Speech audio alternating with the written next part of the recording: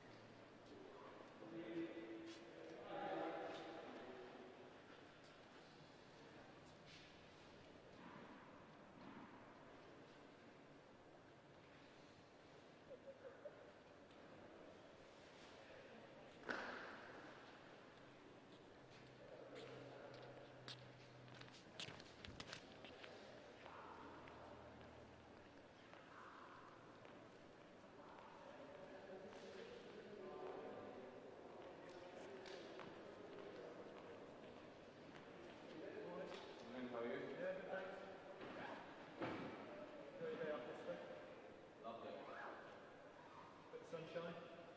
Oh, that's yeah. While the rest of Europe's having the worst.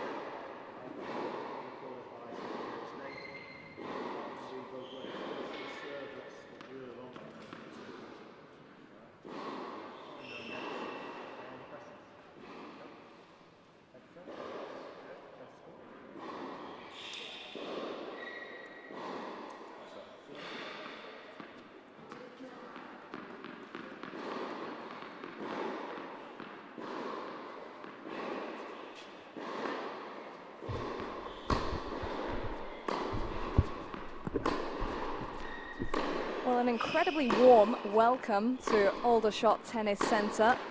The sun has been blazing for the past couple of days. We're under the roof though here as we get set for the UK Pro League Week 5 semi-finals.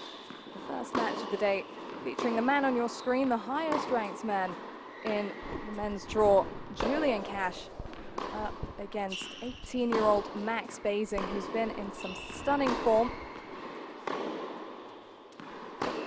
Both players yet to lose a match this week, but something has to give today. Only one of them can make it through to tomorrow's final. And it's Abigail Johnson here in the commentary box to take you through this one. Julian Cash then really familiar with the UK Pro League now. This is his 4th straight week of competition. He has played every week bar the first.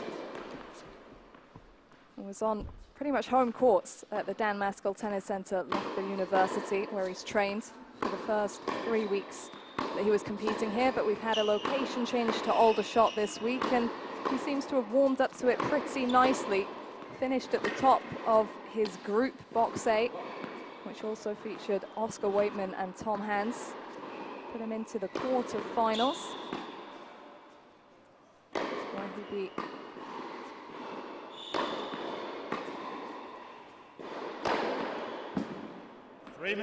just got off Julian Cash, the highest ranked player in the draw and age 24, and leading the way in the field so far this week, but he will be tested by the teenager on the opposite side of the net today, Max Basing from Surrey, and playing his first full week of the UK Pro League, because during week 1 of the competition, in fact in his very first match, he turned his ankle and had to retire from the contest against Luke Johnson. He's been making up for lost time here at week 5.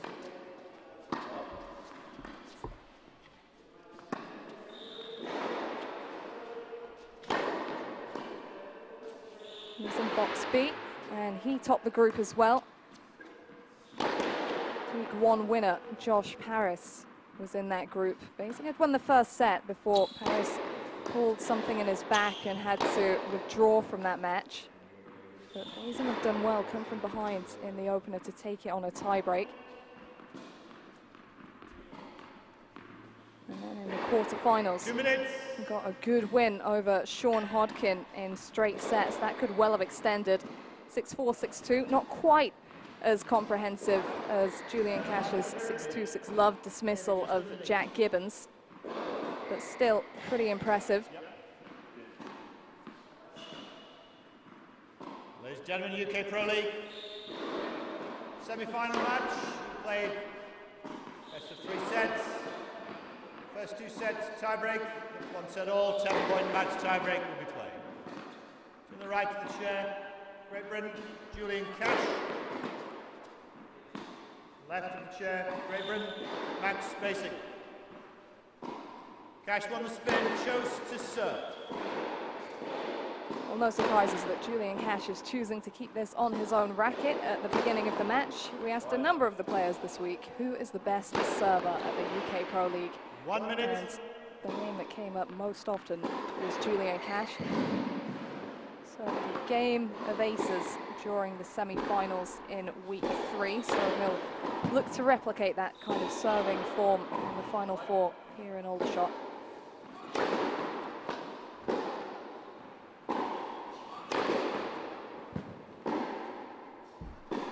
Max Basing, a promising young player. Julian Cash himself knows a little bit about that. He won a title at the Junior National Championships, the biggest UK junior tennis tournament, and was the British #1 junior in 2014.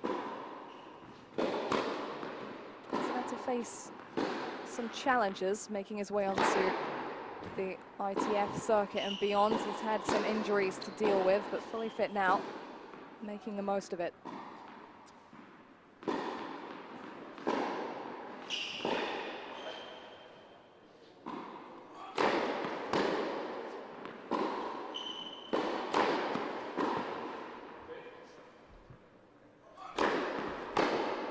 End of warm-up.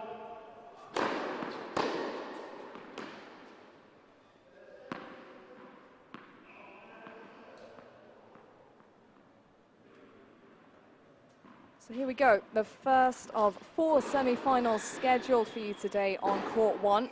Following this one, 3-time week winner Emily Appleton takes on another teenager in Millie Bissett. And 17-year-old Louis Maxted will face off with Charles Broom to see who joins the winner of this one in the final, before Sonay Kartal and Grace Piper take to the stage in an all-teenage battle to decide the second women's finalist.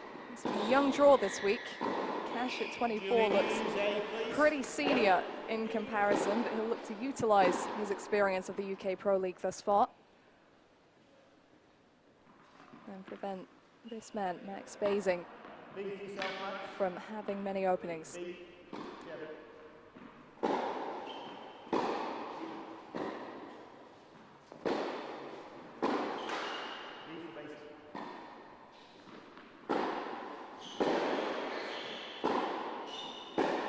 First set. Julian Cash to serve. Ready? Play. 15 love. Well, the first of many that I'm sure you'll see in this clash. Starting on the ace cam early.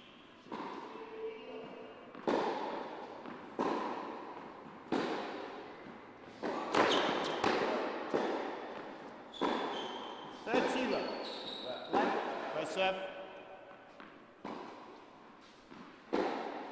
Well, that one called a let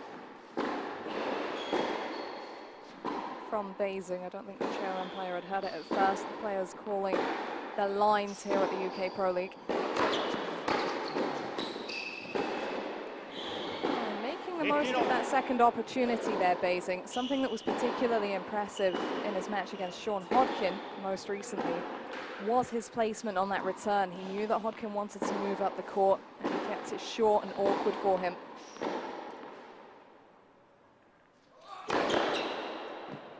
First service.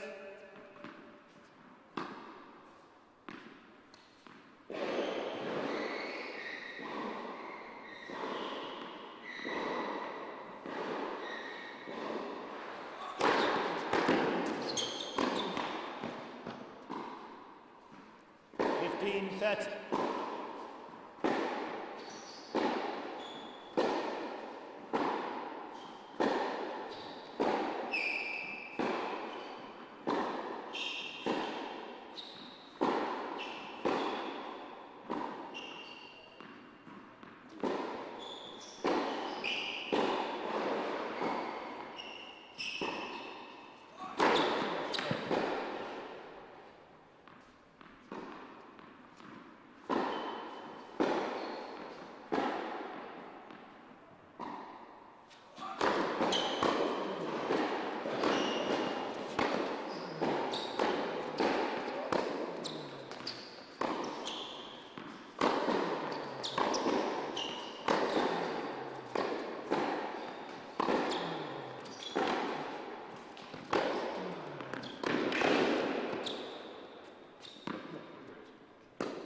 Spreading the court well there, Basing. He's so quick on his feet and he has such a fluid strike off both wings. If he can just extend these rallies beyond 3 to 5 shots, then Cash could be in a bit of trouble out here, as is indicated by the scoreboard now. A couple of breakpoint chances early on for the 18-year-old.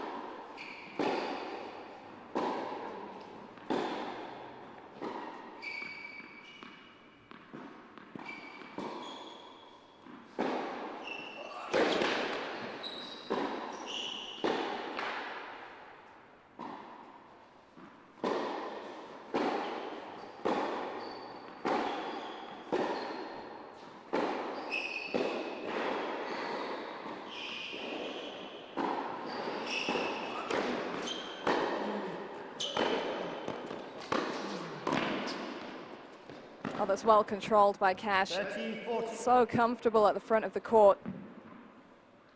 Basing had the pass on his backhand, his favoured side. Wasn't a bad shot at all, but Cash was balanced. 1 break point saved.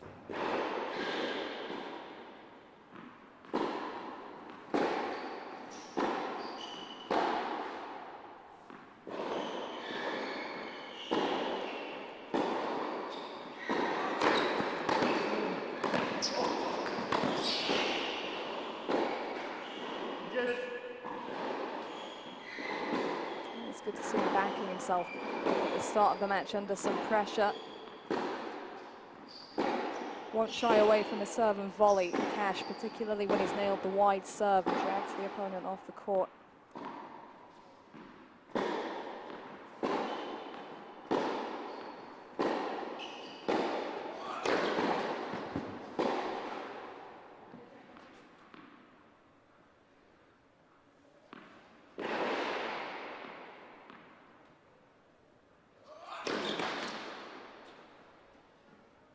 Advantage, spacing. Just a sign there from Cash that he knows the second serve will be an opening for Basing, and one that his opponent will look to take hold of. He's had decent return stats all week. The younger player on court today. Third chance to break through.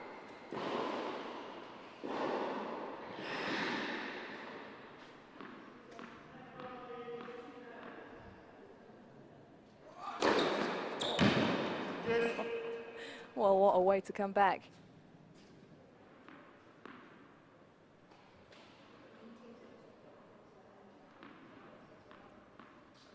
Ball just reeled away from the racket of Basing. Couple of aces already on the board here.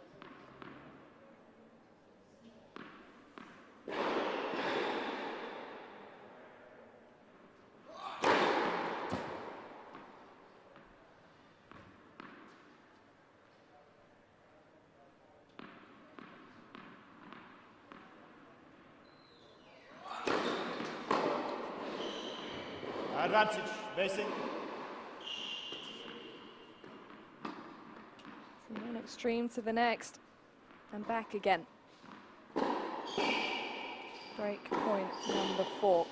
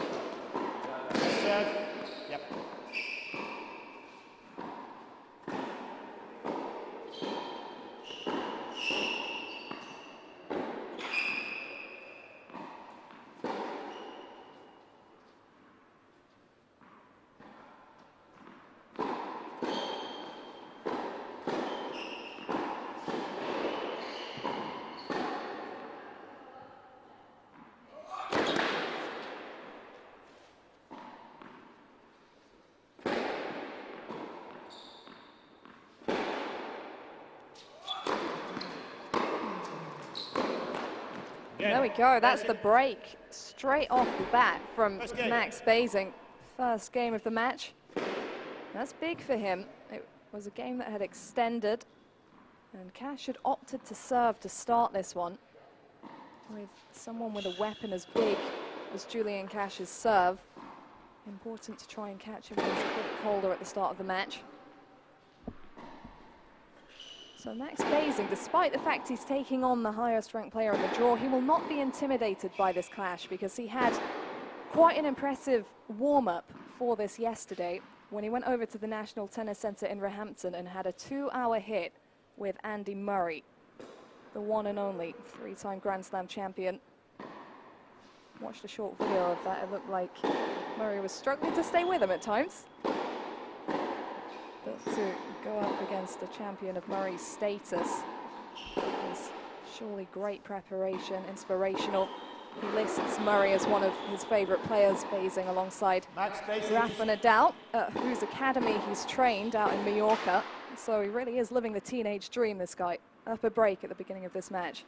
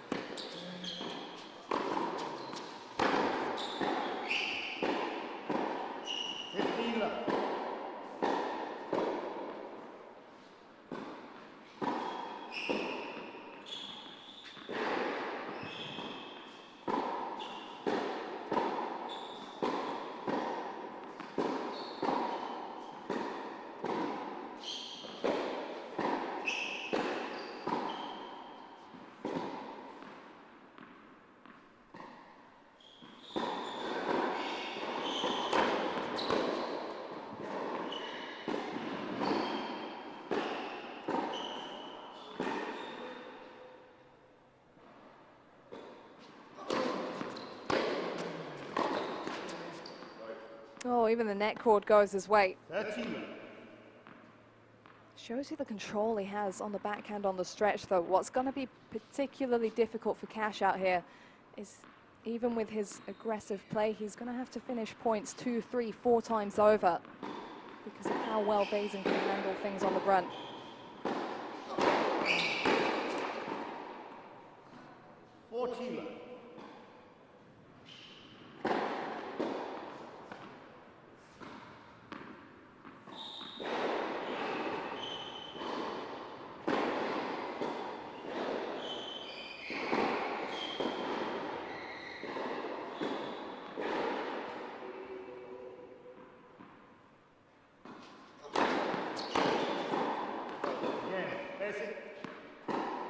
Well, that's exactly the kind of consolidation you would have hoped for, to love from Basing.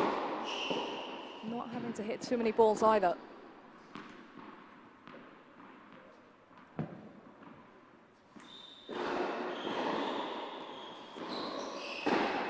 Picked up his first 2 ATP points in January of 2020. The world went mad with the ongoing pandemic, so he was on an upward trajectory. Looking to keep the form rolling while travel is still more difficult.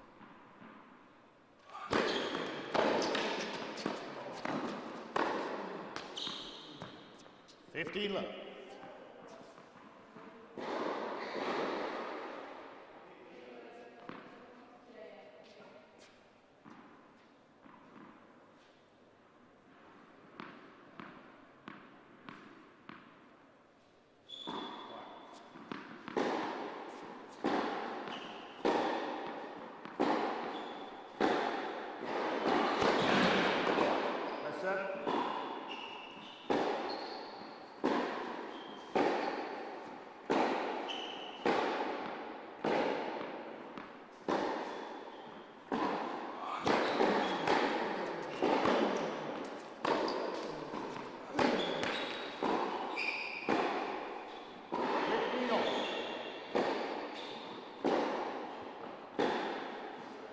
Basing will do what he can to keep Cash back in the court. Whatever the scoreboard, Cash is a player who knows what he has to do and will consistently try and move up to the net.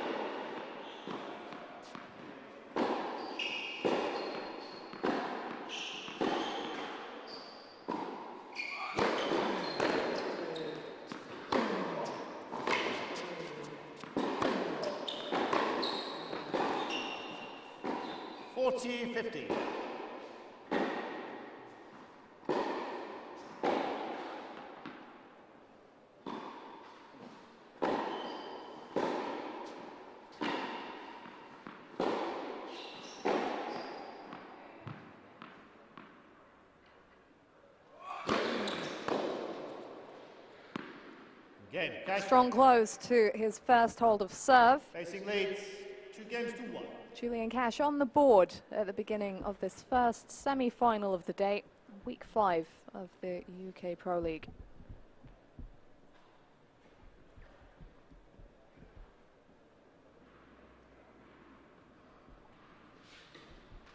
Went the college tennis route. Julian Cash attended Oklahoma State University, where he achieved 3 times All-American honors and reached the #1 doubles spot in the States. Completed a degree in business marketing as well.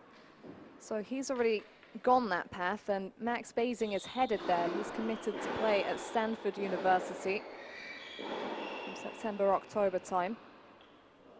So this will be decent preparation for him heading out over there.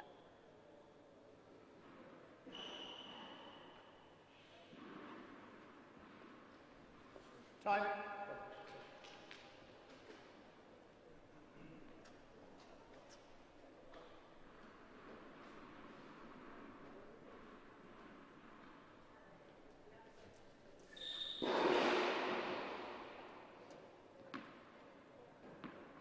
So Cash on the board, but Basing still with the break. Looking to hold on to it at 2-1.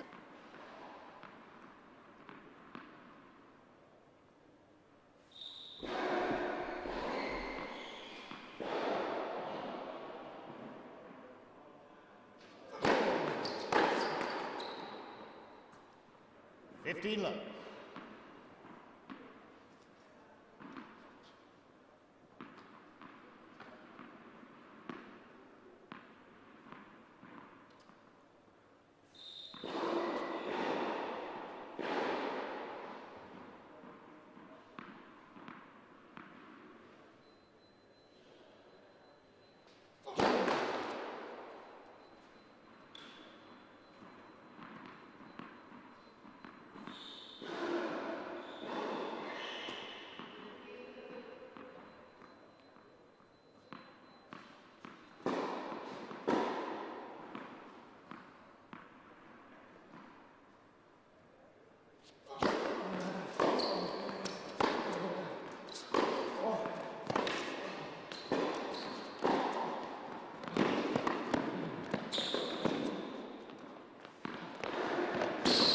Replay the point. Oh no. Well, he might be a little bit relieved that he lost his cat there, Basing, because Cash was really giving him the runaround and controlling the point. He needs to be careful something like that doesn't happen again, or it might be a point deduction. That's your first one. Just confirmation of that from the chat. You lose the point if it happens again.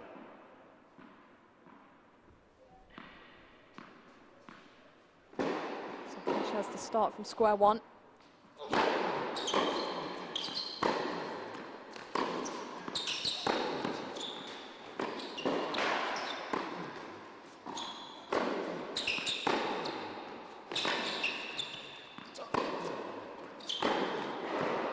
There we go. Makes the most of starting over again, Cash, despite how well he'd been controlling things in the previous point. He shows that the forehand is a weapon out here.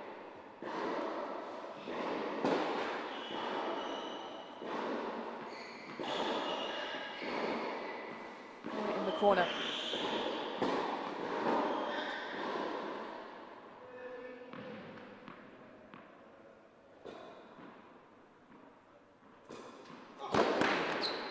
First service.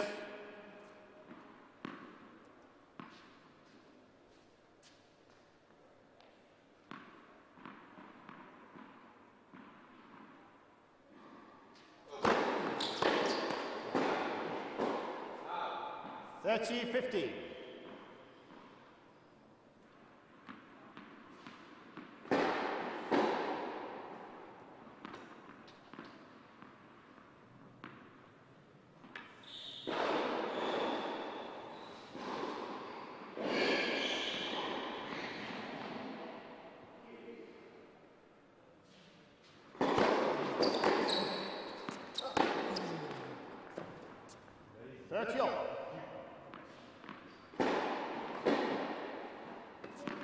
Well, you can certainly sense a chance for Cash in this game. You just can't afford to give away any cheap points.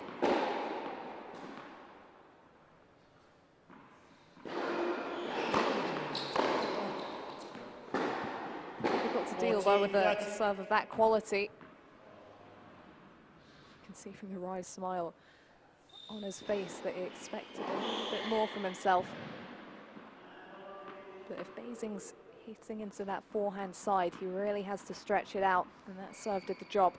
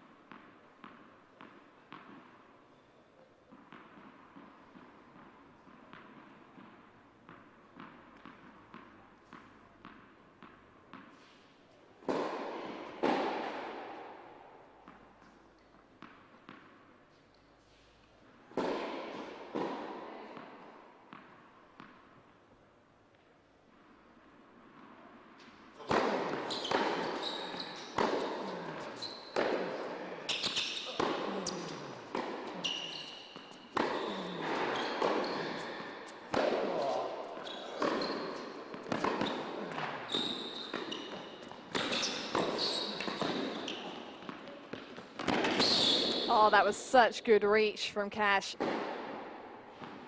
You never know with Basing. So fast-paced around the court. Looked like he might be able to turn that one around. But Cash gets the final blow landed. And here we go. These break-back points.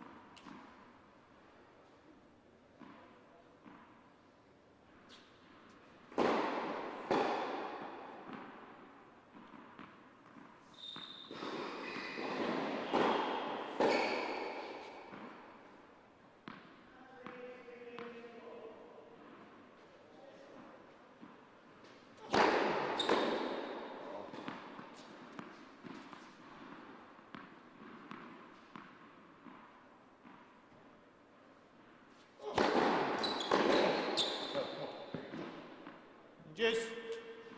Went big on the second delivery.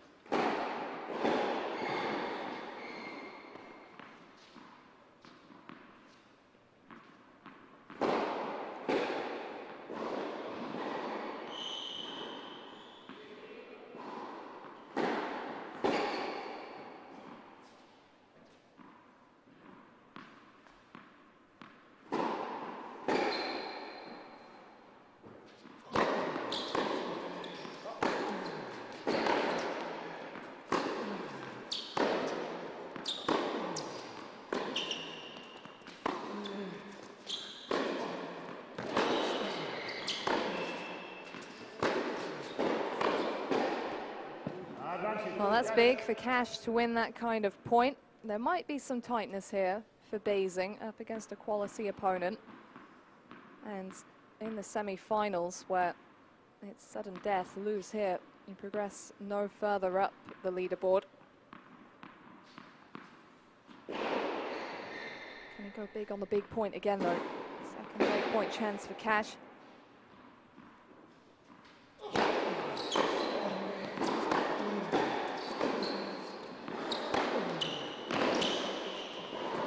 Yeah, cracks down on the backhand down the line. Assertive positioning in the court from Basing.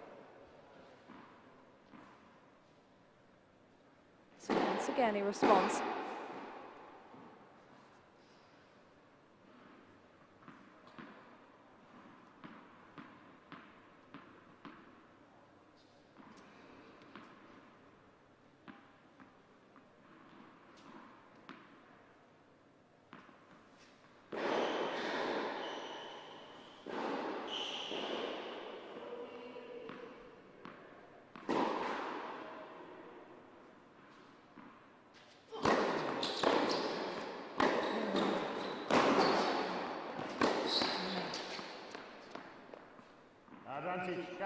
Well, that backhand up the line from Cash on the stretch was so well controlled. That's the higher part of the net, so there's less margin for error. Bounced low. Basing back under pressure, third break point.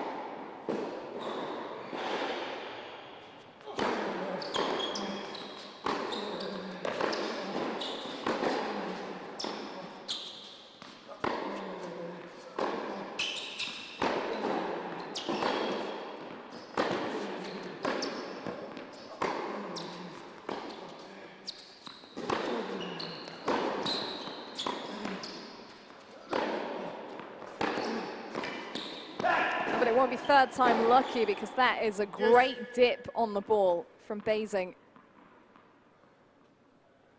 And that'll feel good after the way one of the previous lengthy rallies played out, and he wasn't able to maintain the consistency. Cash was really pressing there.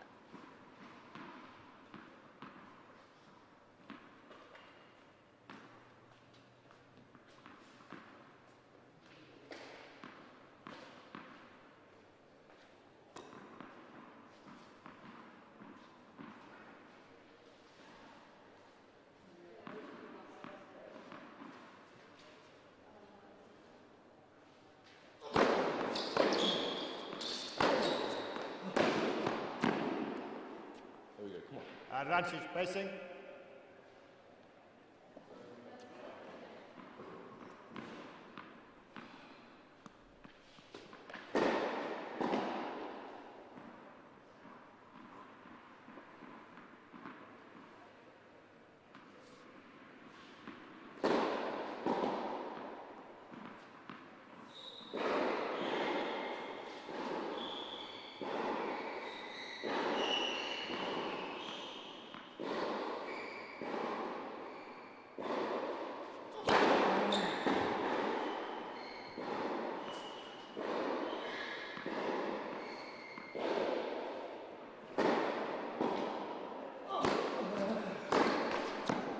Oh, that was a chance there for Cash. Facing leads. Second serve Three sat games up to in the one. box, but it was too tempting. And that's a huge hold for Max Basing, saving 3 break points. And Cash sees the chance to get right back level, slip away. And that makes this a really important service game for him.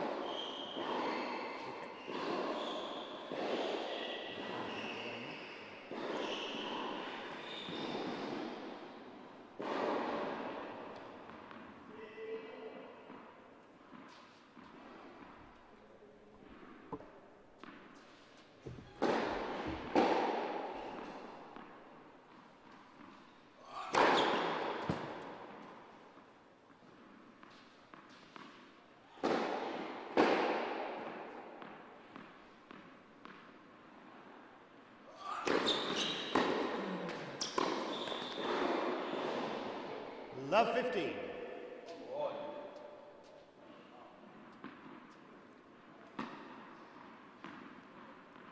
this is where it might start to become a little bit of a mental battle. If he doesn't get that first serve percentage up, he's having to put a fair few second serves in play, Julian Cash.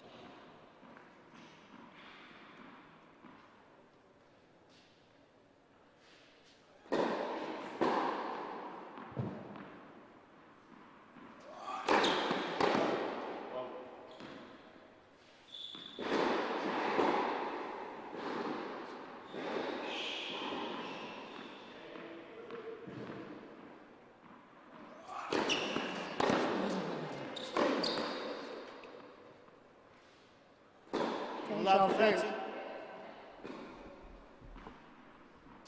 They're identical points there, trying to tee off on the 1-2 forehand and not getting the lift. Basing taking the angle away.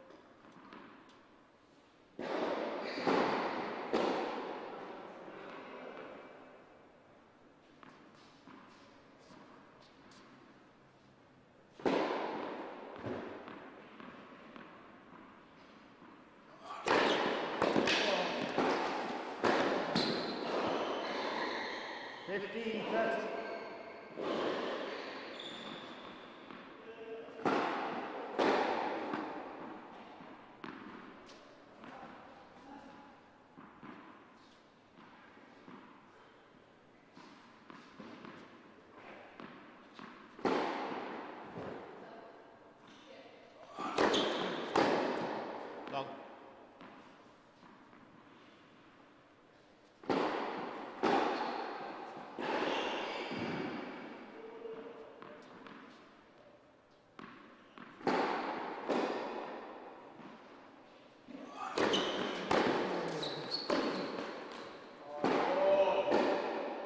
That's the third time in this 15-40. game, and you can just see it getting to him. The scoreboard situation is tough. Basing's coverage at the baseline, his consistency on the return.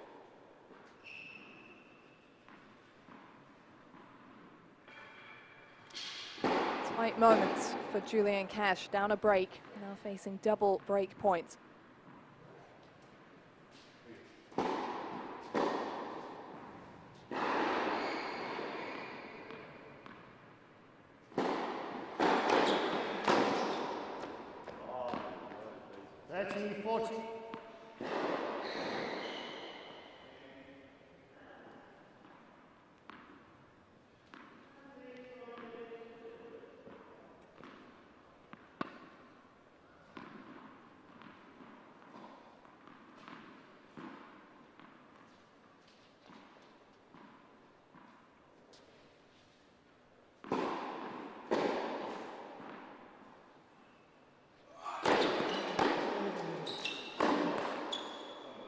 Again, Basing. Basing leads 4 games to 1. Well, you can hear the mutters from Cash. He's really unimpressed with how the forehand failed him there. One of his biggest weapons. But the first serve deserted him at times, and Basing was unmerciful. So it is the double break 19-year-old Basing.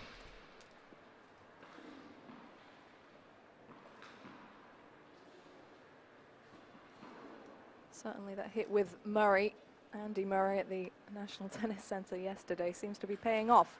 But he was already in great form here at the UK Pro League prior to that.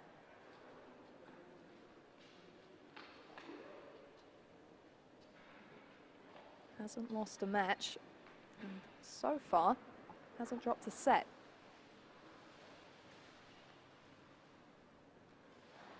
Dave Collins alongside him, head coach at St George's Hill Lawn Tennis Club, and he's got a long shift ahead of him because he's also working with Emily Appleton, whose second match on. So he won't be leaving the court for a while. Seems Basing, though, is trying to cut it a bit shorter for him here. There he is, DC. Hoping for a quick first set here. Double break for Basing. It's going to take a bit of a clean-up from Julian Cash to make a comeback in this set. He knows that he can up the ante. But if he's to make a move, probably has to be in this return game. Basing has a bit of breathing room now at 4-1.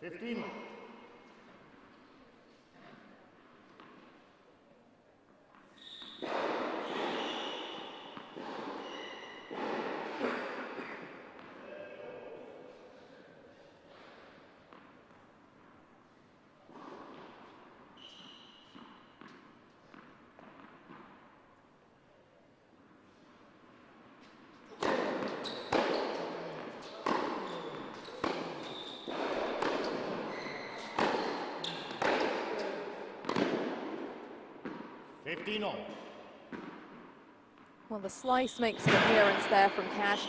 He has to try and find a way to unsettle the rhythm of Basing. Switched it up there. Landed the strike at the right moment.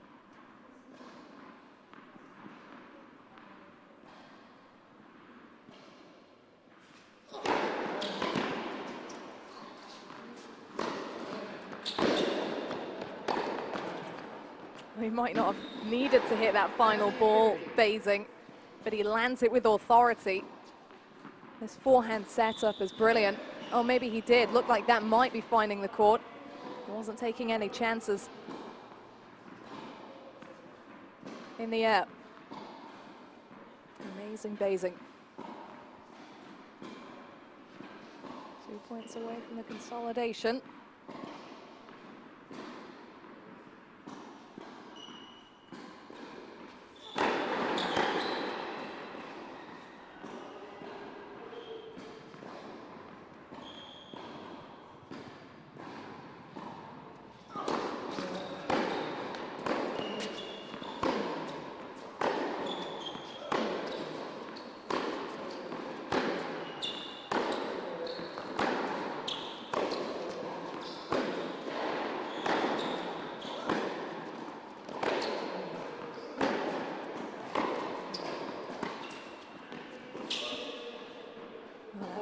On the run again is just so fluid. Cash had made the right move down the line, pushing Basing back from the baseline, but he wasn't phased at all. Causing a conundrum out here on court 1.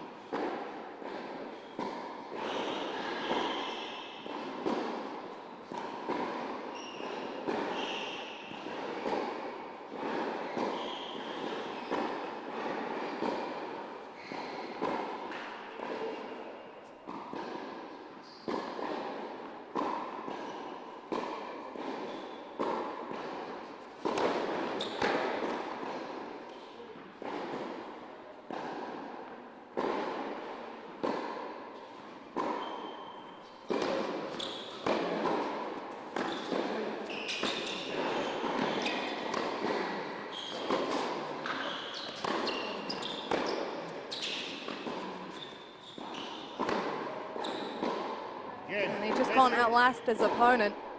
Needs 5 games to 1. Basing with his skates on, not just all the way around the court, but on the scoreboard, 5-1. Just a game away from taking the opening set. It would be the first set that Cash has lost here since the first day of the competition. And he did flip a set to Oscar Waitman and went in a final set tiebreak.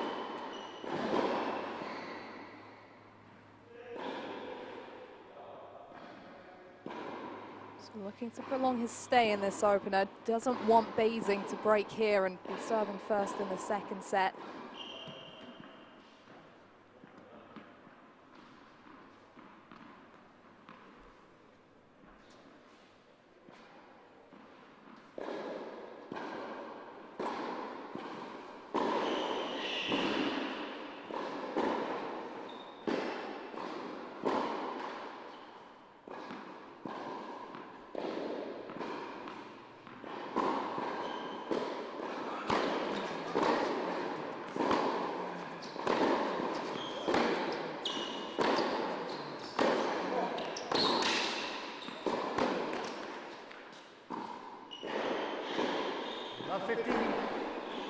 Well, that's not a shot that he would usually miss, Cash. But when you consider how quick Basing is around the court, how well balanced he is on the stretch, it will sow a seed of doubt in Cash's mind, even from that aggressive position, thinking about what he needs to do to outrun him.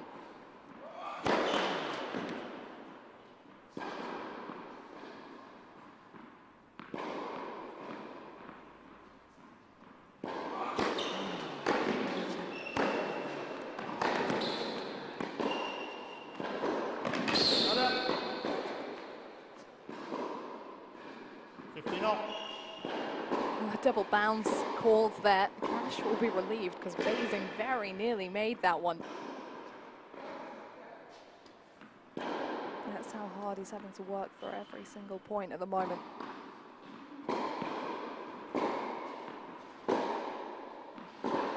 Smart choice of shot. Basing was deep.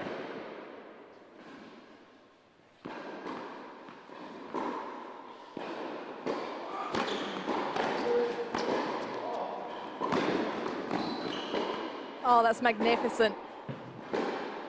David Collins applauds from the sidelines. Look at this, he's right the way off the other side of the court. Amazing Basing indeed. That control is something else.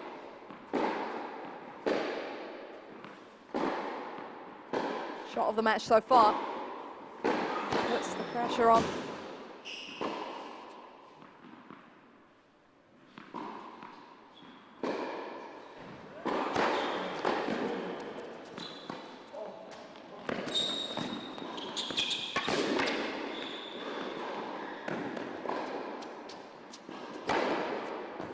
What a relief for Julian Cash that he could finish that point off. Really well focused.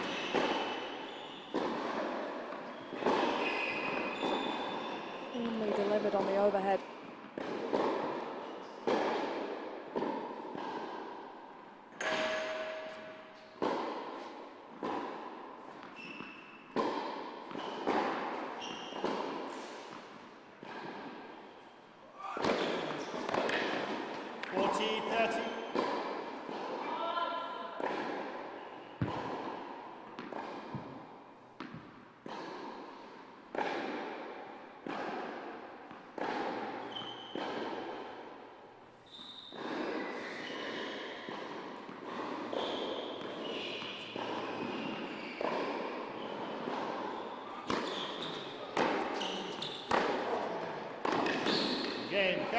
Well, maybe some frustration channeled into that forehand down the line, but a couple of emphatic points from Julian Cash to wrap up that game.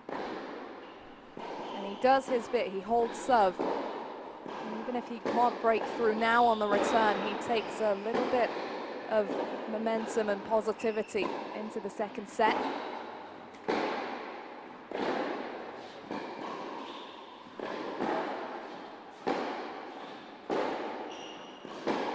Hasn't played at the level that he would like so far, but it's all been rather impressive from his opponent. Just staying steady, just doing what he needs to on the court, and that reach is as brilliant as ever from Basing. Questions to answer. Career high singles ranking of 9.35, doubles career high of 6.76. His ability in the forecourt, it's not a wonder that he's had success such as he has in doubles. #1 spot out in the States when he was at college.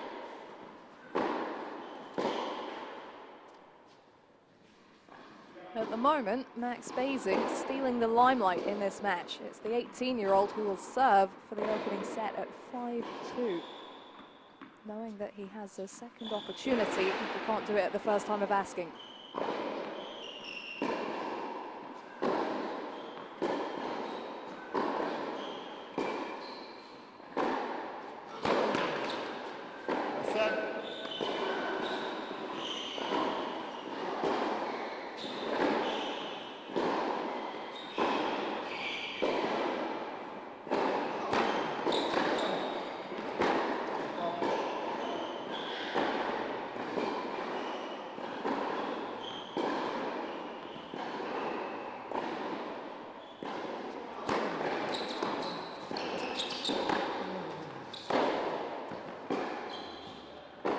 Love.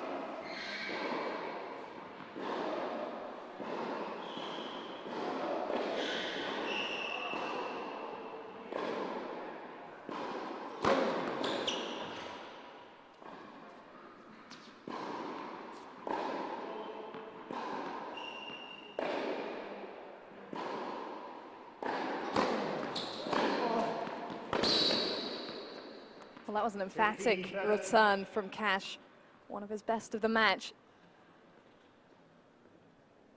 It's now or never.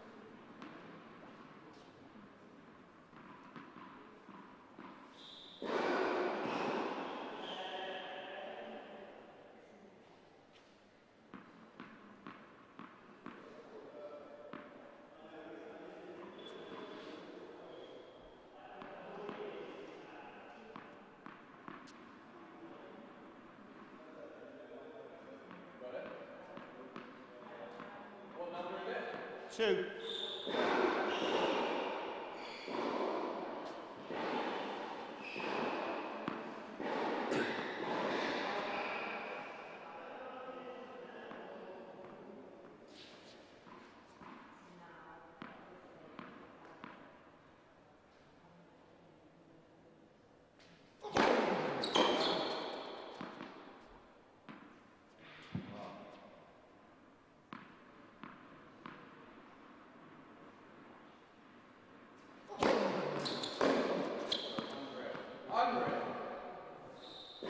He knows what he wants to do on that return. He's really struggling when it comes into the body and he has to get around it. He wants to drive. He has the time on the ball. Doesn't quite have the space he wants to play with.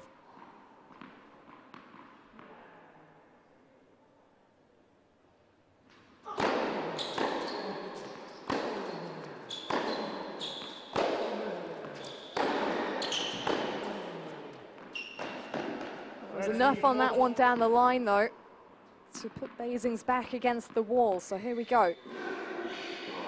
Julian Cash has a chance to get one of the breaks back.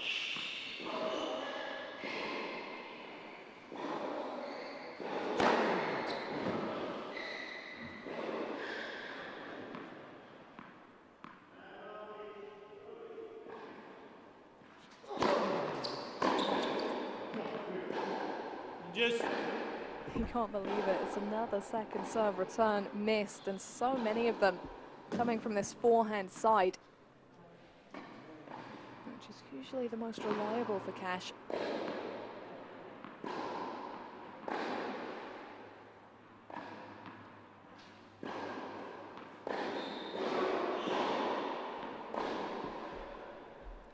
Basing still with the chance to close it out here.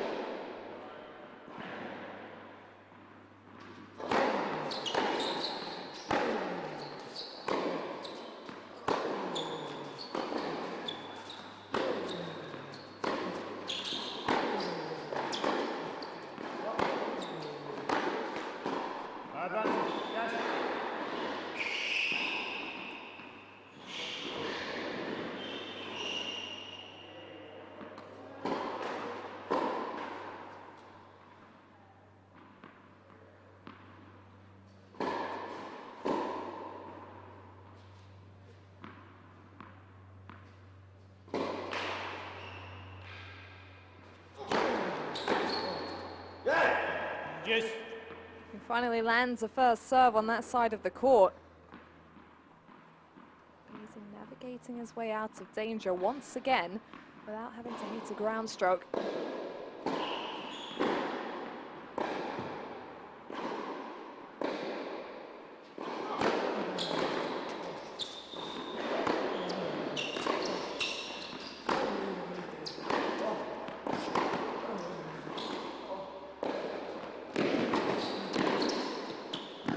Oh, that's a great block from Cash.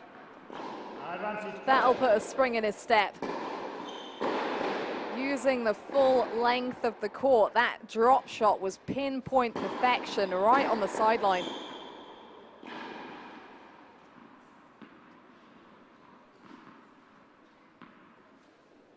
Well, that's made a statement. Can he cross the line?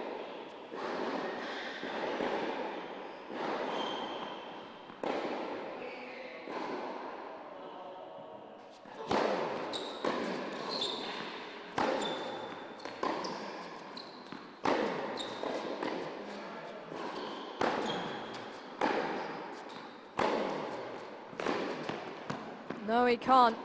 Stretched on the backhand. And it's funny because Basing almost seems more comfortable most of the time when he's on the run, when he's counterpunching, when he's defending. Sometimes he can just overpress when he's having to dictate the point, but when push comes to shove, he's delivering in this match.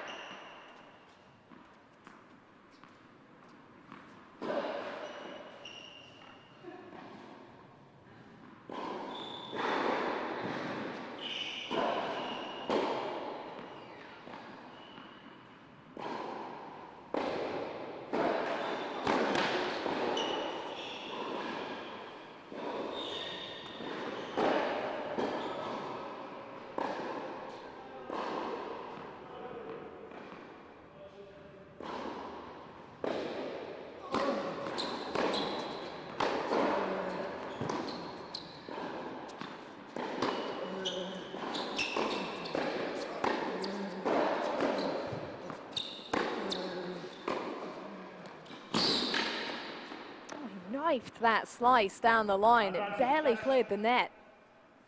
And that'll be a bit of a blow to Basing, who'd handled the return so well. It came quick and deep to his feet. He's right back in the rally. But it is another chance for Cash to break through. Fourth of the game.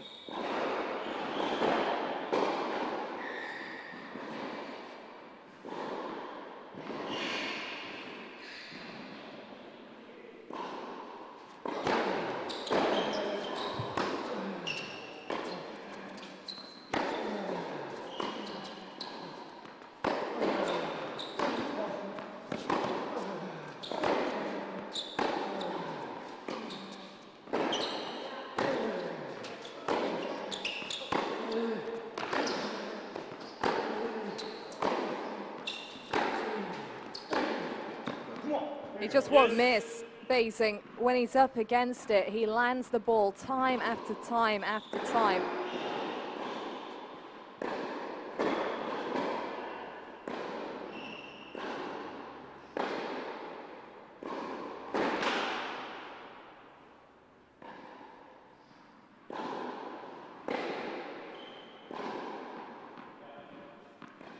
is starting to look worryingly reminiscent of Cash's semi-final against Henry Patton in week 3. Had 11 breakpoint chances, didn't take any of them.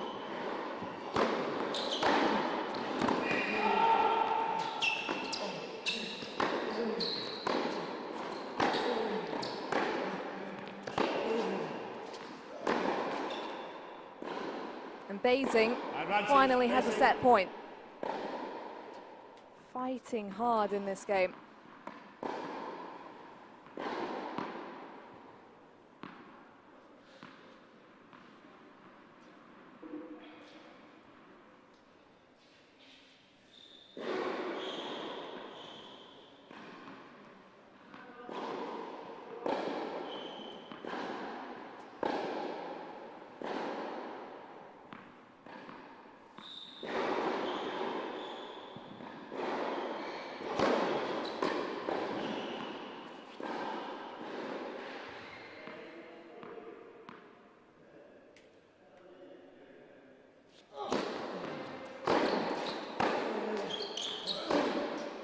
Oh, he finally landed the return he was looking for, Cash. And it laid the groundwork for a special forehand finish.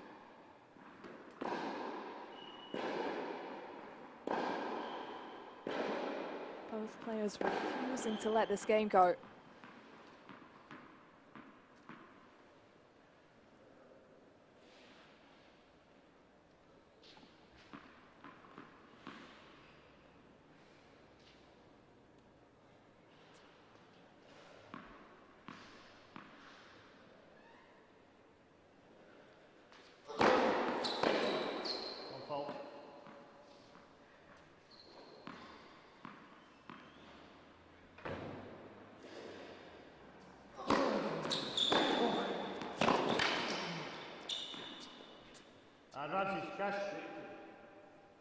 Well, he suddenly ramped up the ante.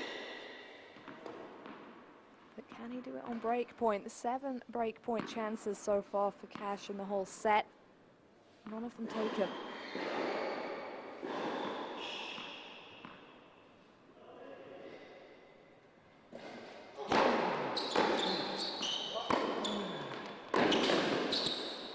Oh, he finds it. You heard the LA. He's done it. Julian Cash gets a break of serve. Memories of that week 3 semi-final now put to bed. And how will this impact Max Basing? For the most part of this set, he's been the clear-cut better player on court. But Cash looked to find his forehand at the back end there. It's been missing for him in this set so far, along with his first serve. If he can get them back in play, then there's still a chance to make something happen in this opening set. Serving at 3-5.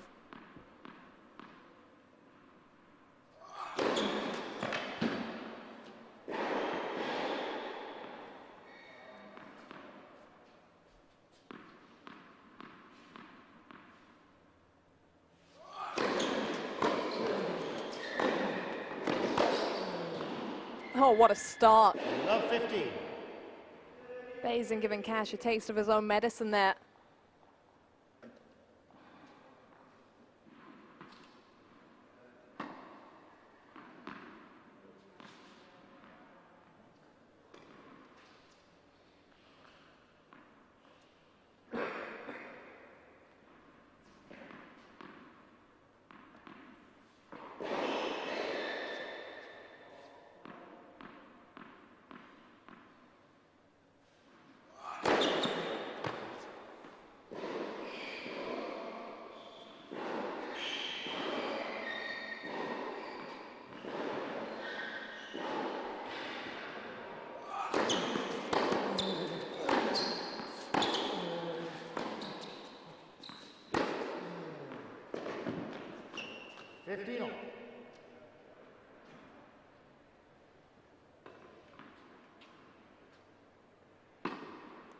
He's got to remember that he's still got room to play with here, Basing. If he doesn't break here, he'll have another chance to serve it out, but always so much easier to do so on the return. Less chance for tightness to creep into the shoulders.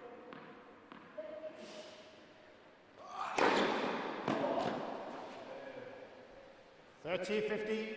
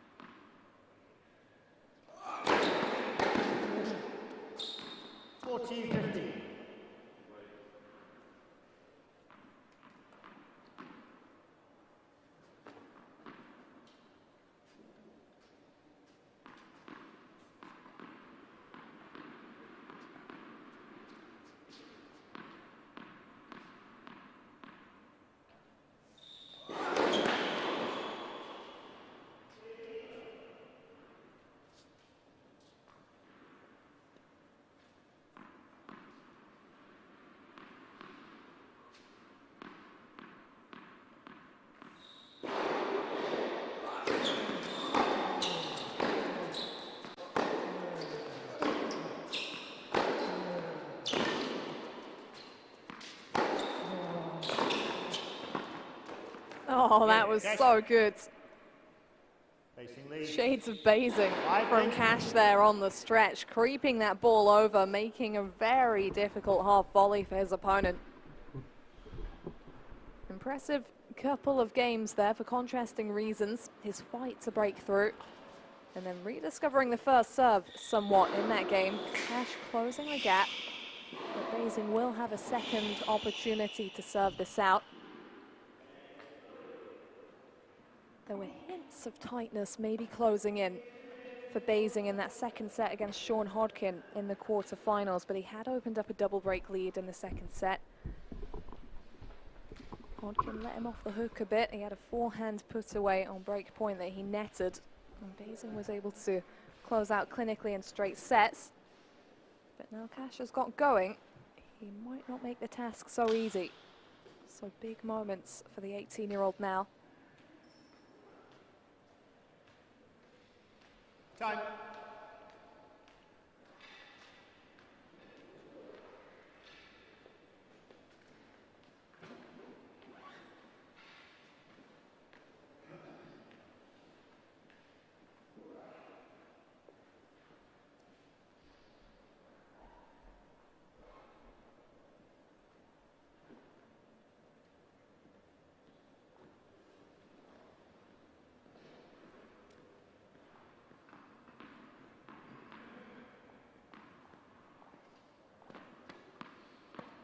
So for the second time, it is Max Basing serving for the opening set.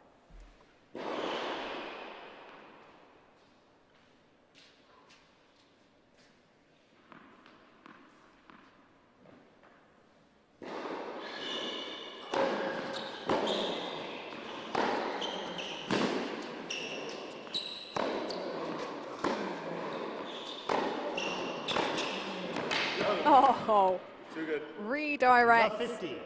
And yeah, too good is right. Rifled through that backhand. Just the touch from Cash is enough on the first point of the return game. That is going to put Basing up against it.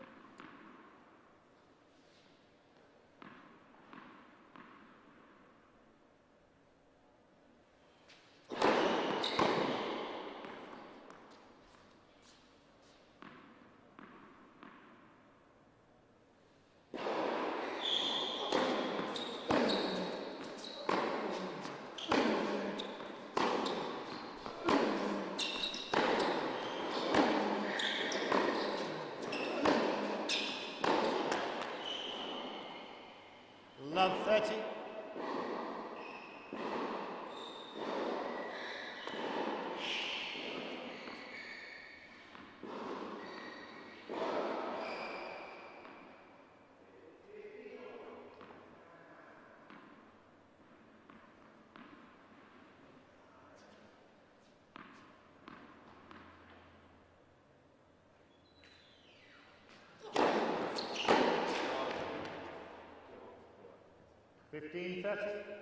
Well, that was much needed for Basing. You can just sense that there's a little bit of doubt creeping in.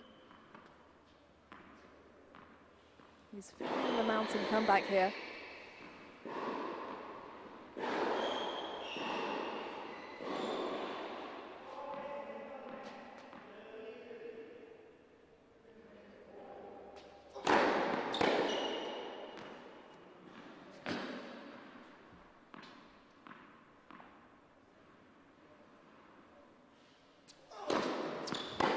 15-40.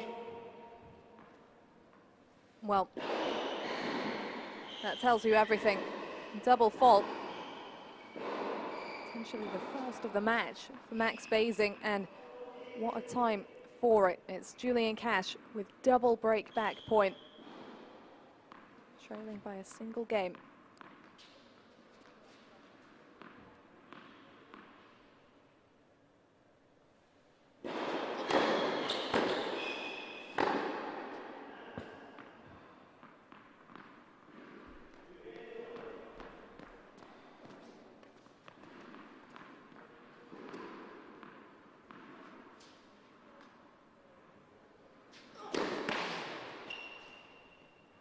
Well, Again, Cash. back-to-back double faults, and there you have it. 4 games in a row for Julian Cash. He was 5-1 down in this set, and that is why it's so important just to take it 1 point at a time and keep fighting, keep trying to find a way. Basing had set point on serve at 5-2. Cash had abundant break points in that game, was finally able to capitalize on one. And the pendulum has swung in his direction from there. He's now serving for the lead. Was broken in the opening game of this match, so hasn't been out in front as yet.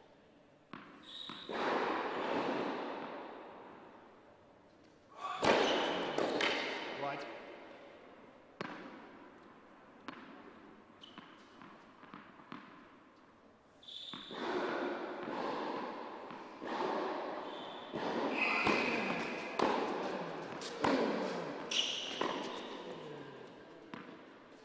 Love.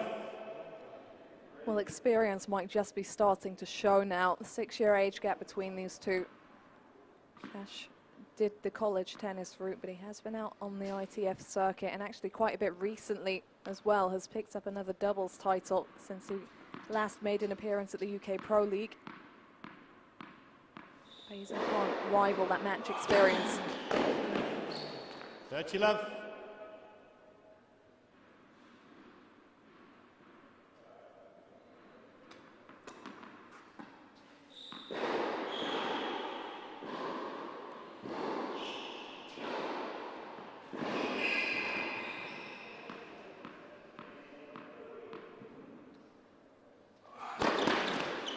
First service.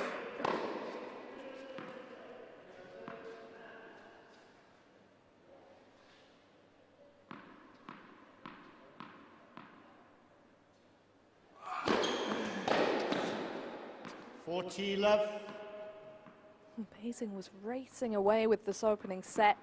It's now surpassed the hour mark, with Cash fully on the comeback trail.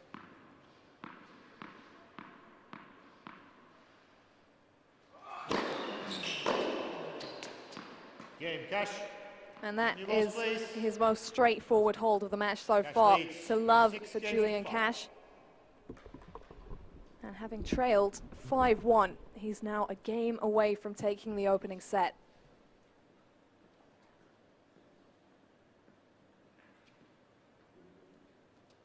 Quite the turnaround in this match.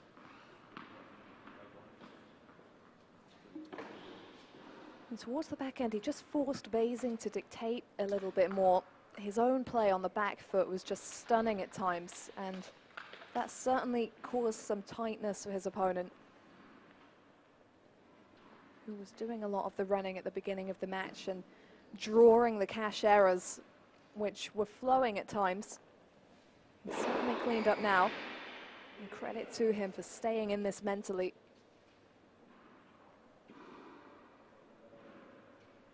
But it is Max Basing who's really under pressure now. Twice he served for the set, twice he was broken. Now he'll be serving to stay in it. Time.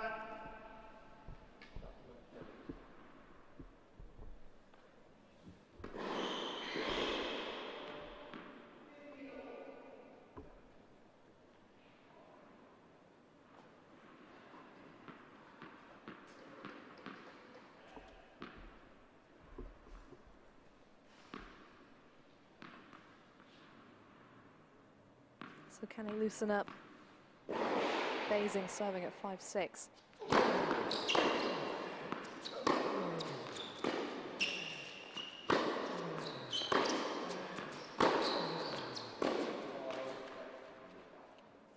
Love.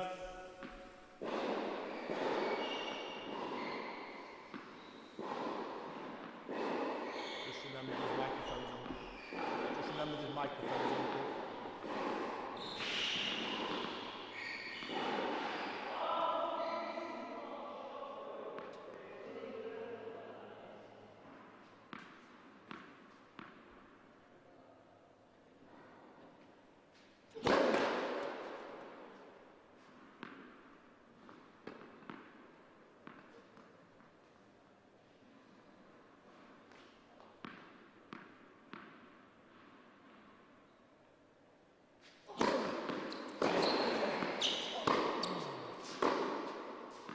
He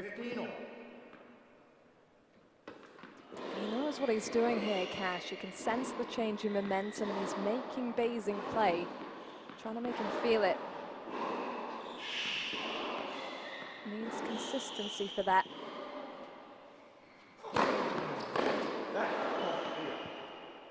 That's 30-15.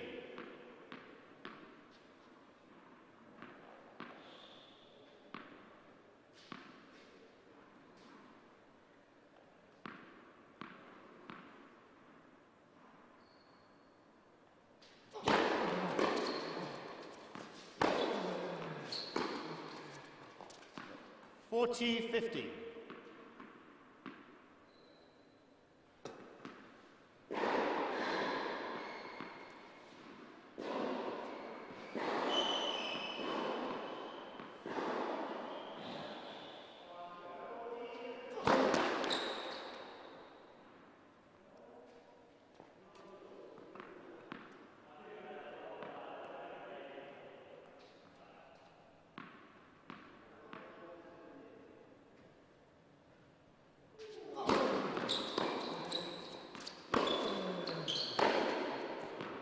Again, basic.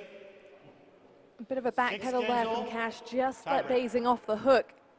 But credit to the teenager for holding his nerve. It would have been so easy with how the set has turned around to just completely crumble. He's staying with it. And after that game, this is a pretty fascinating tiebreak. Looked like Cash had the momentum, but Basing just snapped it.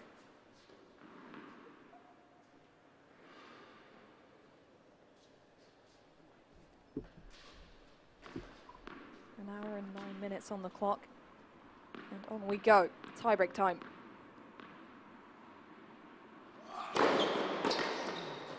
One, zero. Cash.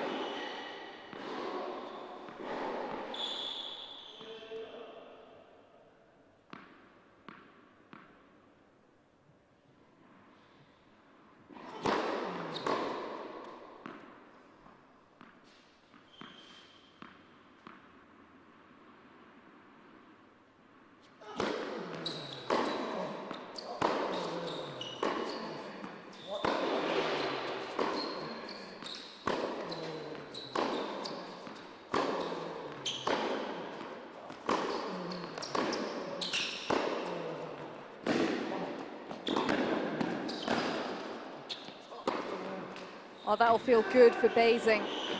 Forced to dictate, forced to play a long rally. And he had the composure to close. Even with Cash doing his best to cover the court.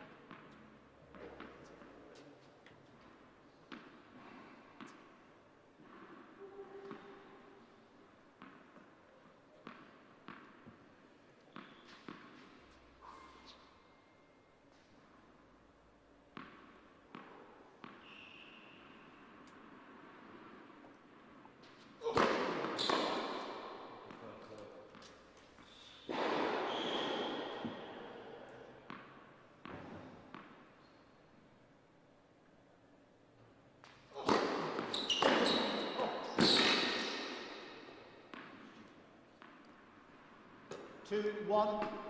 Well, the forehand return from that side of the court has started to work really well for Cash. Finding his marks, anticipating the wide serve, and so the first mini break goes his way. Taking advantage of that second serve.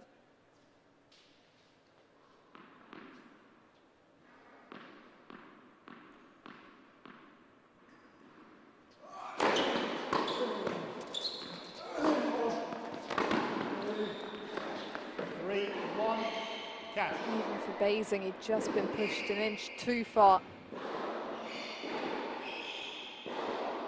And Cash consistently charging up the court now. He's got stuff to build on, and he's rushing his opponent.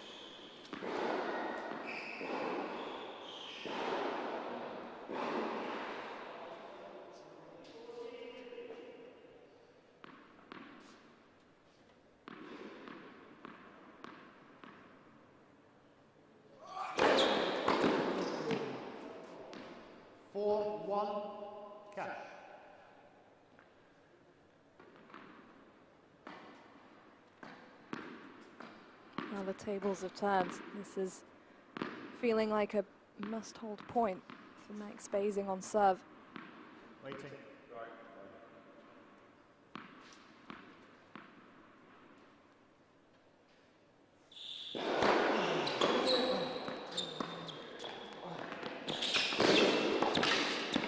And the change-up doesn't go his way. Cash is sharper, quicker, and more confident now in this opening set. Wasted no time getting up to that.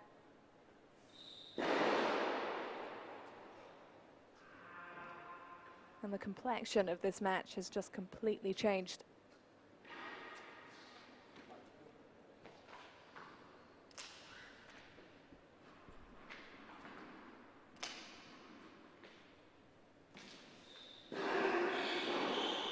Combination from Basing just there shows you that Cash has really stepped it up. He's forcing his opponent to divert away from the tennis that he's been playing so far.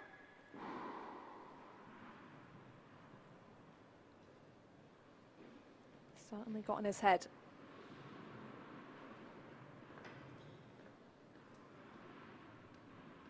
Well, if the previous point felt like a must-hold point for Basing, then this one definitely does. Cash pulling for the finish line, but a chance for Basing to turn the tables. It was himself 5-1 up in this set. He was 5-1 down in the tiebreak.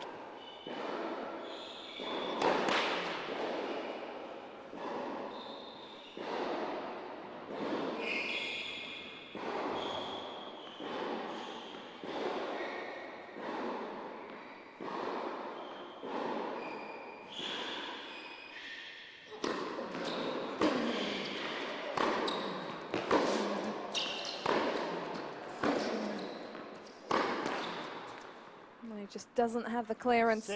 6-1. And Cash has played this really smartly,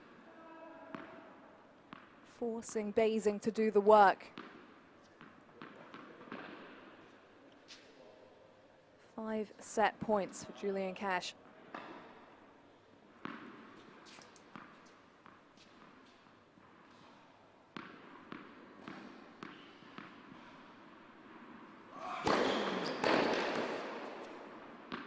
What a set of tennis. 5-1 down.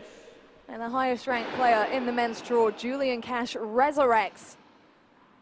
That will give him a surge of confidence. It did not look good early on. Serve and forehand betraying him, and Max Basing just all over the court, asking question after question. He was able to regroup, saved a set point at 5-2 down.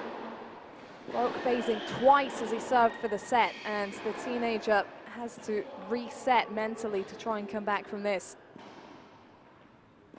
He did improve those stats eventually, Cash. He wasn't winning as many second serve points, but he made sure that he didn't have to hit as many second serves as the set wore on. And for Basing, understandably, he did just get a little bit tight when he was on the brink. Cash changed it up, extended the rallies, made him dictate them. Drew the errors as a result. And it was only there where Basing's comparative lack of experience showed up, because prior to that, he looked like the seasoned veteran on court.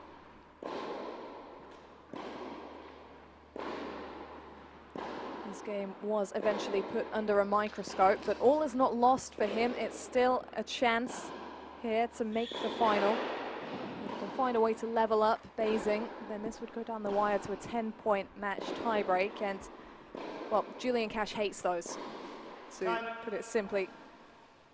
He would much rather finish this in straight sets, hence the fight in that opener to come back.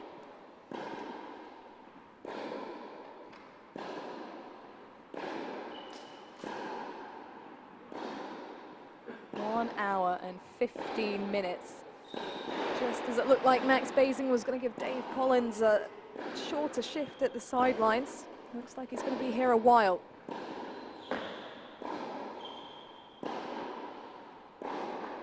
one consolation for Max Basing, he gets to start this set on serve. A chance to get his nose out in front and start afresh. Second set.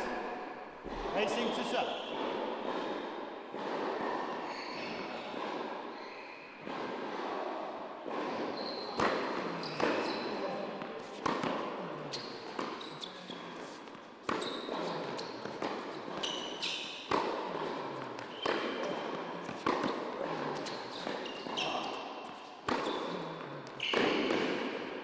That's a positive start. Able to control the court, Basing.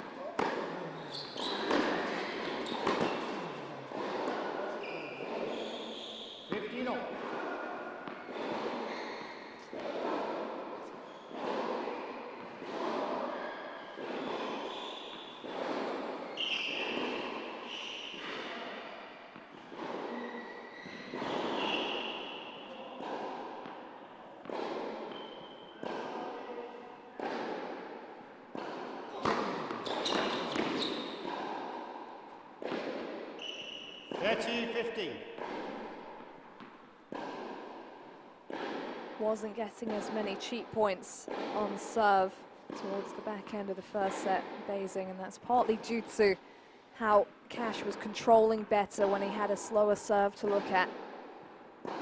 First service.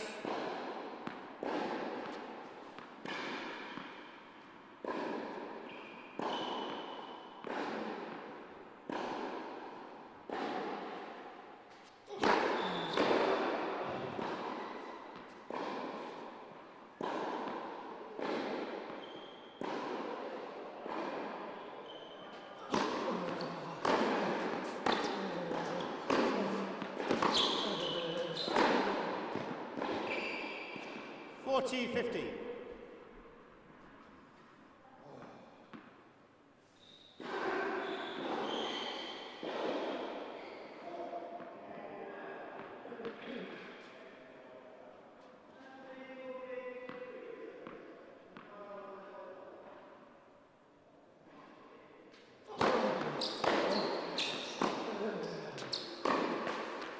Again, Bissett.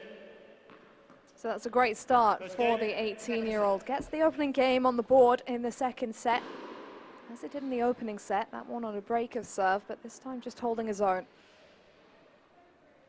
And he can't afford to think too much here and beat himself up over what happened in that first set.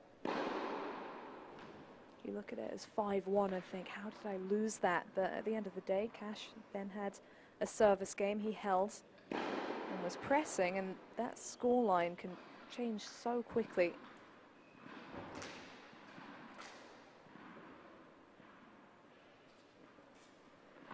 This is great experience for Basing, a real opportunity to test himself out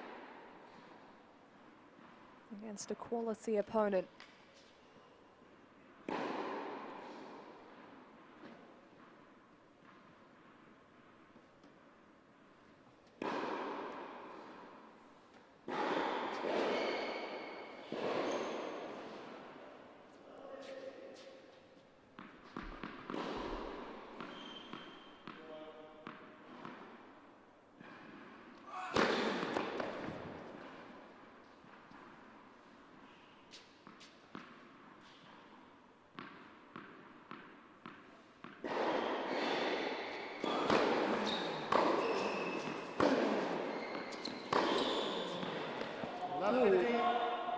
Right on the baseline, back edge of the baseline from Basing. Assertive with the potency and the direction of the shot.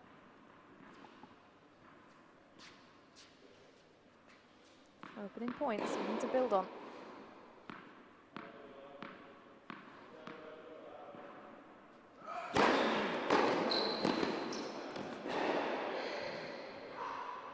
Love that.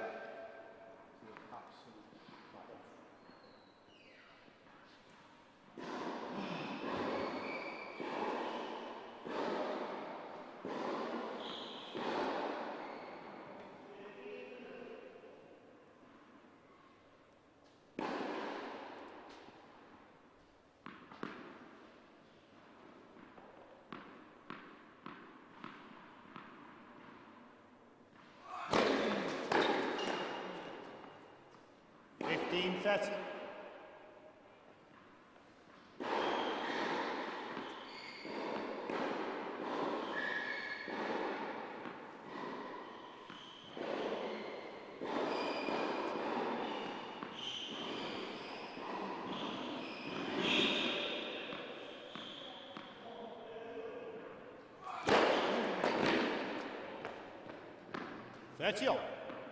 Couple of big first serves just when he needed them for Cash. His frustration when Basing took that return to his feet for love 30 was tangible. Good that he had the clarity to deliver those.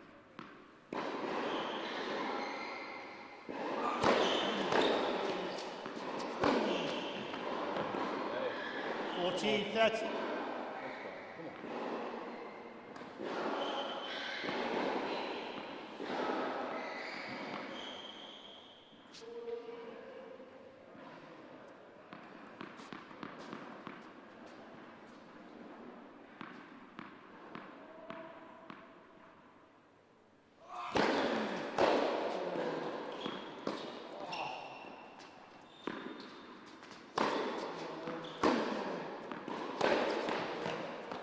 He's going for the shorter angle.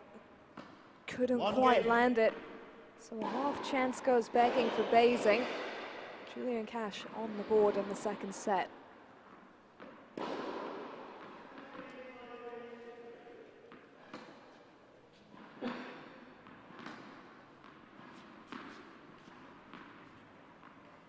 Almost an hour and a half on the clock and still right at the beginning of this second set.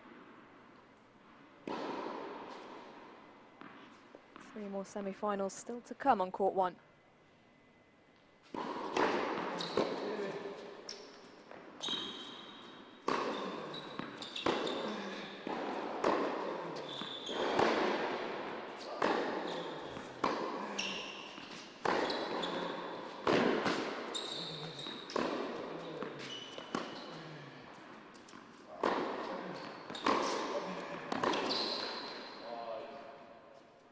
Love 15. He's just struggling to know how to finish these points off Basing. He doesn't have the serve and volley readily in his pocket like Cash does. And when he's not on the scramble in these lengthier exchanges, he's just in a bit of trouble.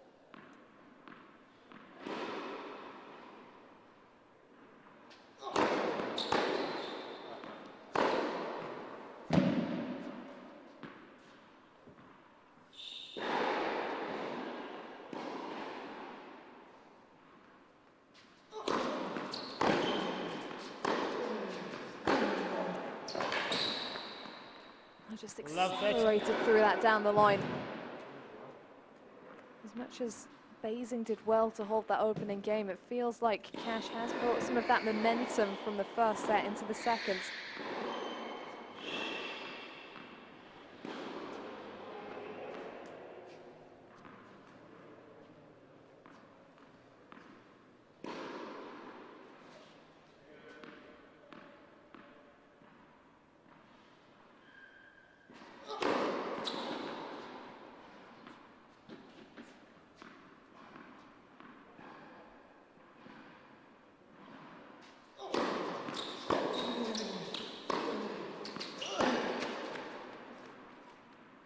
Fifteen, 30.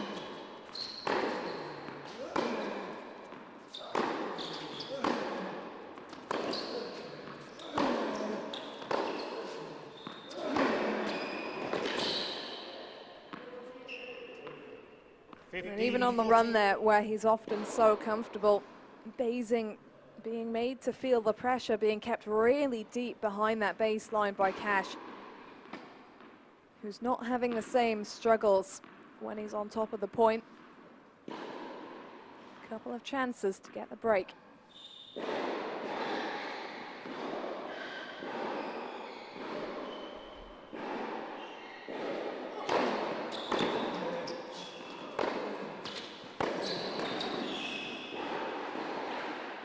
T40.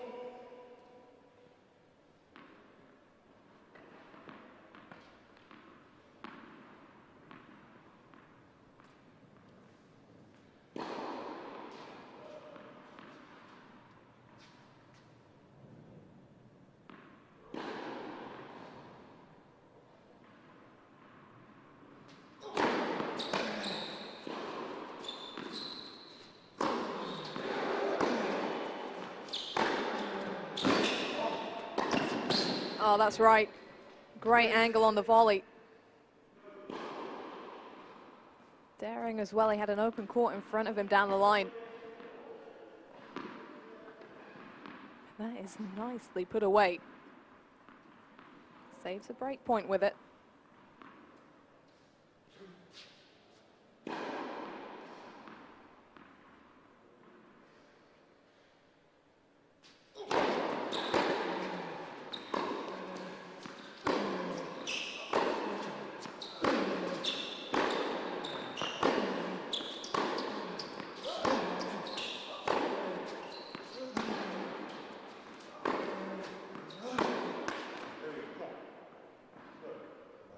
Advantage, basic.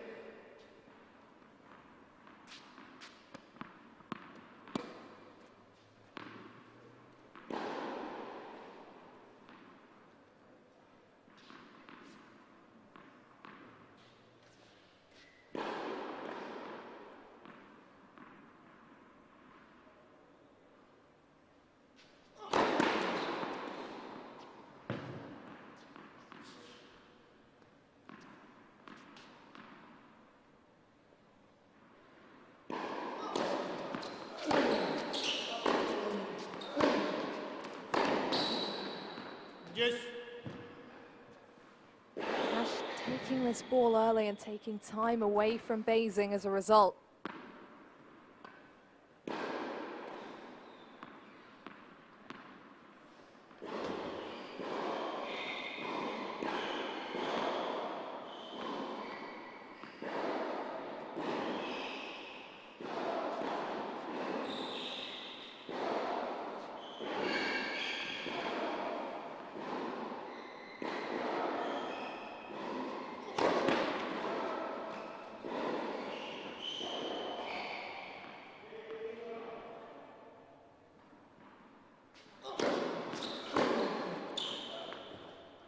Advantage, Cash.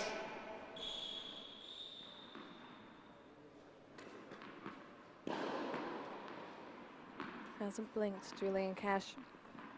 Another chance to get the breakthrough.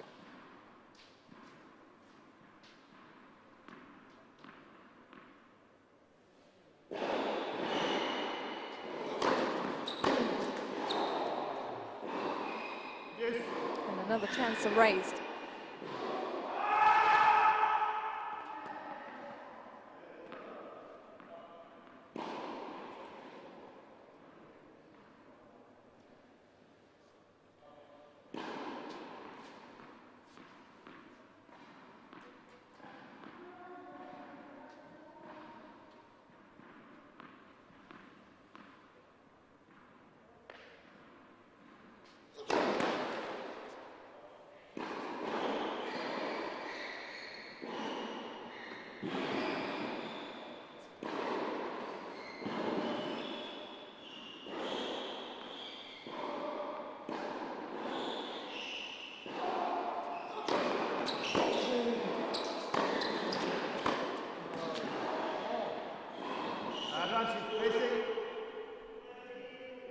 Good aggressive play behind the second serve.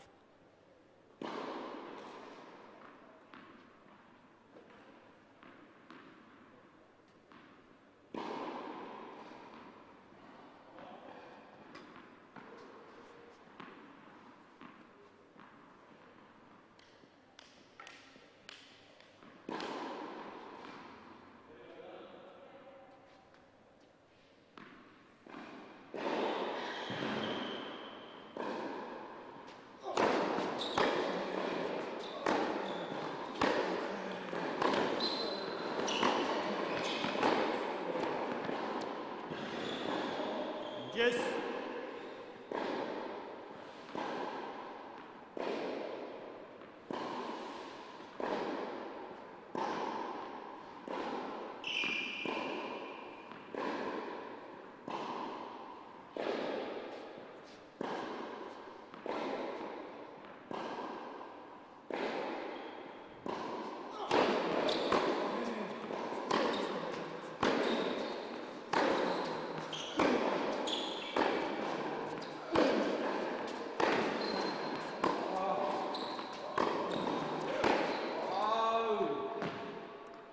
Just let up there. Basic. A little bit jammed on the backhand. And the longer this game extends, the more significant it becomes.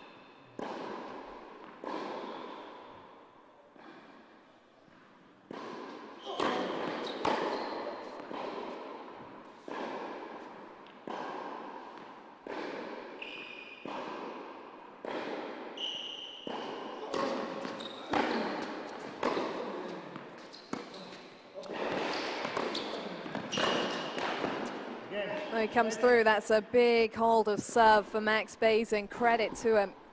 Basic leads 2 games to 1. Able to get up the court in some key moments as well.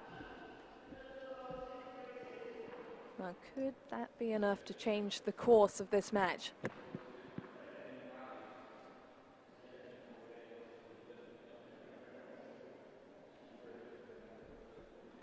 Have to commend how Basing has handled himself in this match. He's not really given Cash anything to feed off. He's kept it calm, composed. You can hear his little talks to himself are positive, encouraging himself. A lot of players would have blown their tops if they'd have lost the opening set from 5-1 up. And Basing has just stuck at it, and that attitude is going to take him a long way.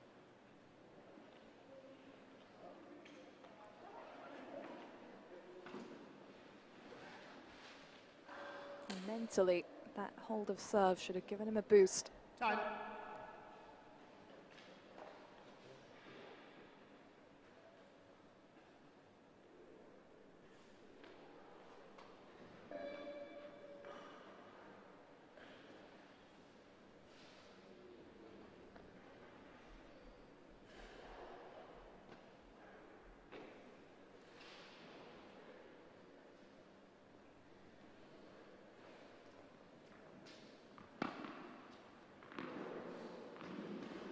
Breakpoint chances came and went, and it is Julian Cash serving from behind in this second set, but a set to the good, having won the opening tiebreak.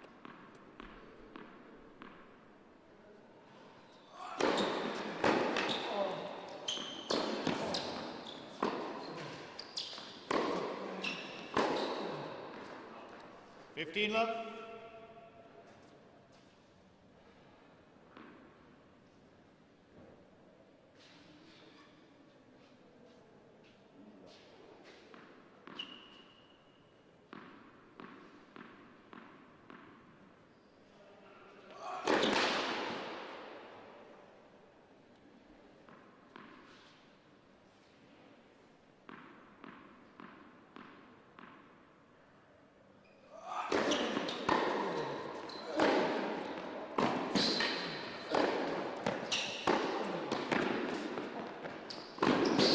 Oh, he gets it. What a sprint from Basing.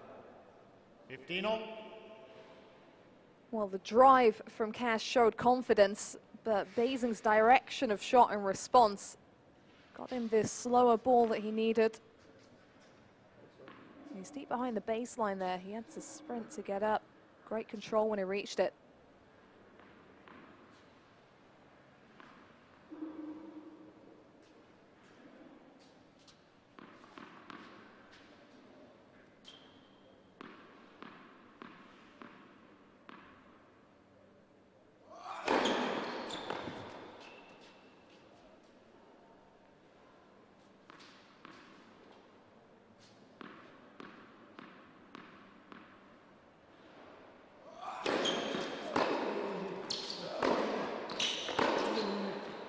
Oh, he's done it again, kept so low on the backhand. 15-30. And his loudest reactions have been positive cheers, motivating himself.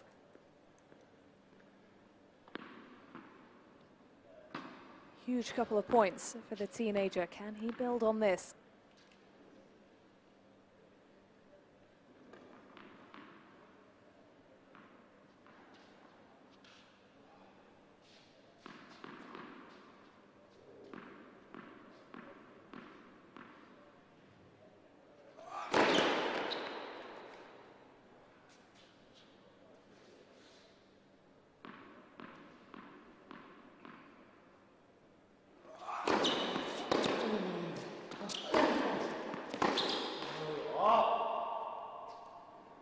That's you.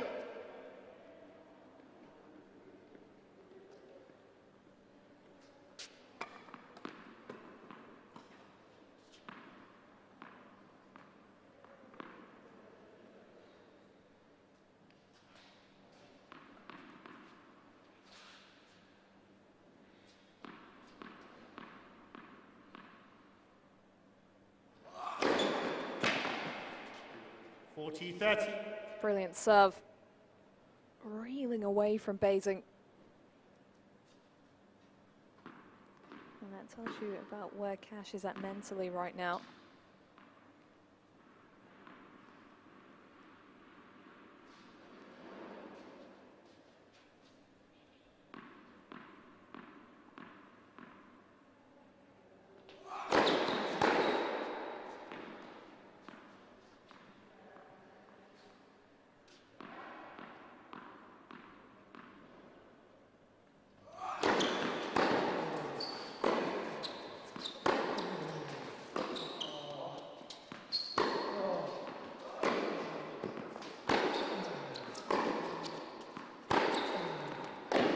Oh, swiped through the forehand.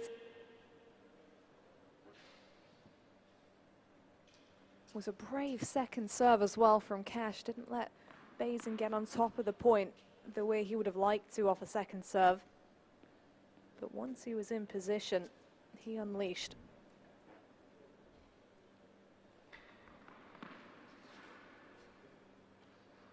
Can he throw Cash off his stride?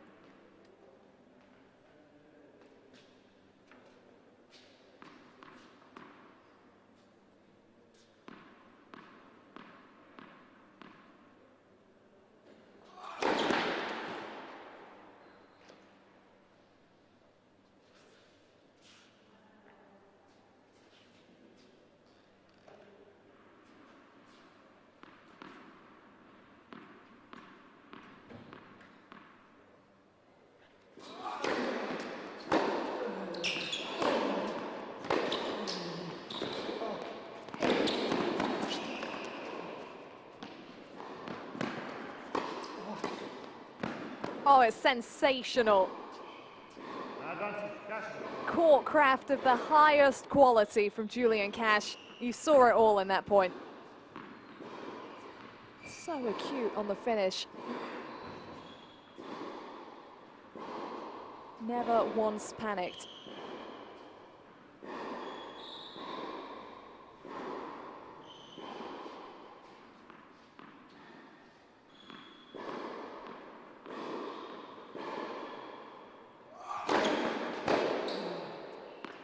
Game, Cash. And he comes through the game. 2 games up. So both players navigating a bit of danger there.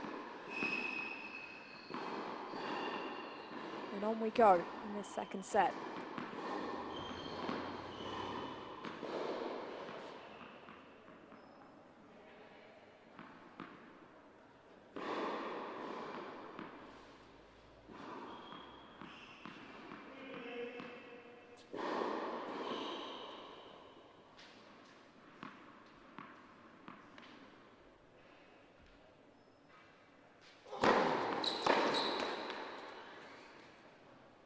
Love. Just long. Well, rather than feel like he's running out of time in this match, Basing has to focus on the fact that he's serving first. If he can keep out in front, he can actually draw Cash into a tight situation at the back end of the set. Maybe cause him to feel some scoreboard pressure.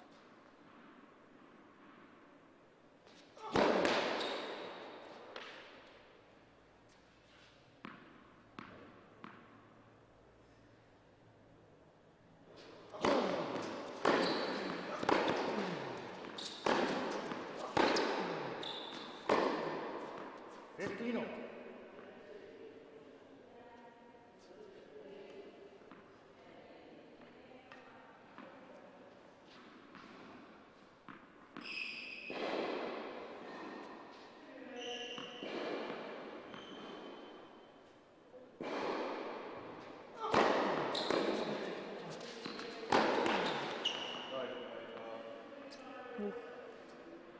30-15. That's tough for Cash, who was covering.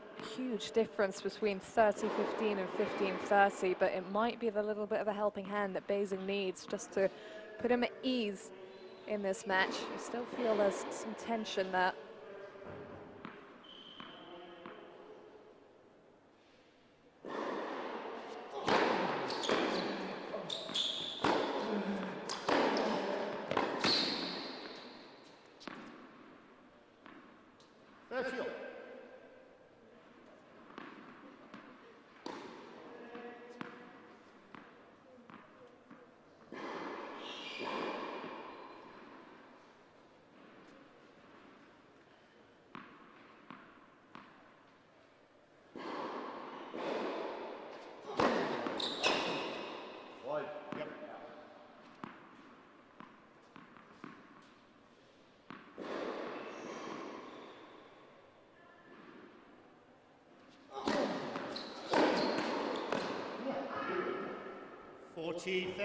Well, the net cord refuses to go Cash's way in this game.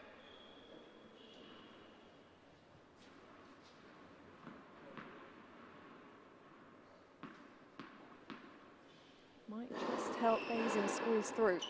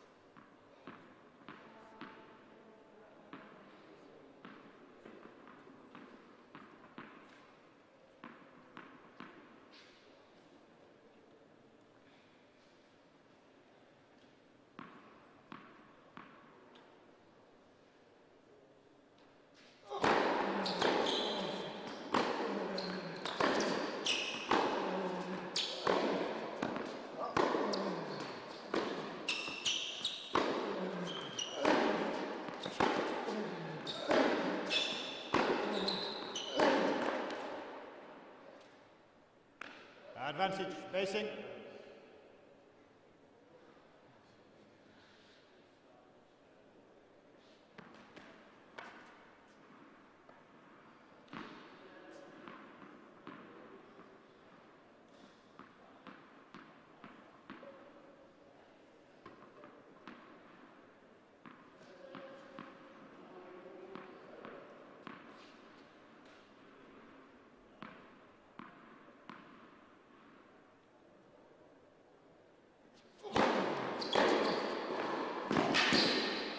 Oh, what a rocket. That forehand becoming increasingly lethal in this match.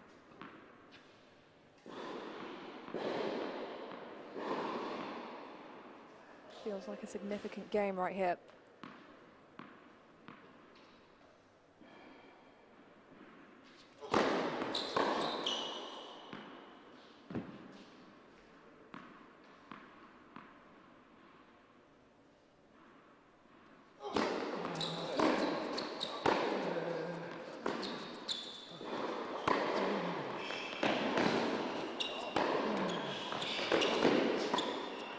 Oh, calmly done. Advantage facing. Encouragement from the sidelines. And that approach down the line was pinpoint accurate. Cash was up against it, but just made him play that final ball. Well controlled from above the height of the shoulder.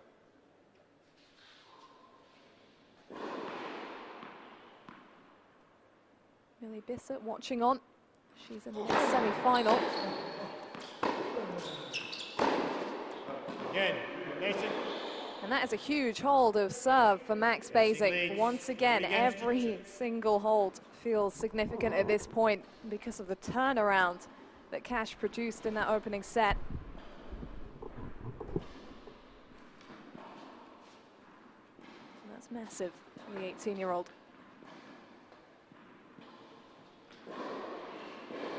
Still right at the beginning of his tennis journey. He's trained a lot out in New York at the Rafa Nadal Academy.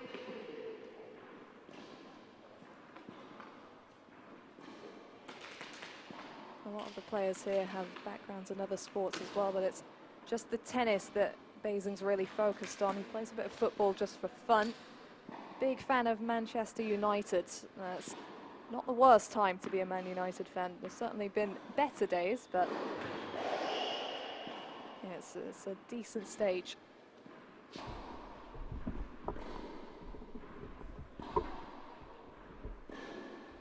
So can Julian Cash keep pressing here? I feel like he's close, but he hasn't broken through, and that means that he's continuously playing from behind, serving seconds. If Basing can keep holding on, I just wonder if the scoreboard might have an impact at some stage.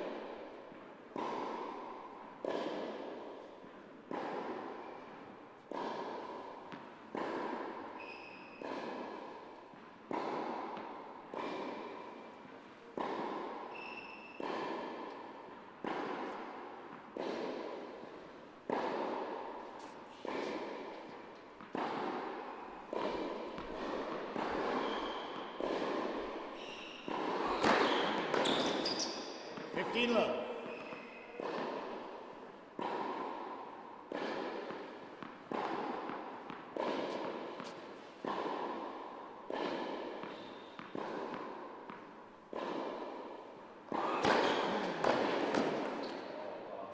Love.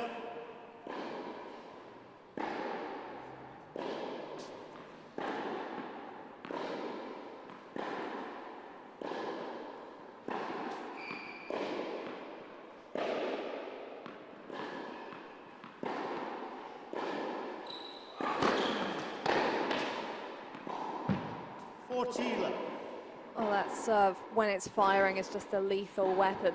In that semi-final match that he lost to Henry Patton in 2 tie breaks, he didn't face a single break point.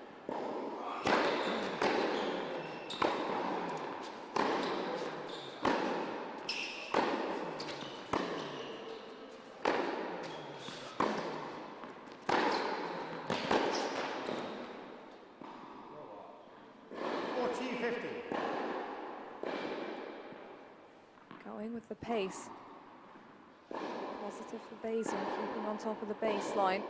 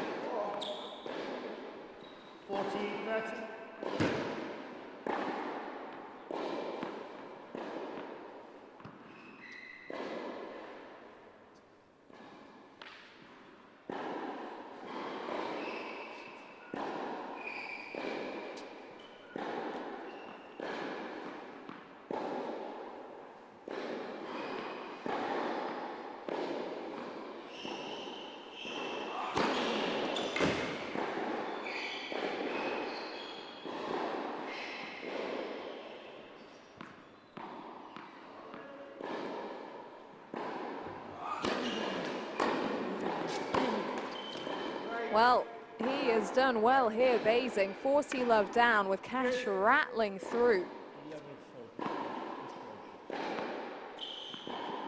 And the moment these rallies have extended, Basing's got a foothold. Return placement on point there. So, can he make something happen now?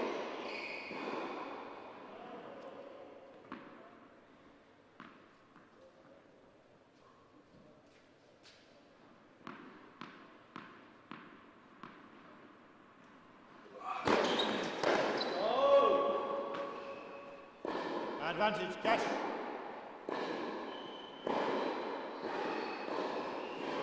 Well, we haven't heard a lot from Basing in that kind of way, and the frustration is understandable. The work he's done in this game.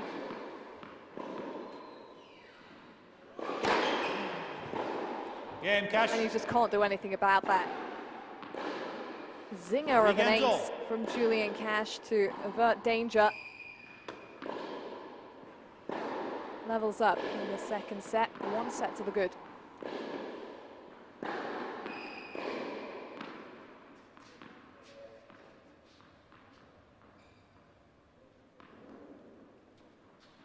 Here we go again. Here we go again. Then Basing to serve.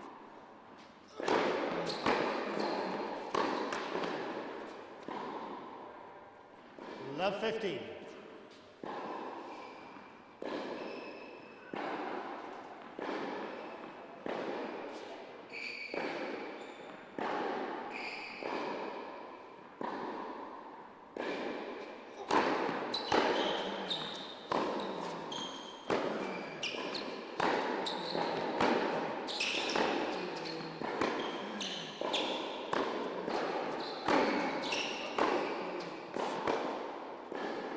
Love 30. And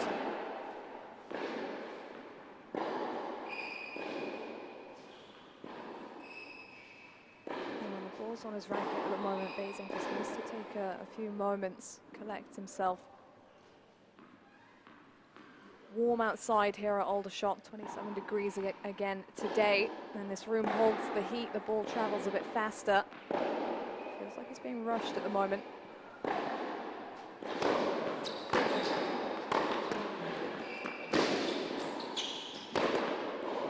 And the net court sides with him again. 15, 30. On the brink here. Apologizes, but nothing wrong with the smash.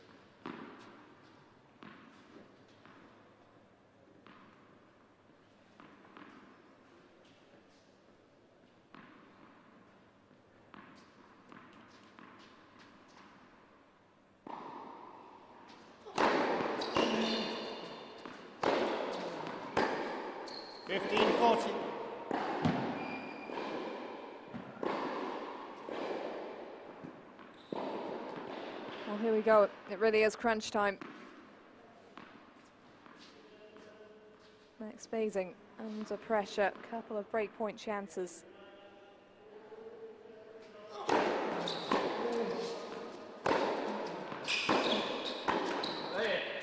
And Cash is just too much on the back foot there. So he does get the breakthrough that he's been pushing for. He's done well to maintain, to stay there, to fight off any frustration that might have been rising. And to get us out in front, the highest ranked man in the draw, Julian Cash, is 2 games away from the final.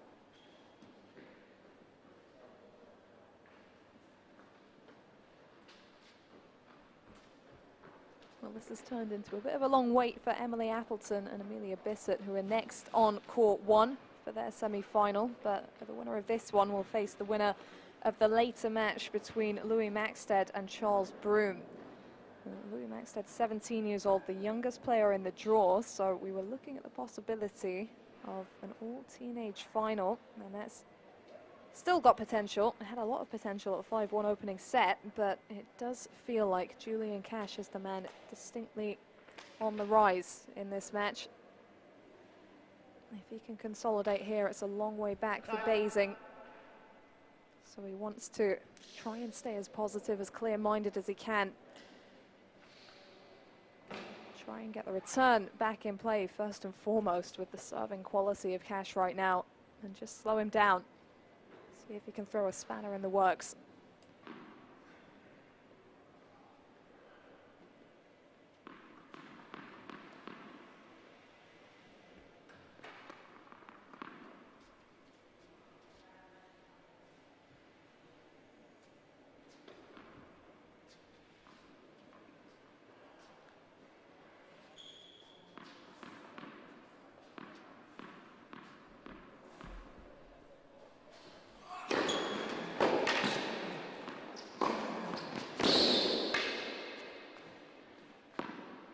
Love.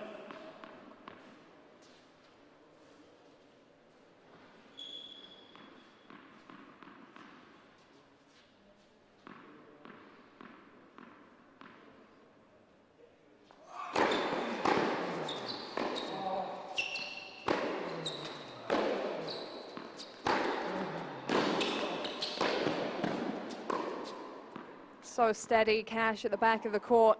30 love. Just asking for Basing to do a bit more when he comes to finish off. It was a high volley, tough to get the punch on it. As we reach the 2-hour mark in this contest.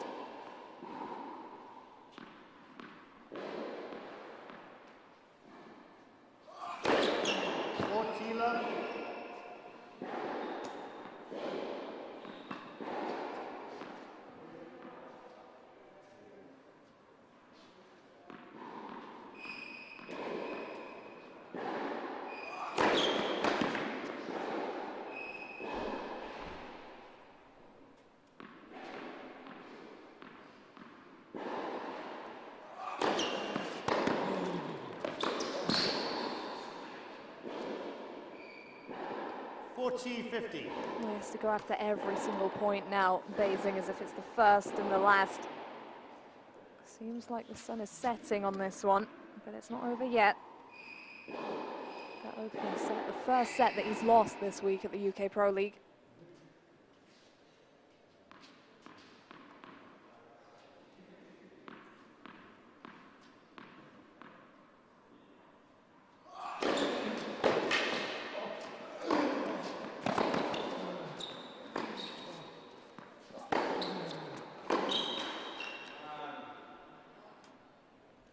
40-30.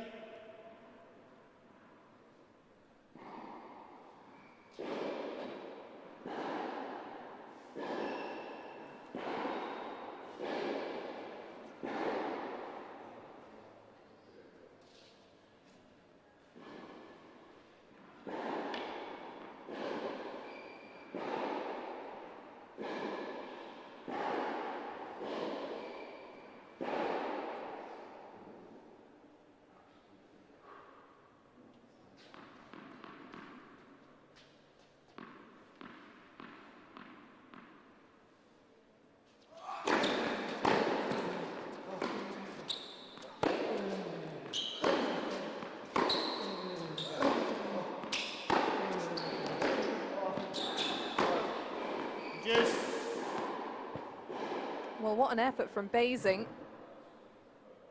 For the second return game in a row, he comes from 40-love down to make deuce.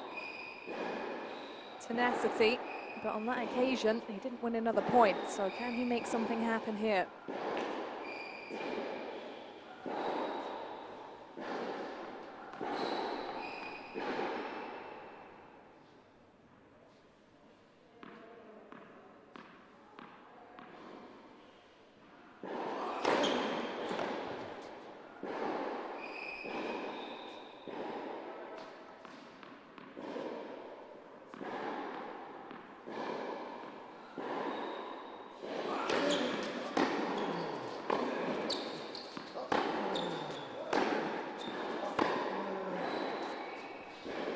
Just pushed. Cash striking so close to the net there.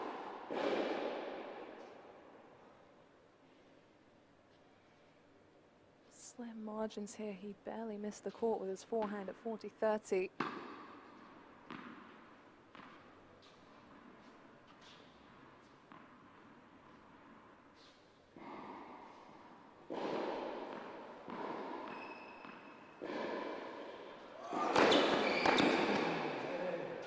You just can't argue with that. Julian Cash, the serve, getting him out of trouble once again. It means that he is one game away from the Week 5 UK Pro League final. Payson can't afford to think too far ahead now. He just has to focus on doing his bit, getting this service game on the board, and forcing his opponent through the pressure of having to serve it out.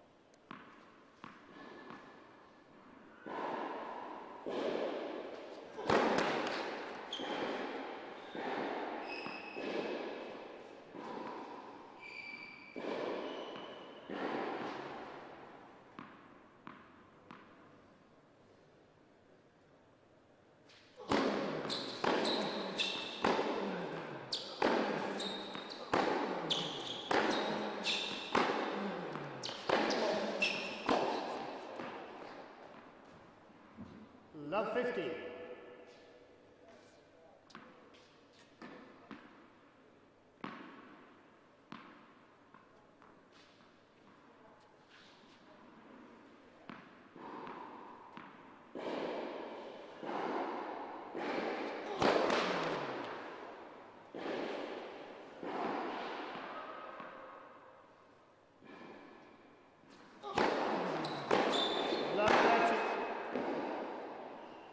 The first serve is just letting him down in this game. It's tough.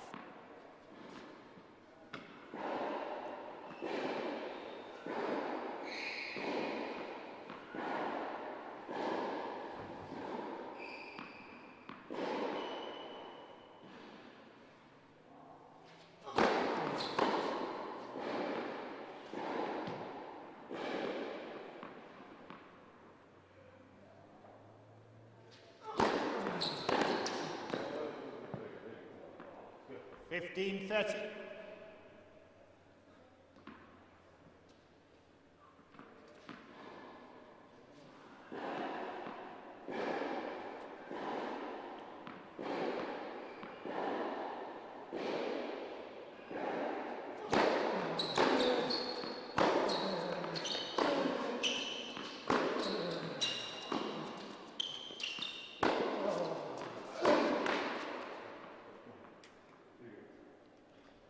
Sergio.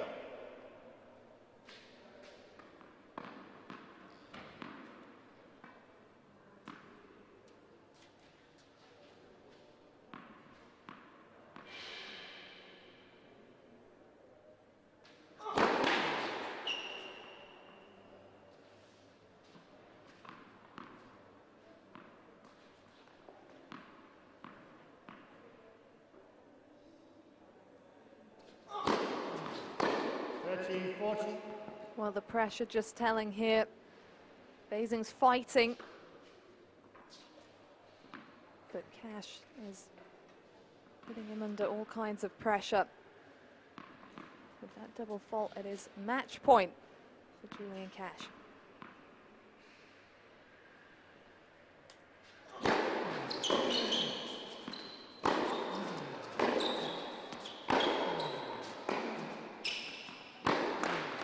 What a battle here on court one. Over 2 hours of tennis, and it's ultimately Julian Cash, the highest ranked player in the men's draw, who comes out on top. Acknowledges the effort from his opponent. 18-year-old Max Basing has shown so much goods here at the UK Pro League, was 5-1 up in the opening set. But that reaction from Cash just tells you that he's not entirely pleased with his performance out here. Basing had played brilliantly to get to 5-1, but Cash was giving away a lot of cheap points. Cleaned up from there, but he will want to raise his level slightly if he's to go all the way this week and claim the ultimate prize in the final. So you have to feel for Basing, who was in such a good position, but it's all great learning experience for him. He's by far the lesser experienced player on court here, and getting some good experiences. That hit with Andy Murray yesterday and all the matches he's been able to play here at UK Pro League. But Cash, his big serve is such a weapon, able to get him out of trouble at the back end there, able to keep him well in contention and keep applying the pressure on the return, with Basing not able to see as many openings as the match wore on. Didn't win as many second serve points, but in the key moments he didn't have to hit as many second serves, Cash, and Basing was just left wondering how to finish off some of those rallies. Cash playing a smart game. And just 4 of 14 break points converted, but it was enough for Cash to wrap this up in straight sets and be the first man into the final. I'm sure we will see a lot more of Max Basing, great talent, and he'll take a lot away from this match. But we're to move on swiftly to the second one, the first of the women's semi-finals, and this could be a corker. 3-time week winner Emily Appleton up against the brilliantly in form 18-year-old Millie Bissett. I'll be taking you through that one when it's time.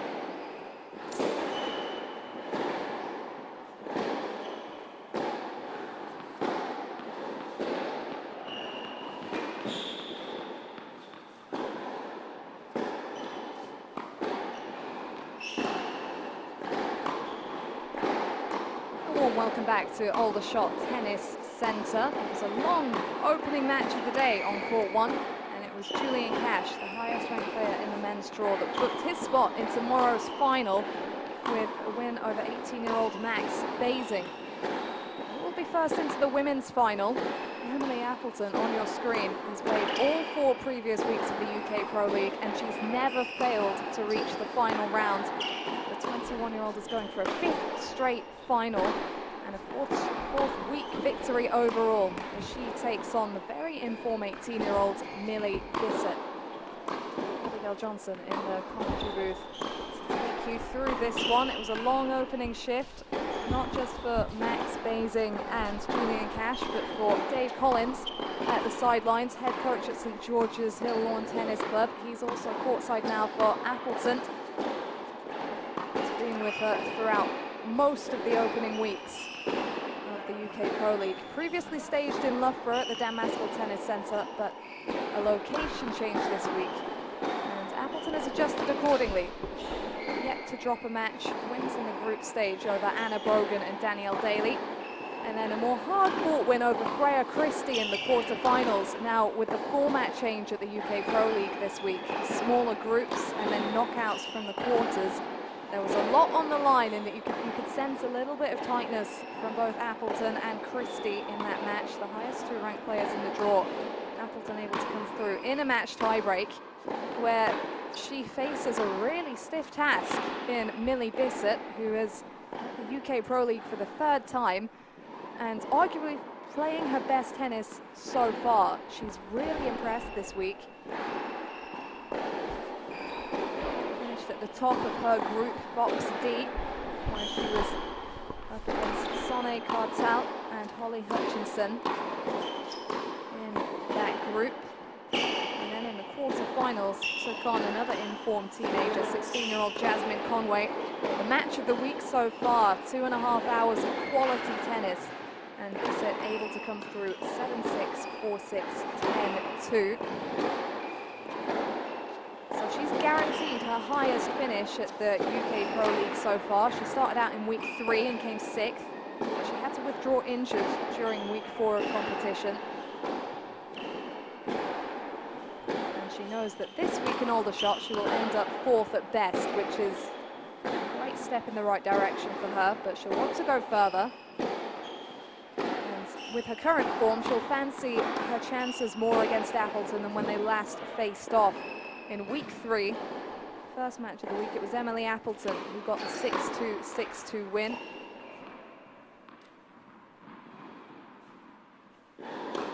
But with the way she's playing on the scramble, on the stretch, this could really pose problems to the power play of Appleton today.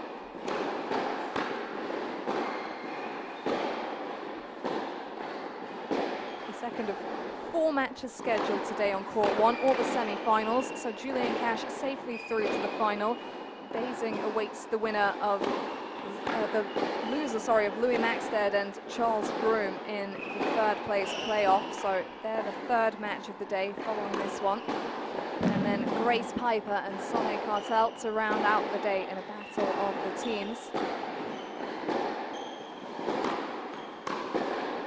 This was first up.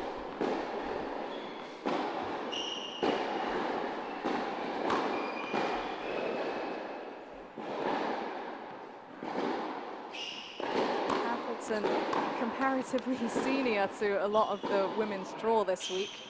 The age of 21, still young, and yet we've had so many teenagers present at the UK Pro League this week. Very young fields, a lot of up-and-coming talent. Kanu just made a run at Wimbledon to the 4th round. She won the Classic week of the UK Pro Series last summer, where this tournament was born. So this is the place to come to look out for talent of the future, and Millie Appleton and Millie Bissett could both fit that category.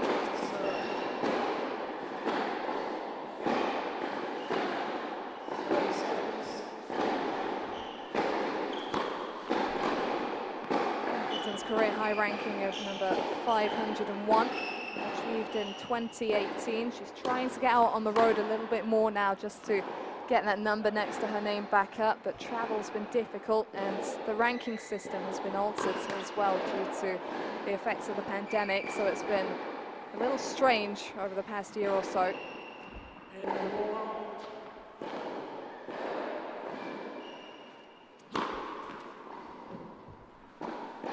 Bissett has mainly competed on the ITF junior circuit. She's a top 100 junior player. Current ranking of 96 with a career high of 66 achieved earlier this year. And coming in here off an appearance at Junior Wimbledon last week. So here we go, Emily Appleton, former top 10 junior in the world, up against current junior talent Millie Bissett. Both have impressed on the tennis court at the UK Pro League, but only one can make it through to Sunday's final. Myself, Abigail Johnson, taking you through the second match of the day.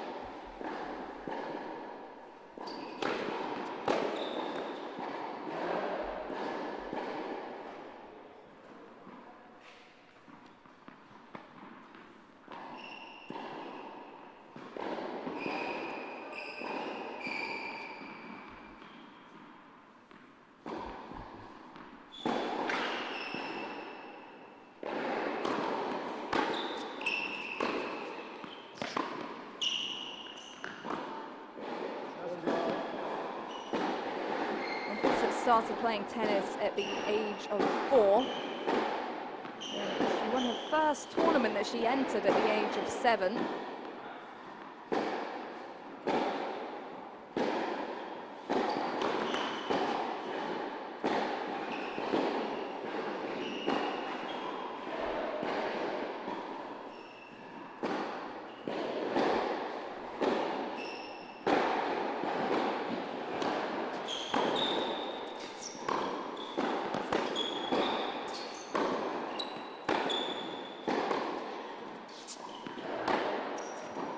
Oh, an early taste of what to expect from Emily Appleton. That forehand has made its mark at the UK Pro League.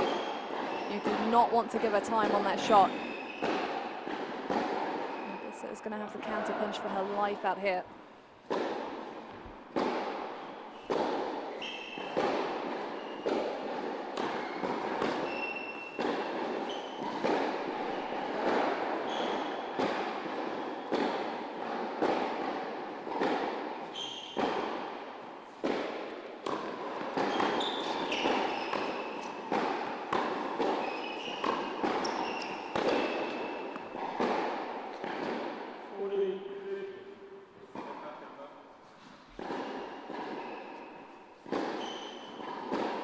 Mum used to coach Bissett. She played a bit as well, and she's got her brother Will courtside, who's back from playing college tennis out in the States. ECU.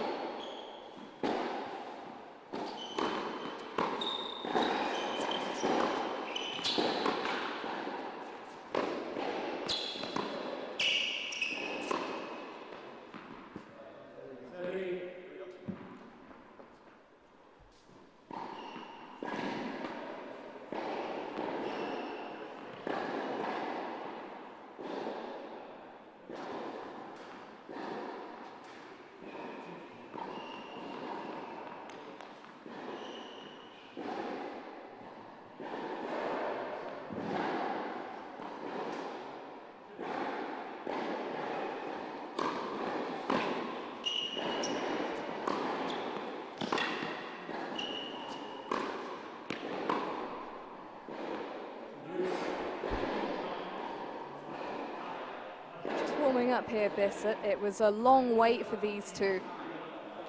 Beason was rattling through the opening set initially, and then that turned into a marathon battle between himself and Julian Cash. It might just take a bit of time to find the rhythm.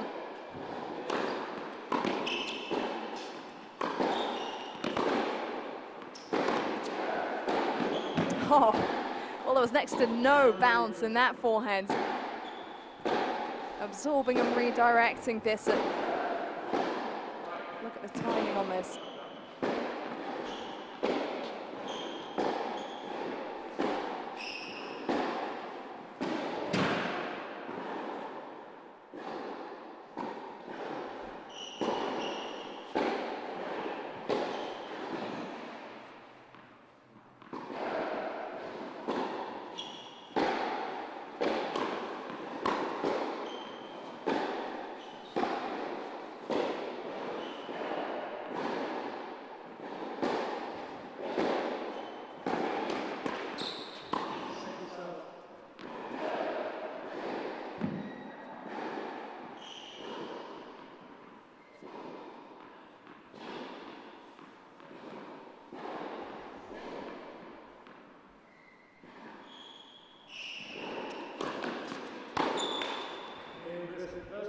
She gets the opening hold on the board.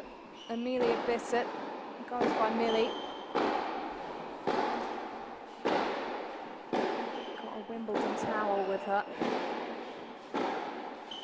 And this would be her final year on the junior circuit. She celebrated her 18th birthday since she was last here at the Pro League. Appleton. A few years off the junior circuit now, but she played all the junior Grand Slams.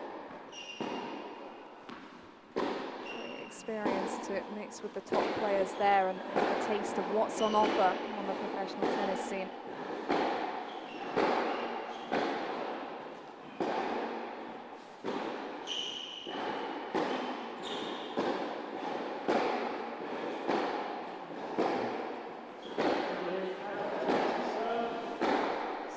Appleton, 4 UK Pro League semi-finals played, 4 UK Pro League semi-finals won. Looking to keep up the streak.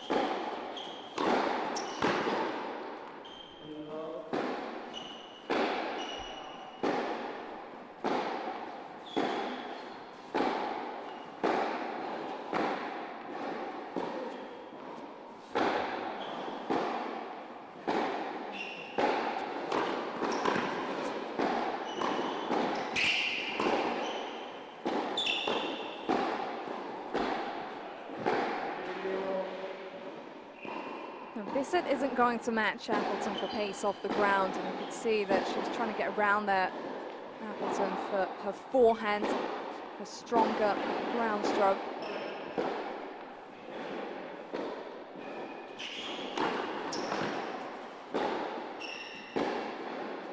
To drive off that particular wing.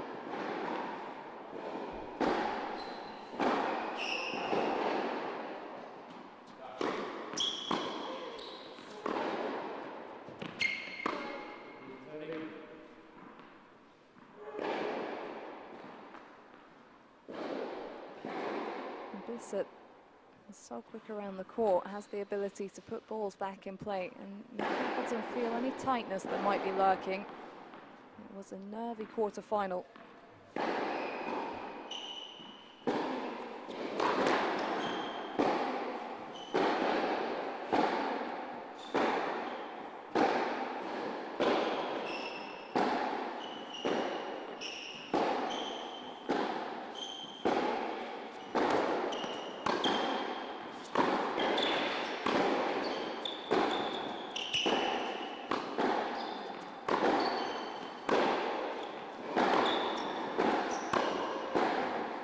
Oh, smooth hitting from Bissett.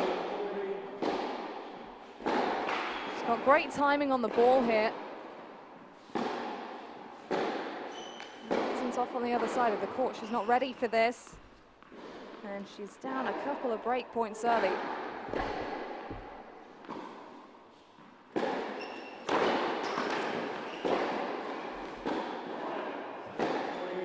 And that'll help. The first serve is such a weapon for Appleton, but it's come and gone this week in Aldershot. Needs her at her side in this one.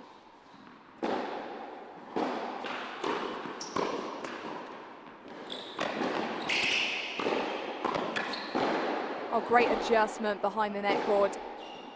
Cool as you like.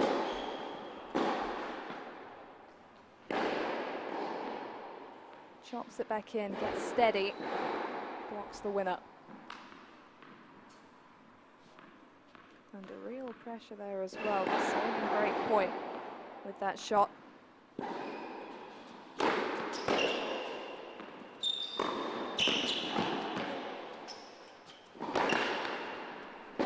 Ooh, but the overhead doesn't go her way. It's another one of her weapons. Serve, forehand, overhead. It's her territory. So just settling in here early on. Appleton not out of danger yet.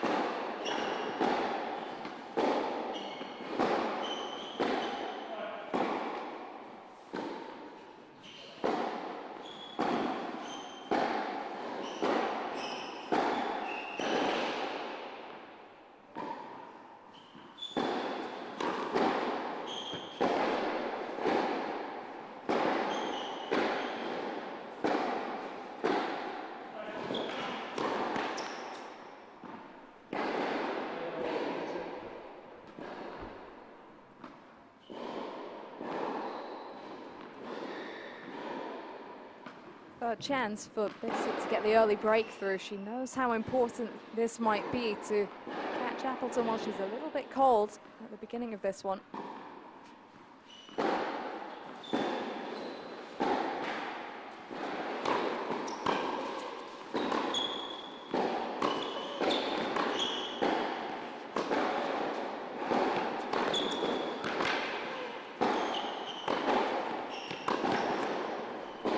Be hard-pressed to find another player at the UK Pro League that plays the break points as well as Appleton does. She backs herself.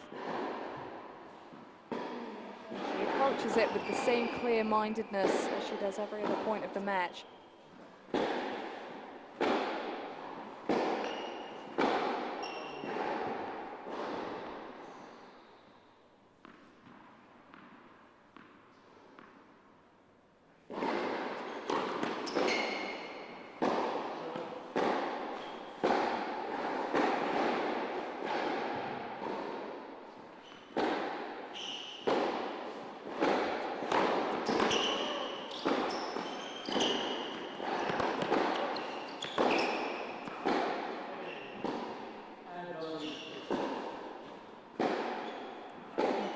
Closing the space there, making it a tougher shot for Appleton. Didn't have as much room.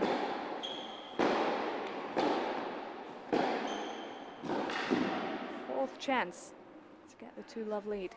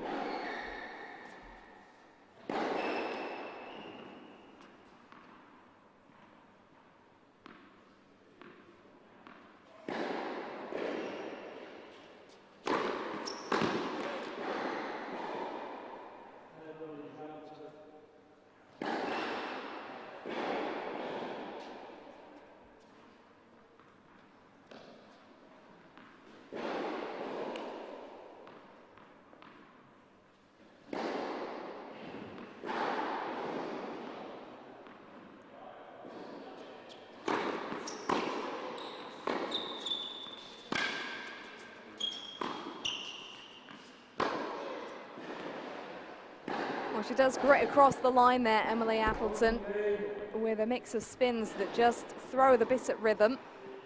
And she's on the board at the beginning of this first women's semi-final of the day.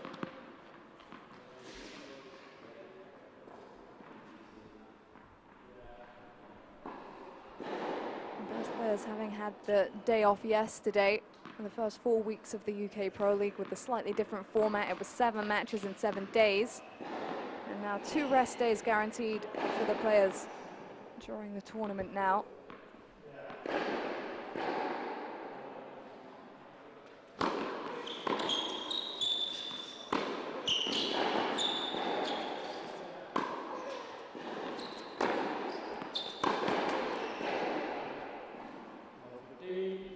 She really took something from that previous game, Appleton.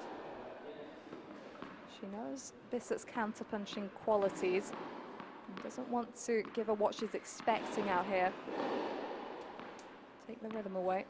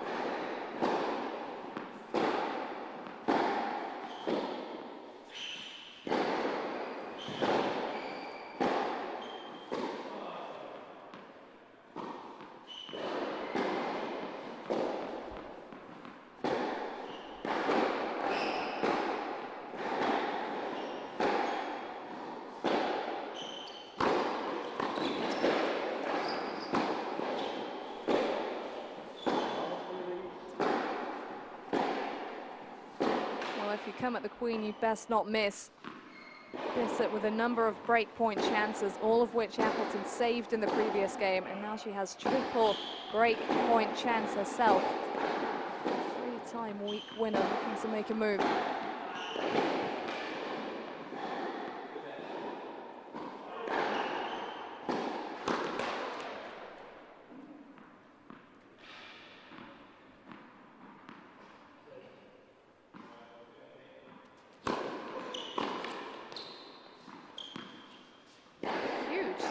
Serve there from Bissett.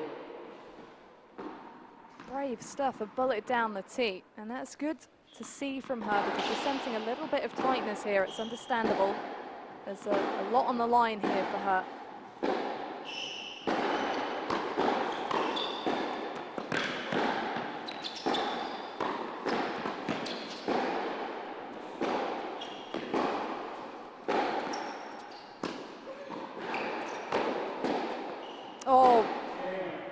The net cord goes Appleton's way, but how well did she do to cover all of that courtcraft from Bissett? Had to have the balance when she ran back for the lob, and she's giving nothing away with that trademark game face. And that's a tough pill to swallow for Bissett in the end, but Appleton had worked for the lead, and it is the 21-year-old with the early advantage.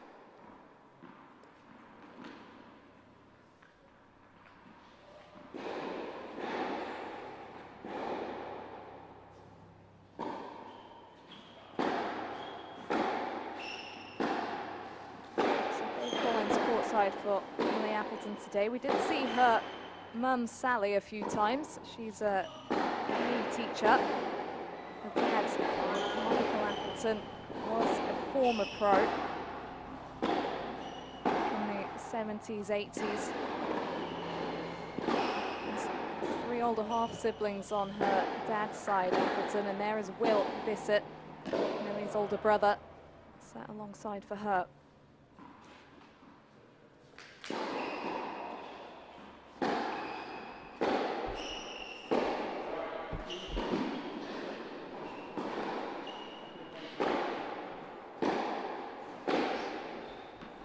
Appleton with the break, but Bissett has had breakpoint opportunities already, so she has to take the positives and try and dig in before Appleton can consolidate. Serving at 2-1.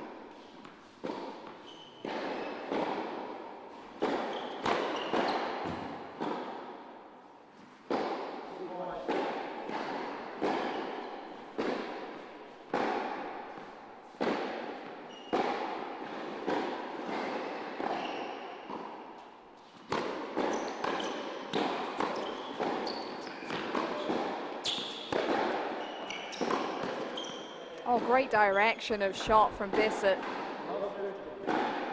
Taking that ball really early. Just after she's done the scrambling as well, her footwork helping her out now. Great start to the game.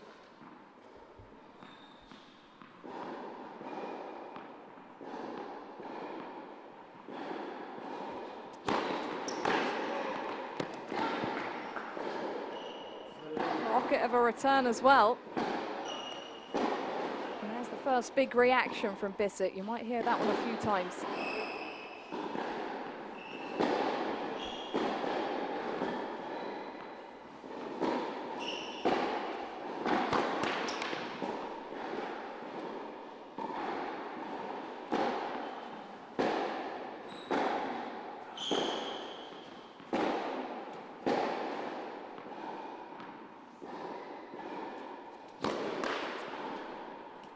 She's put the pressure on. Appleton feeling it. And the tables have been turned. In the last game it was Appleton with 3 straight break points. Now it's Millie Bissett.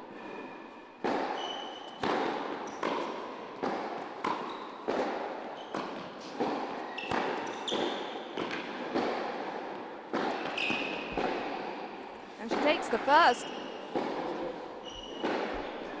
Good response from the teenager, putting the pressure on Appleton and going down a break there. It seems like she just freed up a little bit and there was a fresh fire lit under her feet. The match is on. 2 games all.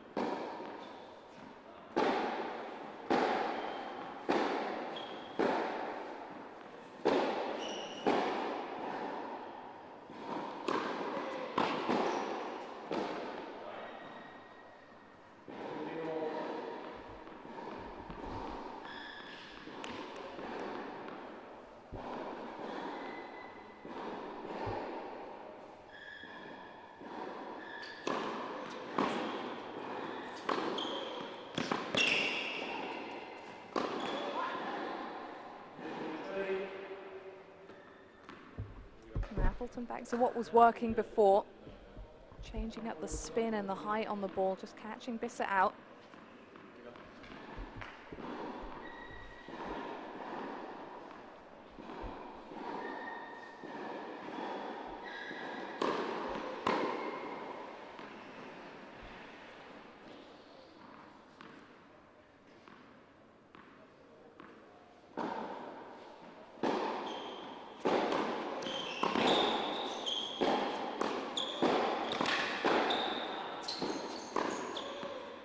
Oh, she's got the timing on that forehand though.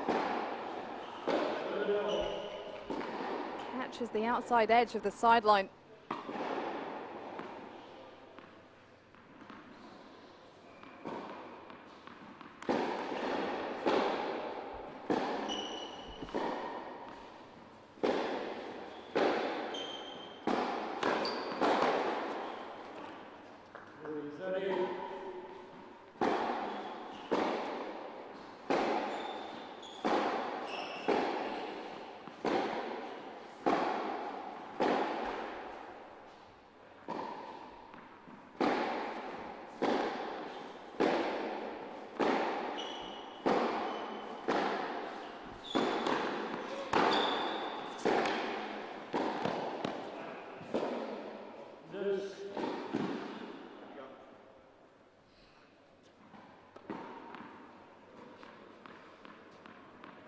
And both players maybe getting in each other's heads a little bit early on, overthinking to finish the point.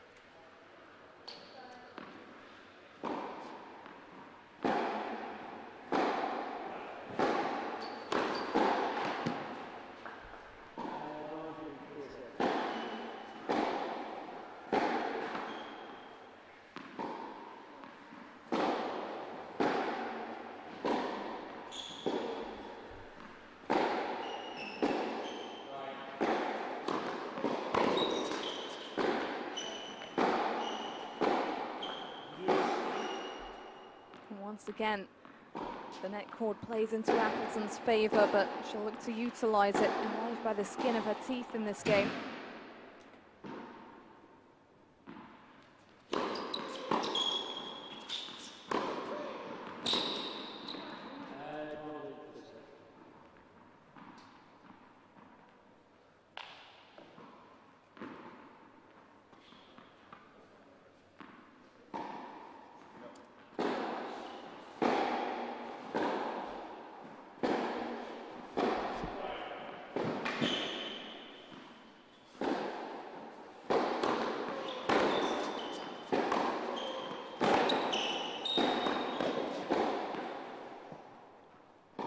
Just leaned out of the shot. Appleton's an intimidating presence on court. She'll make Bissett feel the need to go for that bit more. Has to be careful that she doesn't force the ball.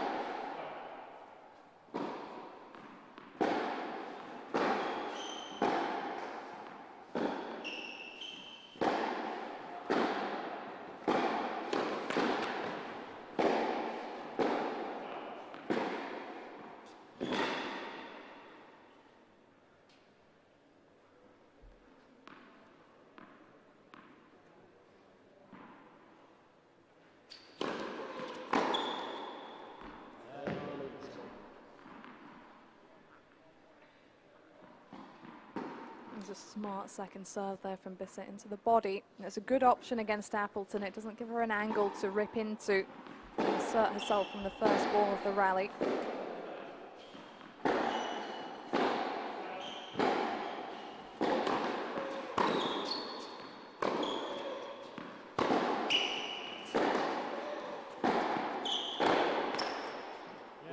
And she does draw the error, so Millie Bissett consolidates the break back and heads to this sit down with Sonay out in front at 3-2.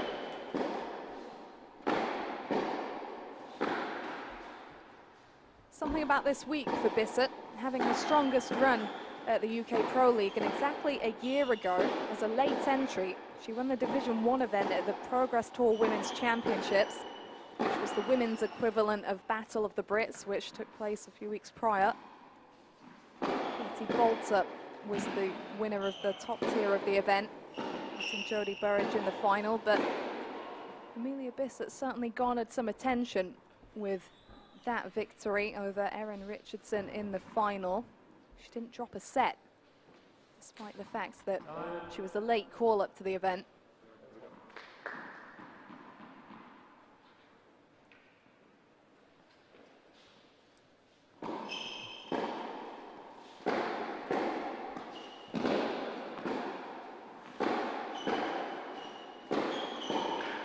So Bissett back from behind and well into this match now. Appleton playing catch-up.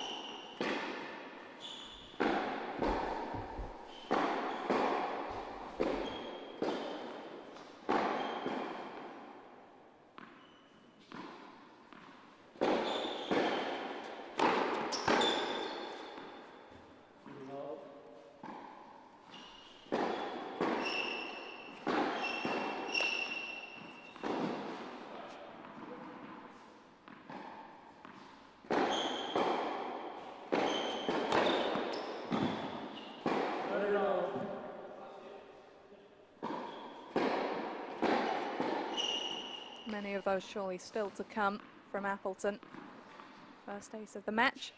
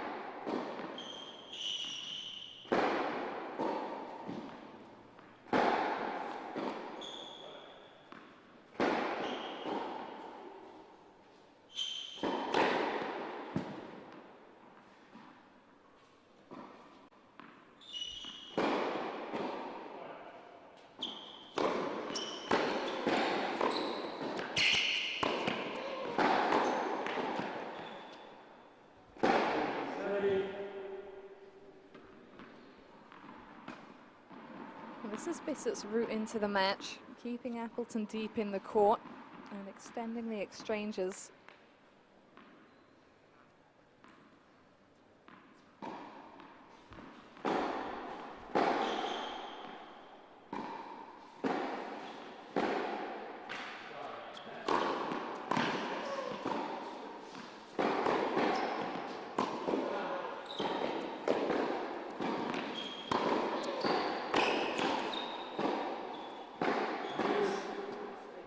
May yet be a chance in this game for Bissett.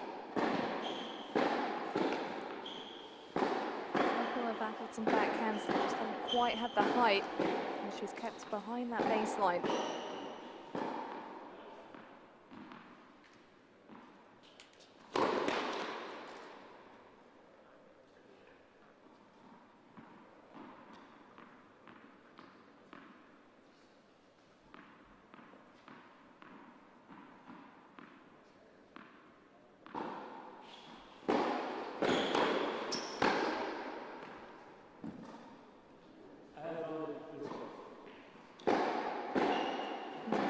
Double fault in this game puts Appleton in some danger. Bissett now with the chance for the break advantage.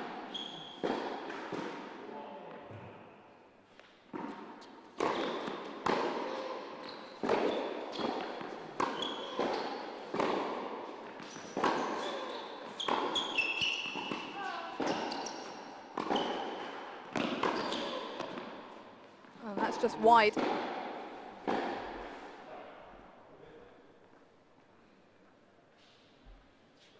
Good move from Appleton there to keep her foot down. Backhand slice giving her a little bit more time to get a position at the net. She'll have been relieved that that drifted.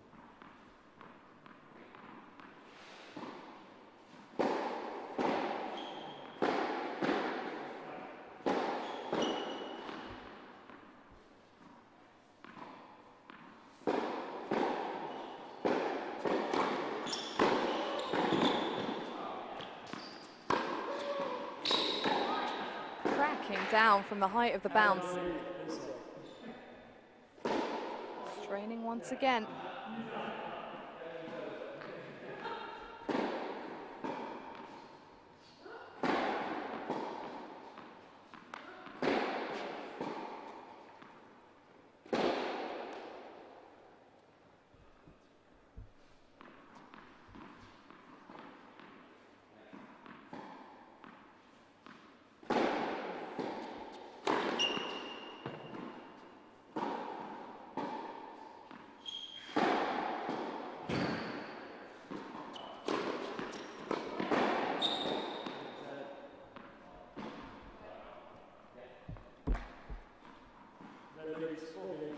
Well, that's another double fault from Appleton. Got to credit Bissett for the pressure that she's putting on the second serve. Appleton feeling it there. And it is the teenager with the advantage here. She was 2-1 down, a breakdown, and now she leads by a break at 4-2. So Appleton needs to dig straight back in here.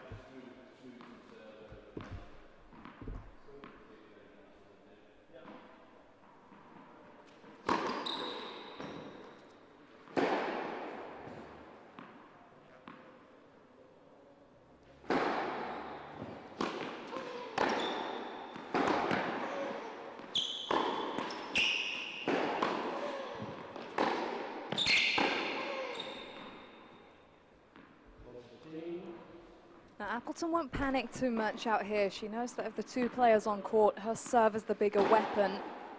And if she can just keep a focused mind and a calm demeanor, she will have opportunities on the return.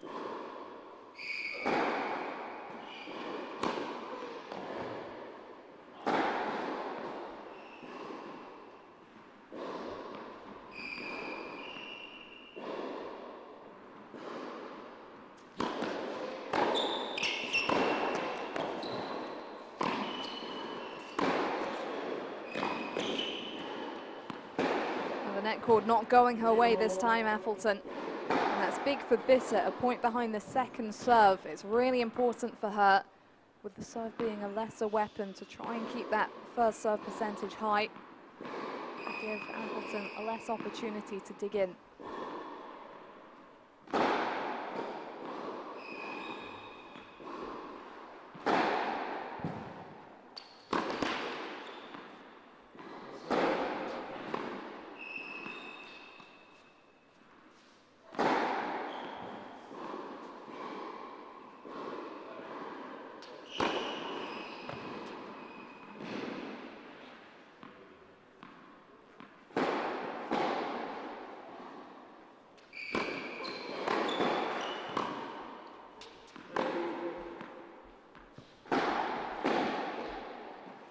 Getting a lot of balls into the backhand wing of Appleton, who stood right inside the baseline, will look to try and attack the second serves, but it backfired there.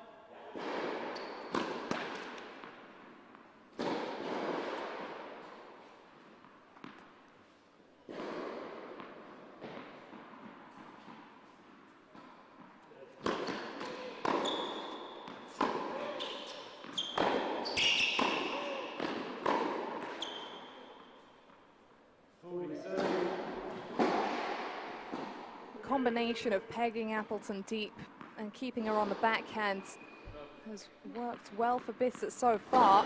It was a distinct half chance at 30 all. But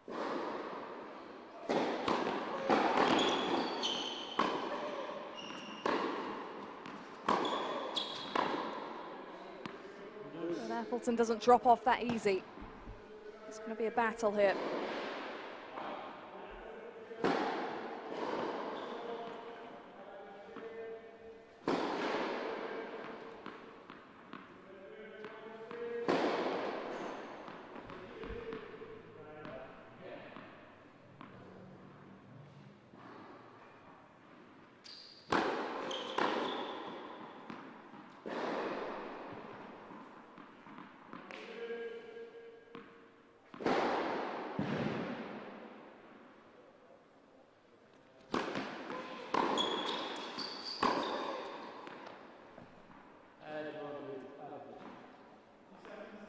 And if you look at Millie Appleton, you just can't tell what the score is from her face, from her demeanor, from the way she goes about her tennis. It can be difficult to go up against that maintained level.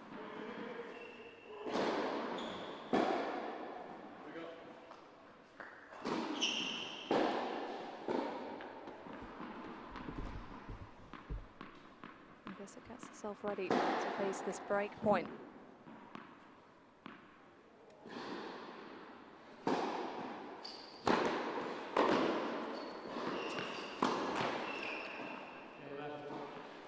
And she's right there. Millie Appleton is deep and balanced in the court. Bissett up in the forecourt, not sure what to do with that ball. Didn't have the lift. And it's Millie Appleton who's got herself back on serve. Bissett with the Wimbledon towel. Appleton with the Roland Garros towel. A reminder that she has played the Junior Grand Slams as well. Famously balanced her A-levels alongside competing at those events, even taking an A-level during the French Open in 2017. Invigilator came to the hotel.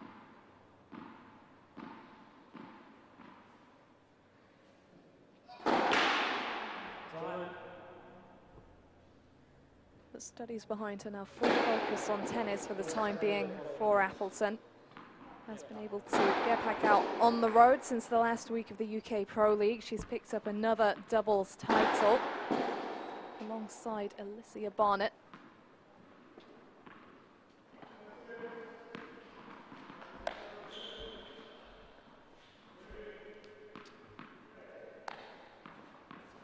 She's a point away from going 5-2 down, but she's looking to level up in this opening set.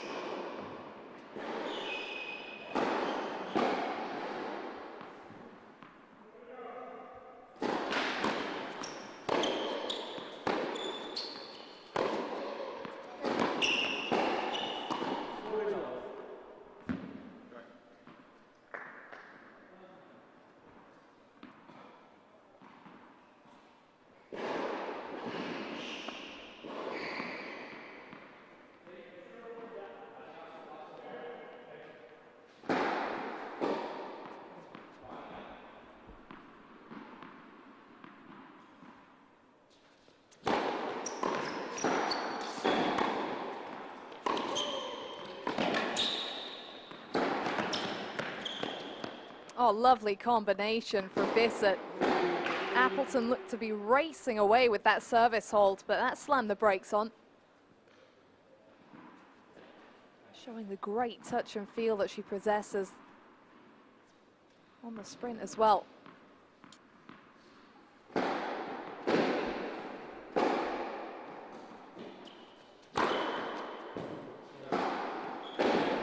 that's an emphatic close from Appleton. An ace to open, an ace to wrap it up. And she's back level at 4-all in this opening set. So that makes this a big game. Bissett knows that if she is broken here, Appleton will be serving for the set, and Emily will be very much aware of it as well.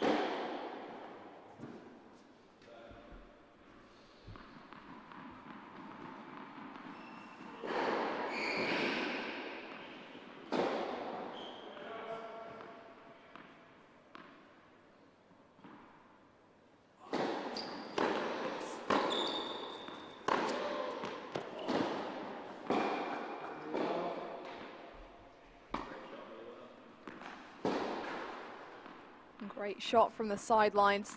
It's the timing on that forehand that makes it so devastating. That was really well controlled down the line.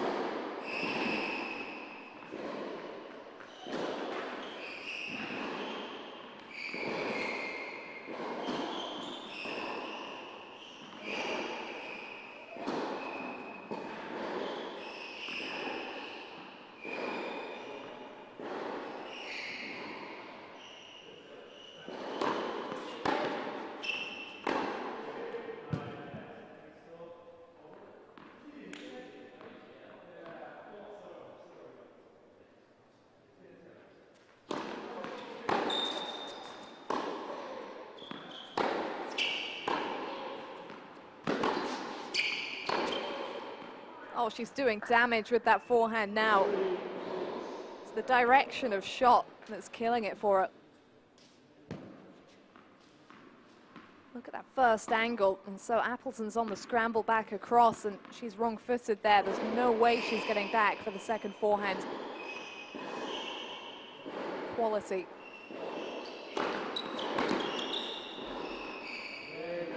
That's a great way to hold a really key service game for Millie Bissett.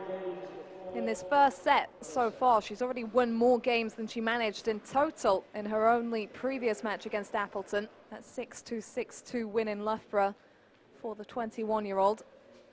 But it's Millie Bissett who's one game away from taking the opening set.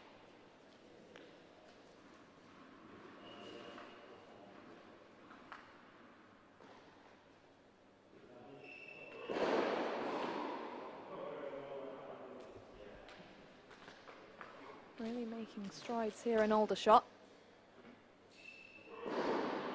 For Appleton, it's been an interesting challenge. She was so used to the 7 matches and 7 days format over in Loughborough. She really got her rhythm going. She's coming into this one today off the back of a day off. She did have a hit over at St George's Hill, her home club, where the UK Pro Series was staged last summer. But the match situation is different. And she's under all the pressure now as she serves to stay in the opener.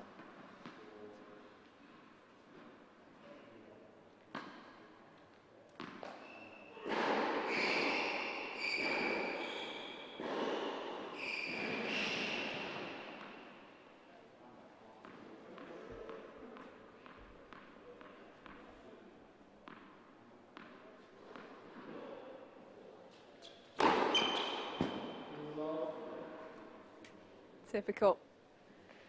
Ace to open, so that's 2 in a row for Appleton, having closed her previous hold with an ace.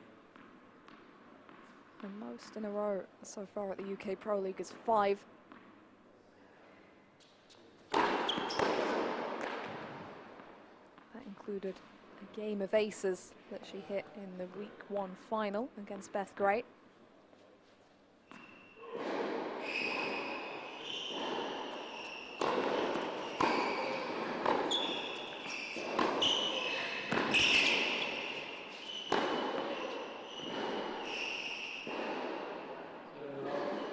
Bissett backing herself there, but will that put her off?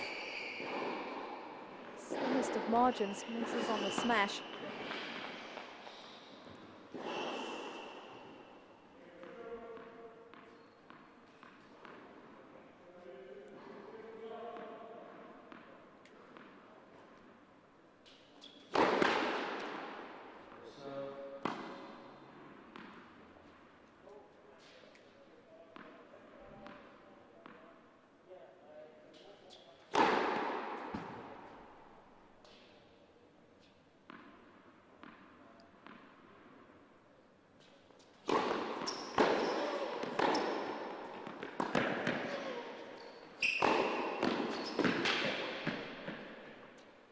Asserting herself, showing confidence, taking that ball in the air. As expected, Appleton giving Bissett nothing to feed off in this pivotal game.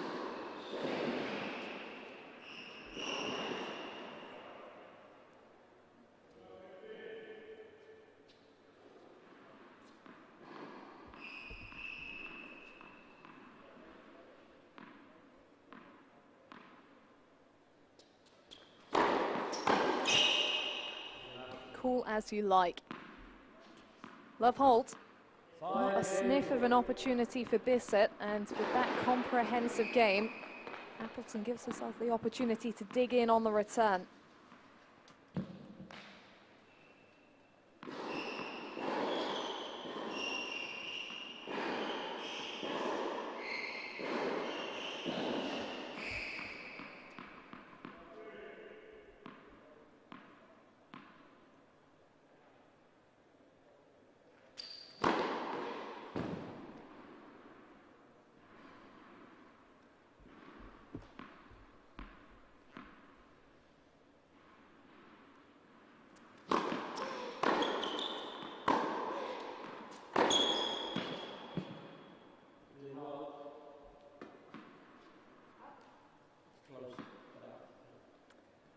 Fractional. It's a big opening point on the board for Bissett.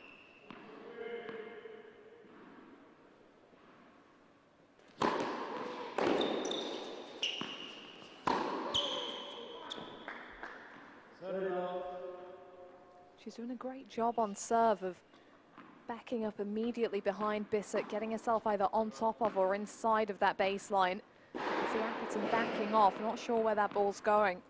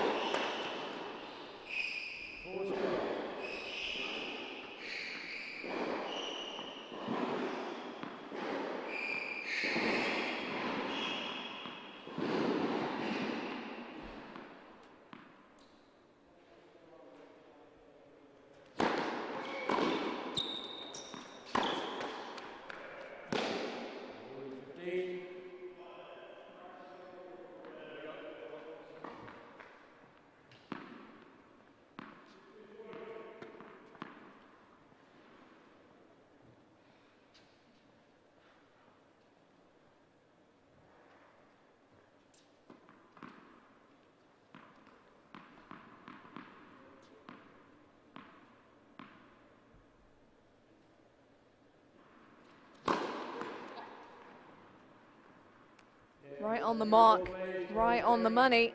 Millie Bissett performing impressively. Barely a murmur on serve for her in some key games. Once again, she takes a step out in front.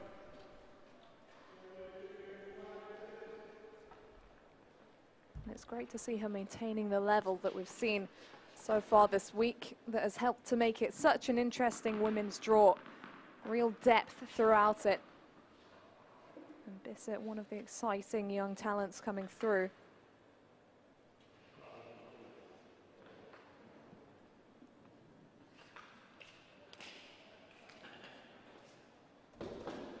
Dropped a couple of sets to Sonay Kartal and Jasmine Conway, but two really stiff opponents there, and she'll have appreciated really the match time and the confidence that comes from fighting through tough matches against two really tough opponents there.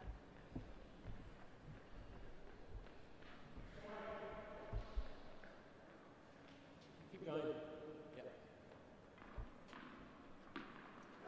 So last time she served to stay in the set, she held to love. Emily Appleton up against it once again.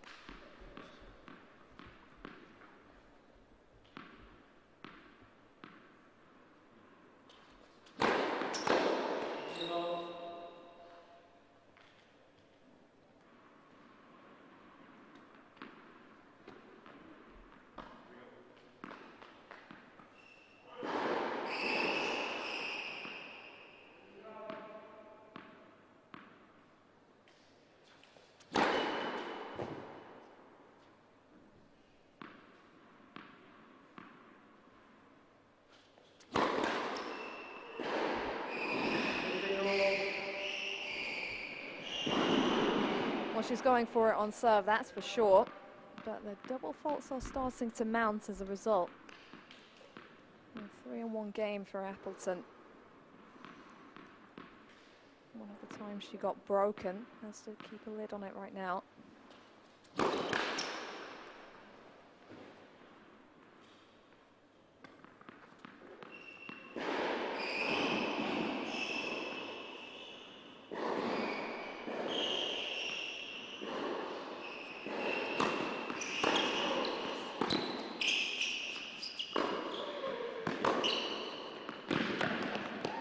Almost from Bissett,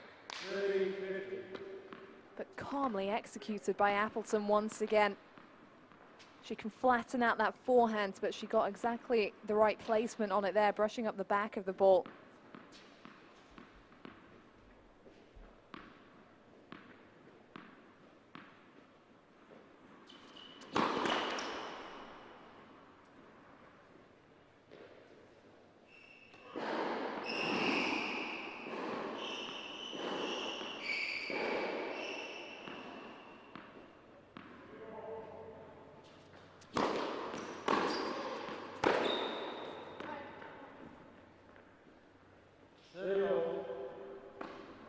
Gets tight. Everything's left the door open here. And Bissett is a fighter. She'll look to take hold of it.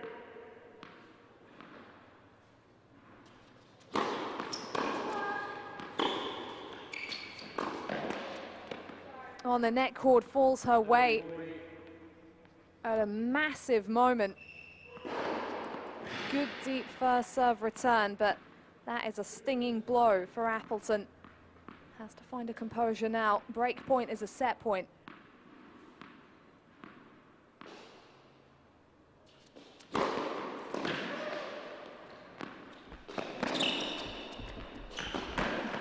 Oh, wow. Wow.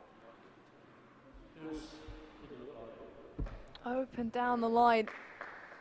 You've got to commend Appleton there because the huge first serve almost backfired on her. The return just dropped across the net. All she could do was ping it back into court. Almost too easy.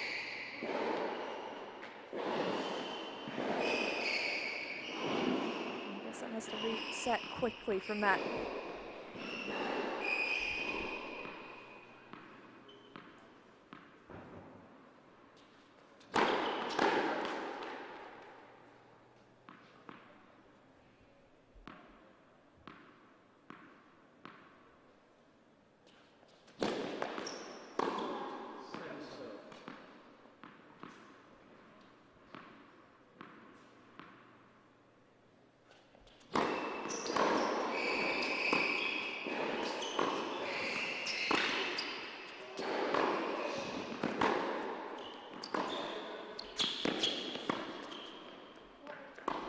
You can feel the tension in the second serve and the let from Appleton.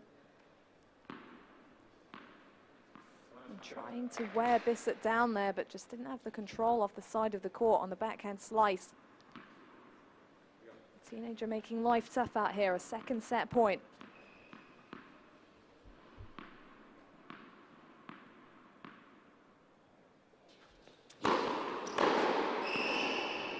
That's a huge serve. Bissett's position there showing you how little reaction time she had. There wasn't much she could do about that at all.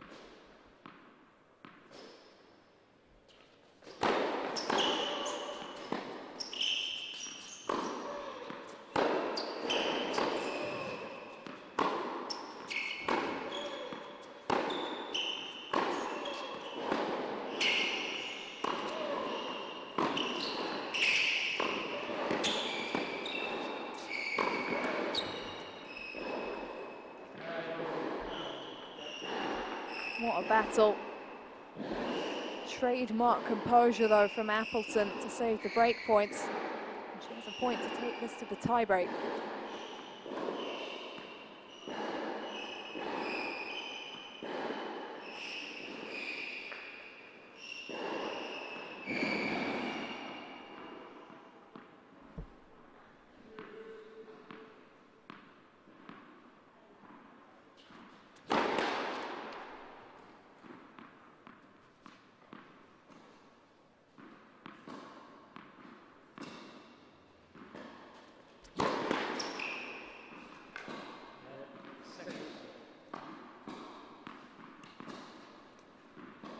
The net cord doing favours for both players out here.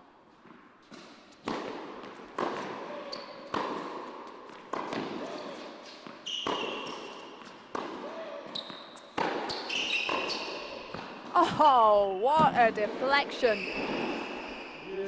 Appleton would have hoped that the power was enough, but she didn't have the placement to throw Bissett.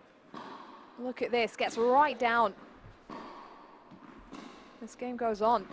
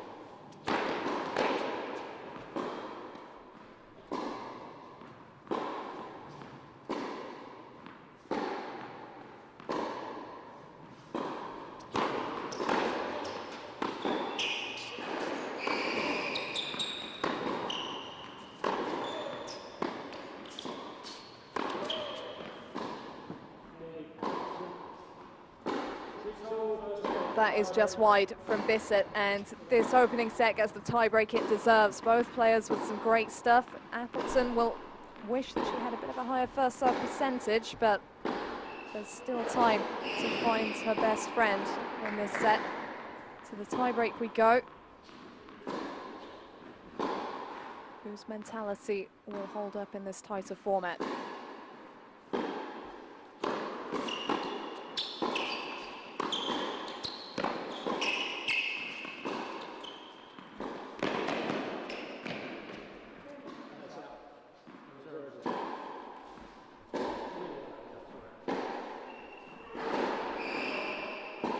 Not impressed, Appleton, but the confirmation came from the chair.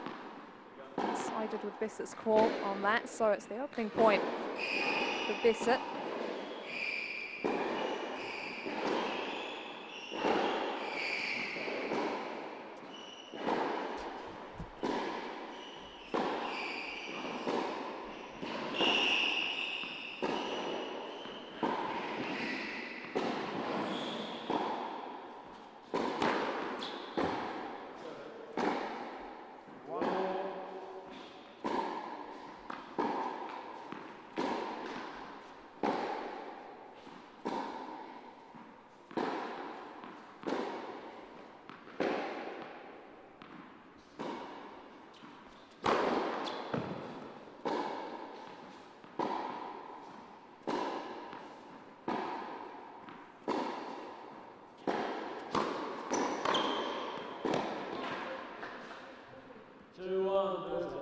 Well, she lands her mark, still backing herself despite the tighter scoreboard situation. Millie Bissett gets the opening mini break here.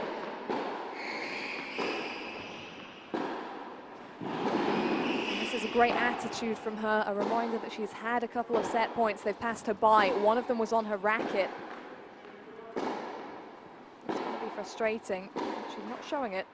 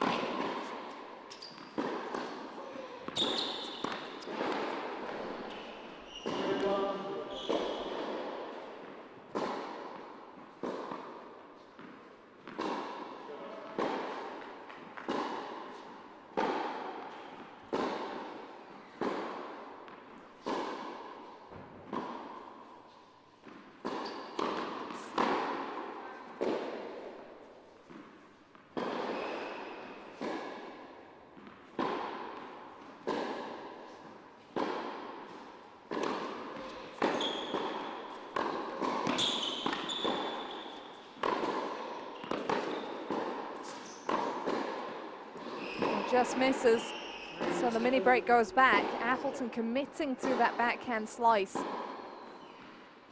Varying degrees of success for her on that shot, but she's having to play a lot more backhands than she would like. She's just changing up the look on the ball.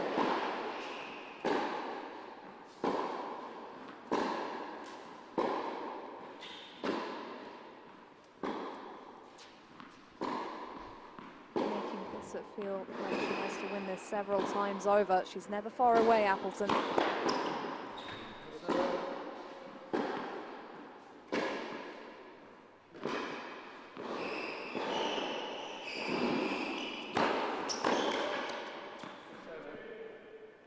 That's an emphatic serve into the body. And from a mini breakdown, the players are all square heading into this change of ends.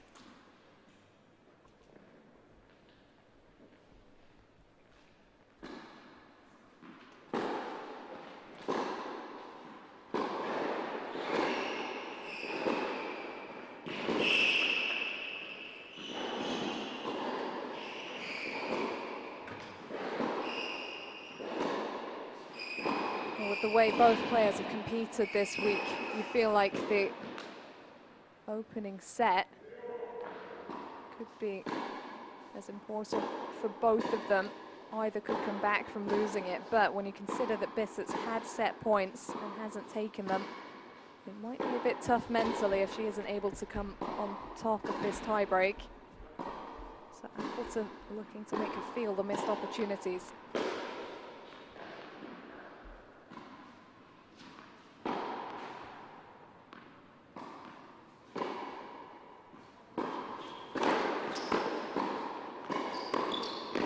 Oh, she's missed that.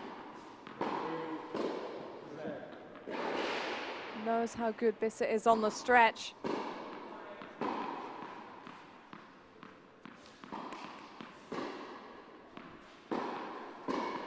the mini break back with Bissett.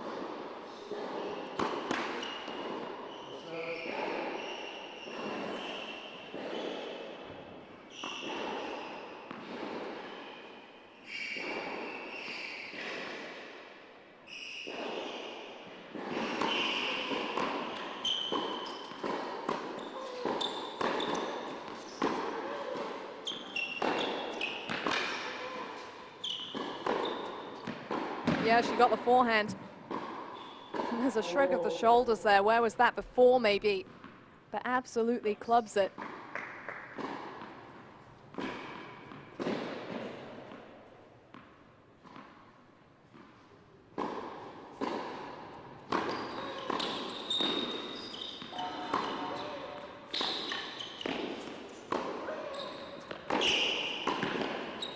And the volley's wide. You could sense zero panic from Appleton. A couple of strides behind the baseline. She had the time to line up. Bissett may be a bit anxious to close that out. That's the pressure that Emily Appleton puts on you. She's got a couple of serves for the set now.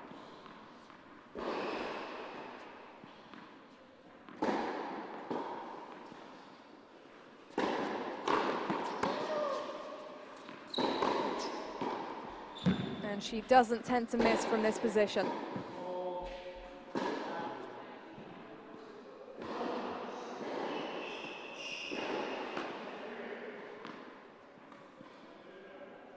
Couple of set points.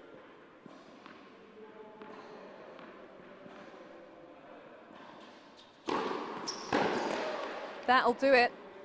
From set points down, Emily Appleton seizes the opener. She did not flinch when she was put under serious pressure. And for Bissett, it's understandable frustration. She's going to have to try and find a way to manage that, though. I think you can tell right now that that opener was maybe bigger for her. But a huge comeback from Appleton. And set points down on serve. She's always just a step away. Gives you very little margin for error.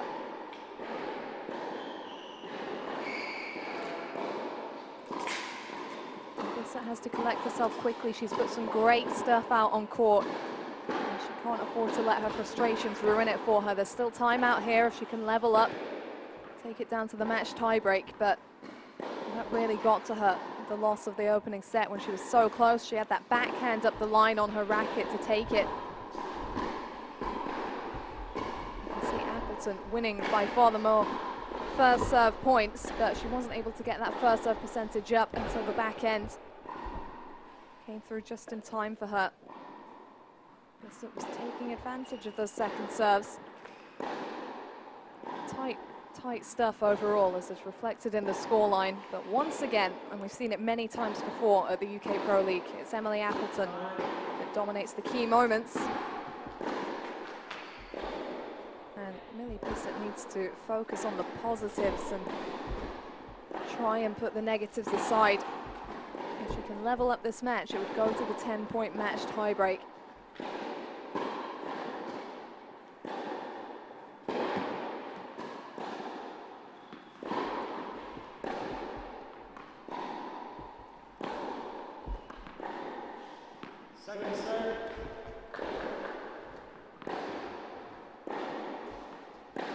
Set starts on the racket of Emily Appleton, just edging the opener in a tiebreak, one step away from tomorrow's Week 5 final.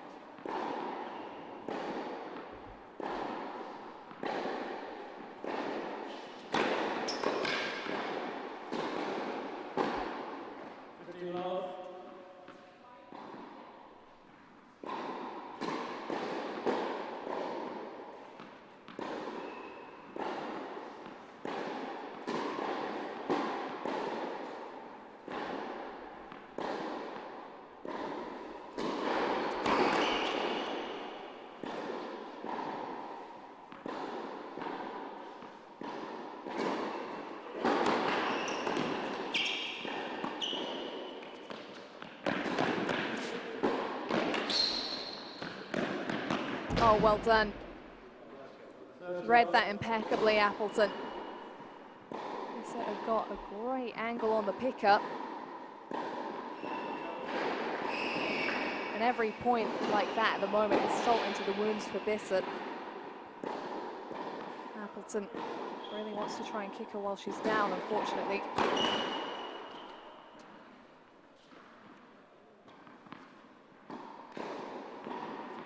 Sounds cruel, but tennis is a cruel sport. Always one winner, one loser, however well you compete.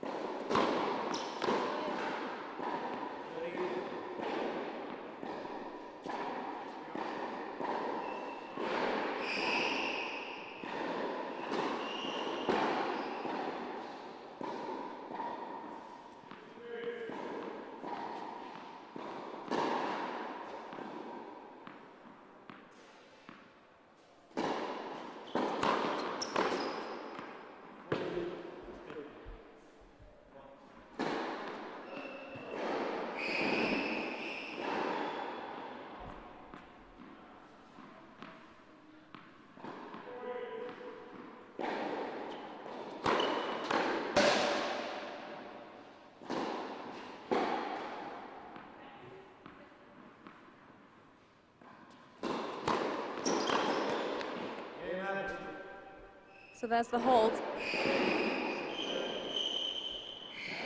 You could hear Bissett's brother trying to encourage her from the sidelines. He knows that that was a tough loss of the opening set.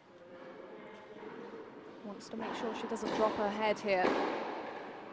Keep fighting.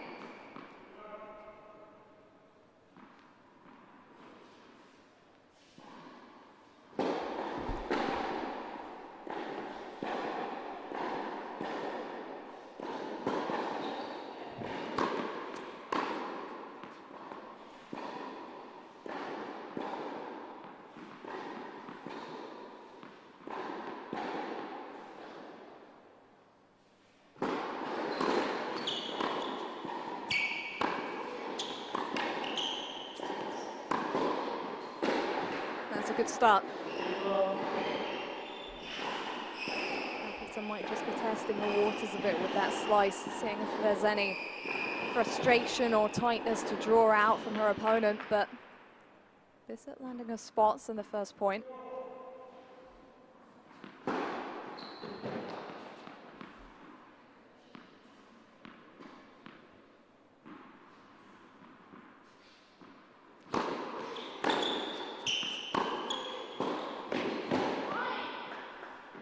On the outside edge. That's good to see. The same assertive play behind the serve that we've seen from Bissett throughout the match. Doesn't hold back on that first ground stroke.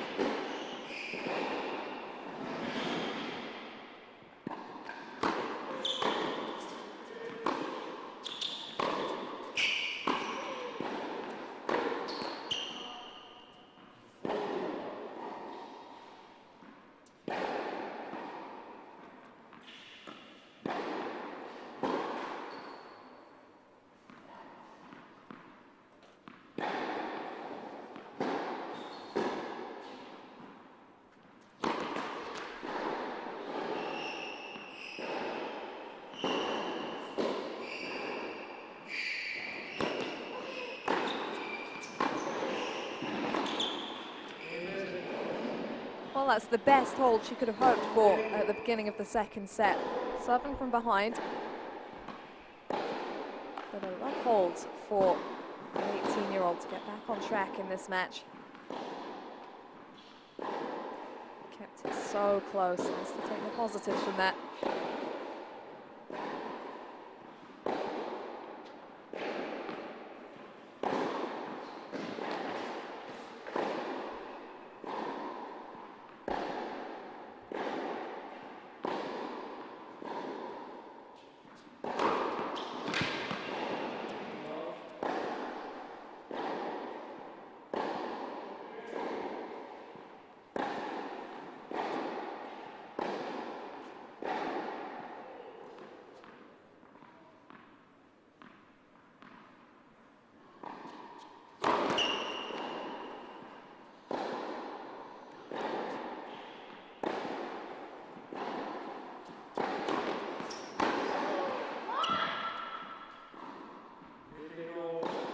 More shocking stuff.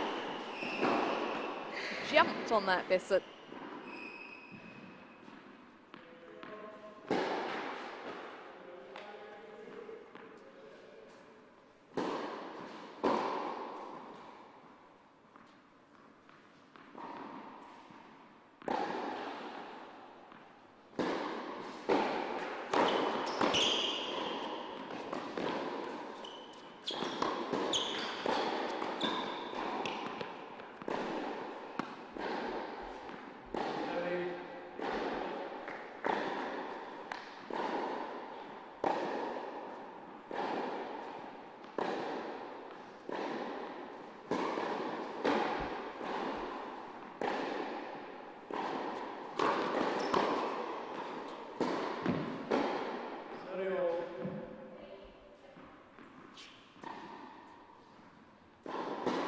She hits some blinding return winners, Bissett, but at 15:30, that's a half chance. Might have wanted to rein it in a bit, make Appleton play.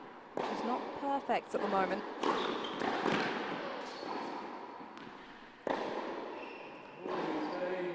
Serve isn't half bad, though.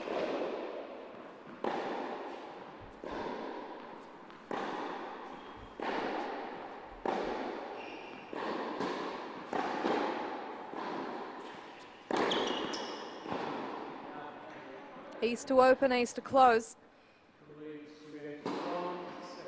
Takes her to 6 in total.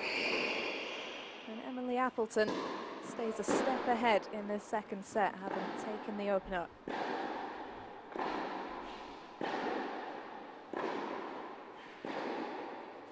Finals day tomorrow. The winner of this will take on the winner of the final clash of the day on court 1. That's between Sonay Kartal and Grace Piper, 2 teenagers.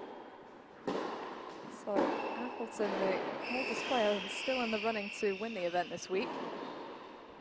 Looking to make her 5th straight UK Pro League final. She's been the Serena Williams of the event.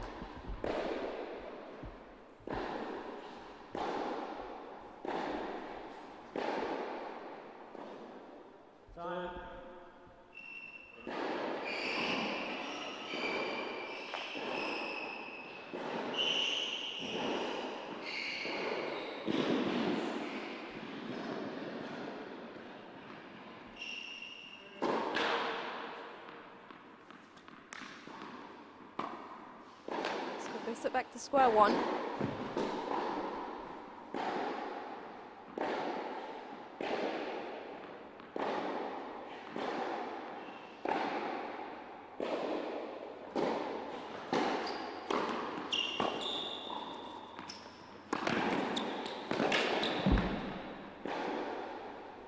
The different looks she can get on the forehand is really good from Bissett.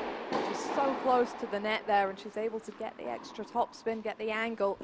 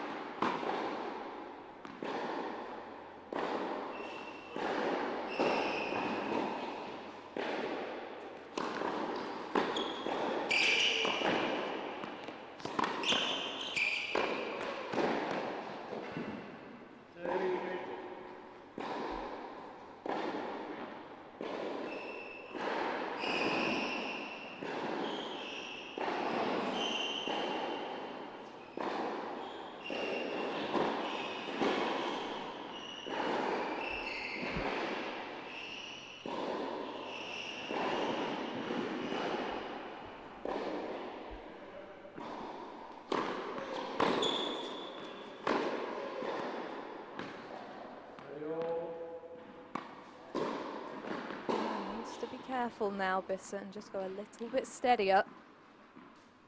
30 all out in front. Appleton's looking at this as an opening.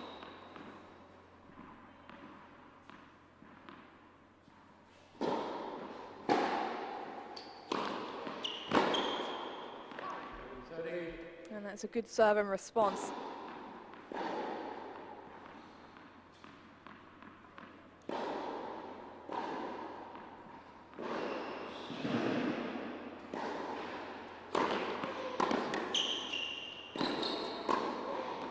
Make that two, calmly executed from Millie Bissett.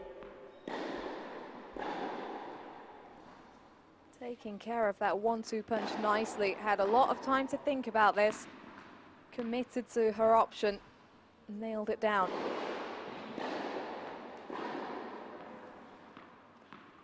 So back level on the scoreboard in the second set.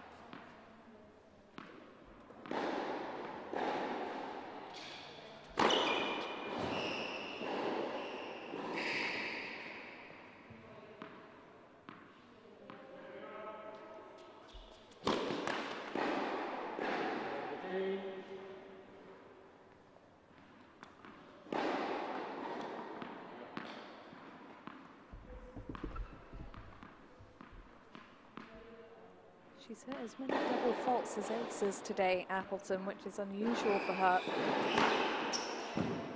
Not anymore. Ace number 8.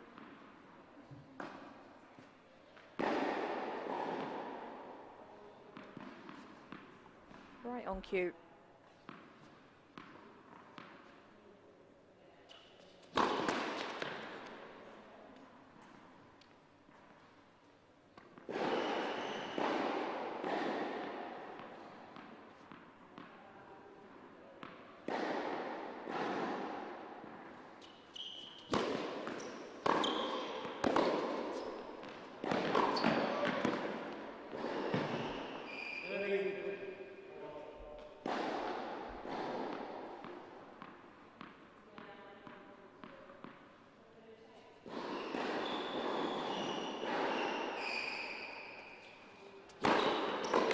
Oh, bullet of a serve.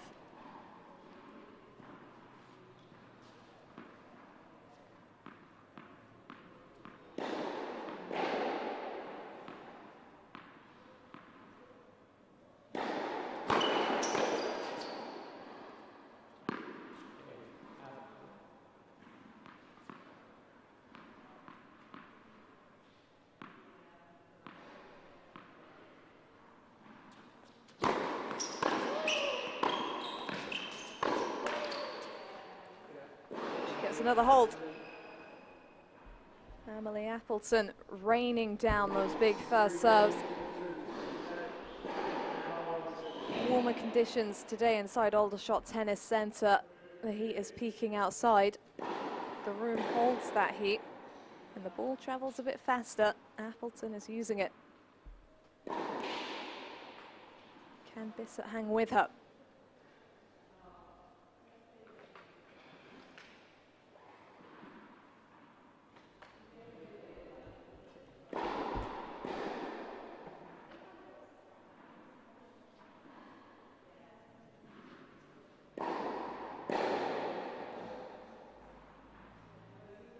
Most recently out in Portugal, Appleton. Playing on the ITF tennis tour. Has been able to play a handful of tournaments since she last competed in the UK Pro League, taking the opportunity of the few weeks break between week 4 and 5 to try and pick up some more ranking points. Did reach a quarter-final in singles in Georgia in May.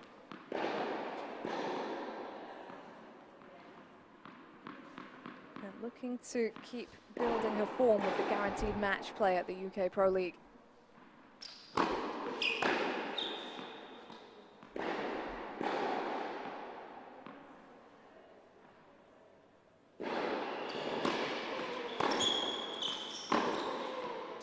Oh.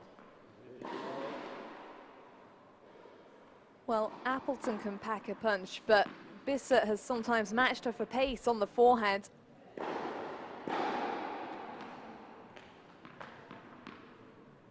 Absolute zinger.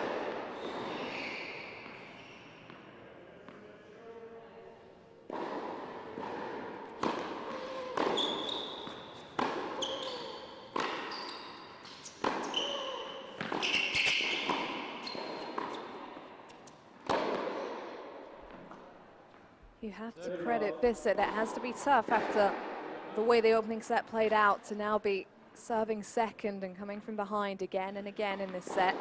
But she's still backing herself. She's still going after her shots. It's good to see.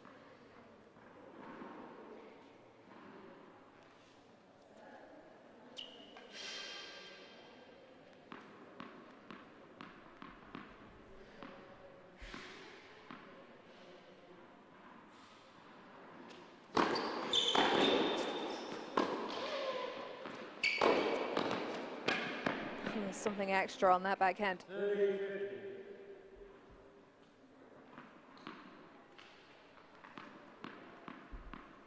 That's the danger of giving a time on the ball from that position in the court.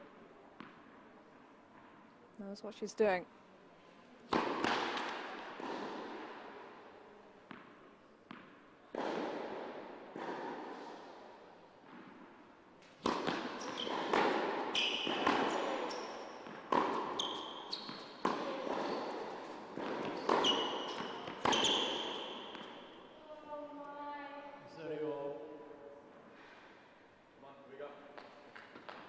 There is a danger of this just starting to pile up on Bissett. You can tell from her reaction there, there's almost the sense of not again.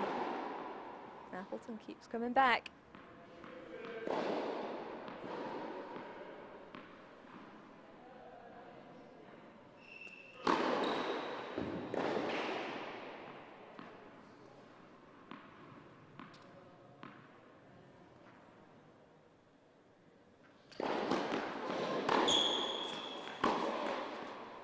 Well, she senses her moment here, Appleton. Slower second serve, ripped through it. And there's not much let up on Millie Bissett at the moment. Down on the scoreboard by a set, by a game. She's facing break point.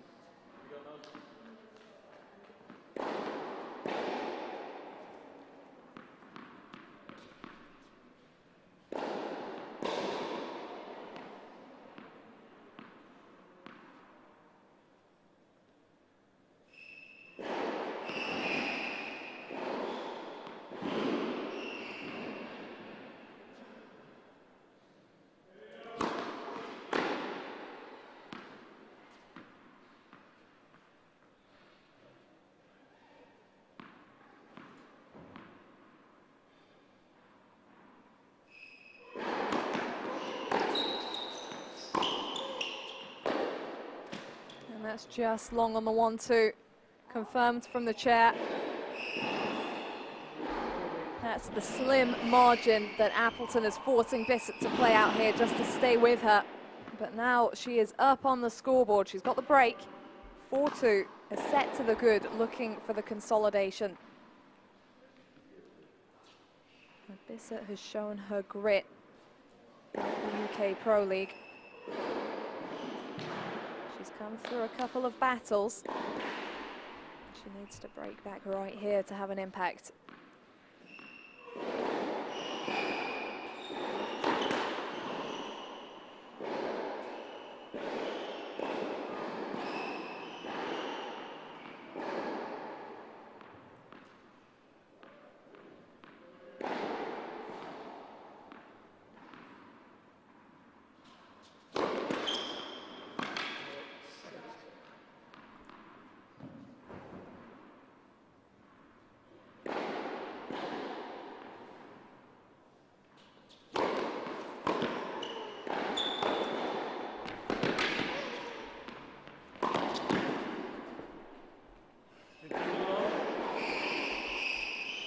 Easier to punish those shorter balls when you're up on the scoreboard, when you're feeling a little bit more relaxed.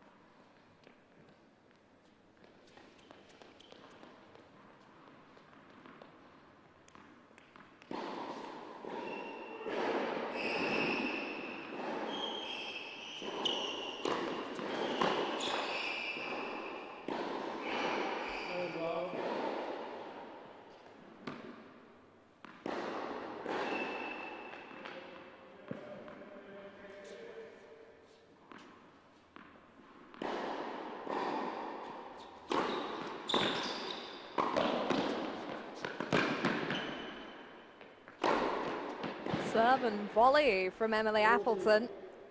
First we've seen, well controlled. And no mistakes on this overhead. Makes a statement with that shot and the position on the scoreboard.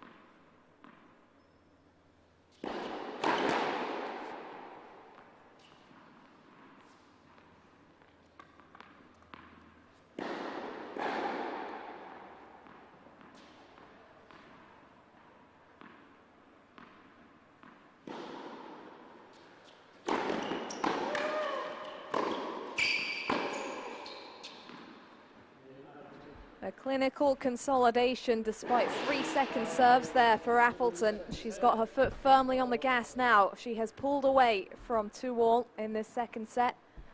And if Millie Bissett is going to get back in this semi-final match, she has to take it point by point and commit to each one as if it's the only one she's going to play. Because Appleton, with the way she composes herself and with her history at this event, is going to make this feel like it's a mountain to climb.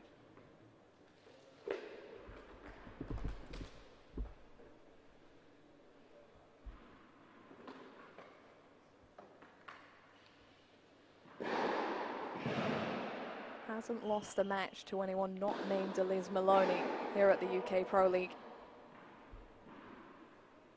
That kind of consistency is really impressive. Sustained across the change of location now as well.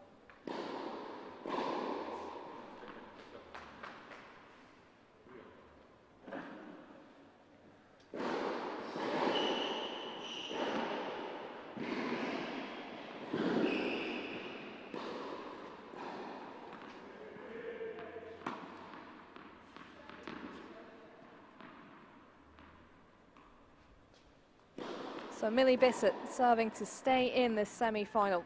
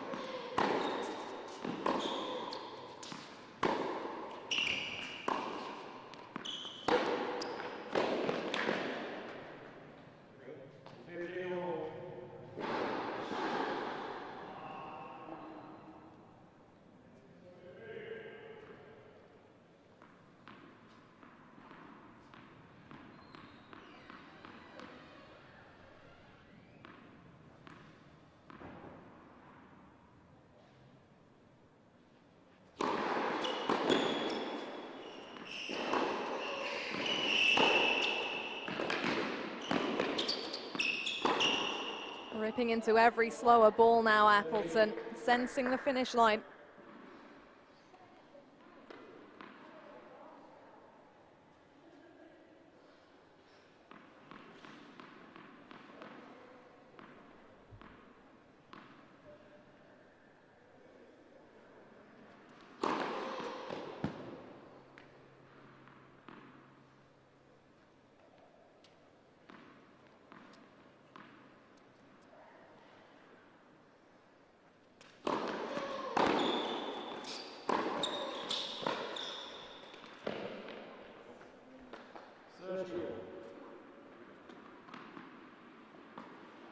And that's something to build on for Bissett. Appleton just easing up slightly there.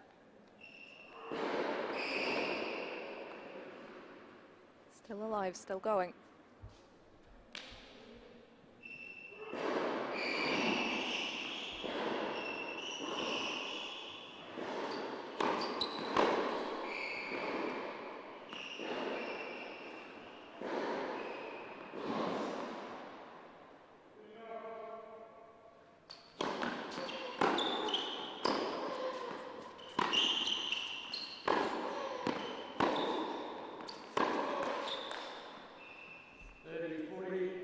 But she will face a match point on serve. Bissett Appleton has all the timing right now. And she hasn't once flinched in this match. 1 point away from the final.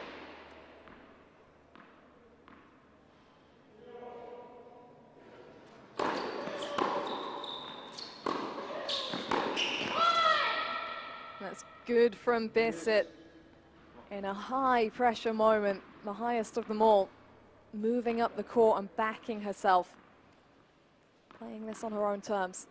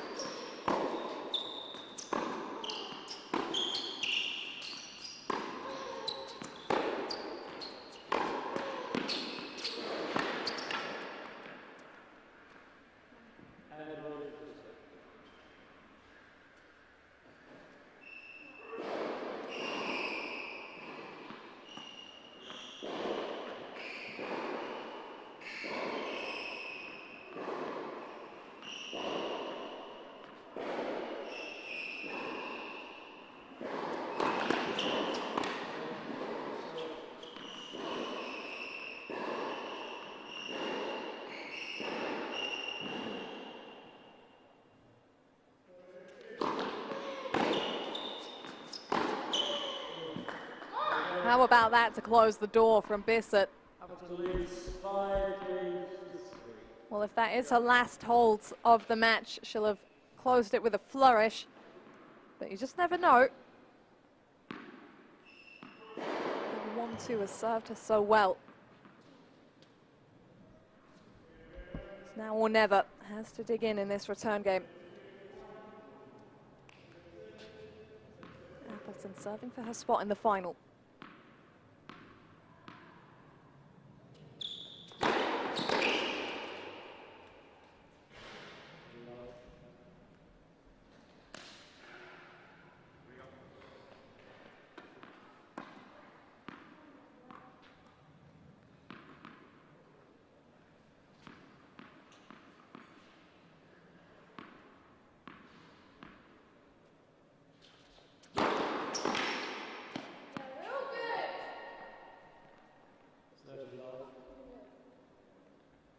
You can understand the frustration for Bissett, but really when Appleton is serving at that level, the reaction time is chopped in half. It's tough in these conditions.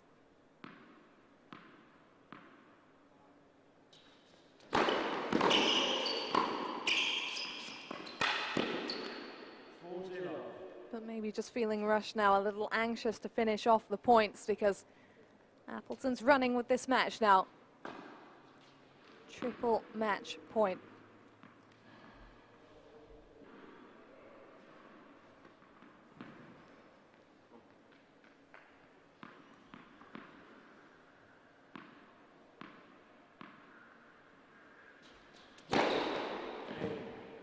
Fittingly closed with an ace. Emily Appleton into UK Pro League final 5 of 5.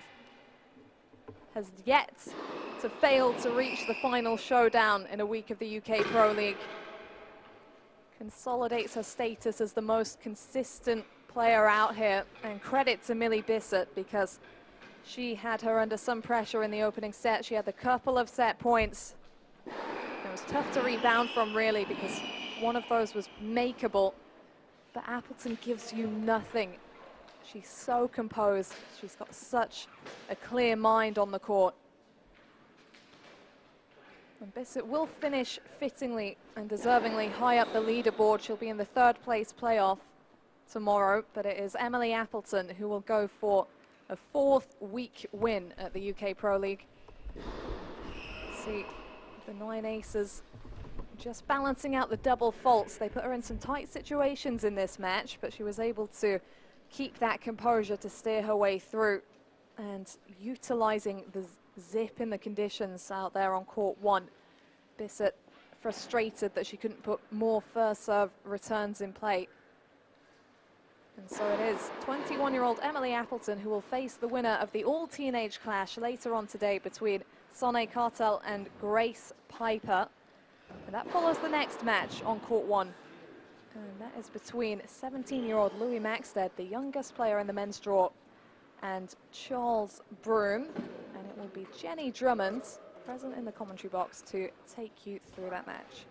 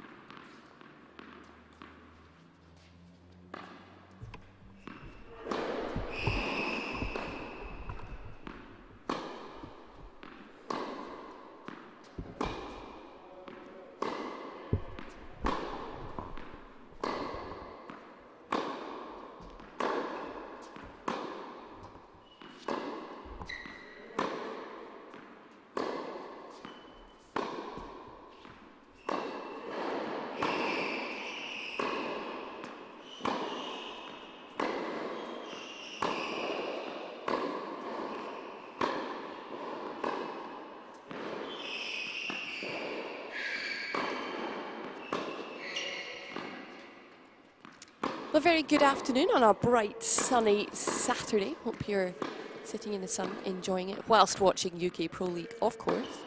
This is day 6 of week 5 of the UK Pro League. It's semi-final Super Saturday.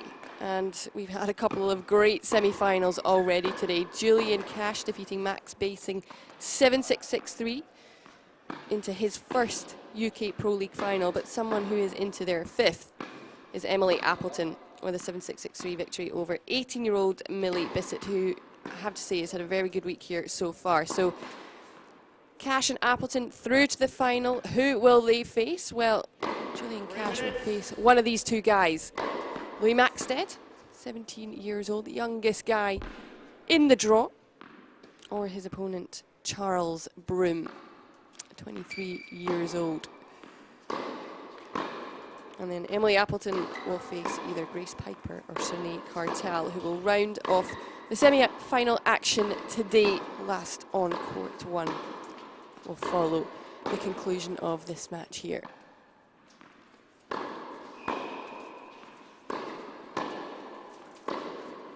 So Charles Broom here at UK Pro League for the very first time. He's had a pretty good week this week, came top in his box D. He was the highest ranked player in the box, defeated Sean Hodkin and Patrick Foley in straight sets. And then yesterday defeated a slightly injured Josh Paris 6-2, 6-3. That was actually a couple of days ago. They got a rest yesterday, all the semi-finalists, so feeling refreshed today. So Charles Broom yet to drop a set en route to today's semi-final. 17-year-old Louis Maxted. Semi-final match, we played best of 3 sets. He's had a pretty good week too. He topped his box. Alexis Cantor actually had to withdraw due to injury, but so Louis Maxted topped his box. Then in the quarter-finals, he defeated Oscar Waitman in straight sets.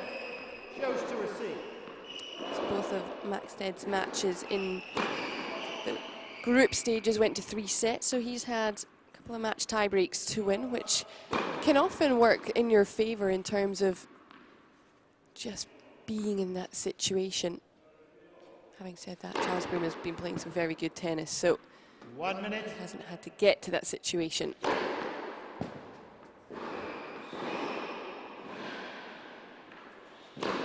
Of course, we'll keep you up to date with all the matches going on over on court 2. 4 matches there as well. 4 matches on each court for you tomorrow. Tomorrow being finals day, we'll find out who our week 5 winners will be.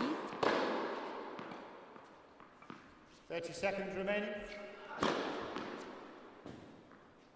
So Louis Maxted, just 17 years of age, played in Junior Wimbledon just last week. Got to play in the qualies of Eastbourne and Nottingham as well. So some great experience for the 17-year-old so far. He is a young talent.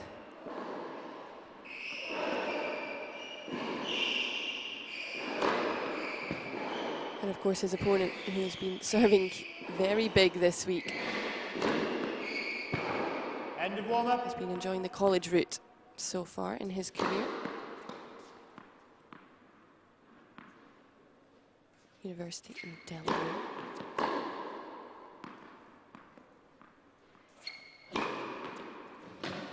But he is now back in UK soil for UK Pro League.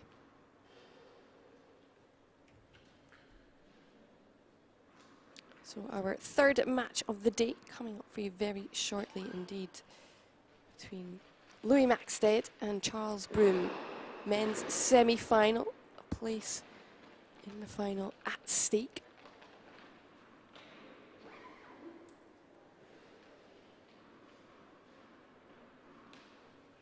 Charles Broom from St Albans. Went to Dartmouth College, studied biochemistry. And then went on to do a master's at Baylor University. Wanted to extend his time out in the States. interestingly, started playing tennis left-handed until he was 5 years old. Switched to his right hand. So, rather talented, ambidextrous guy, but he's up against a very talented 17-year-old as well, Louis Maxted. So, time for this men's semi-final to kick off. Just one second, I think I got you as receiver.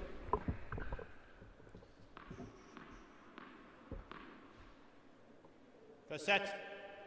Room to serve, ready. Play.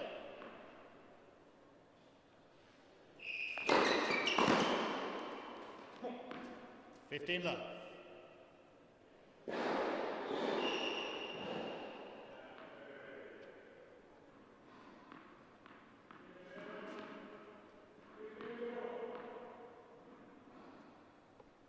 First serve.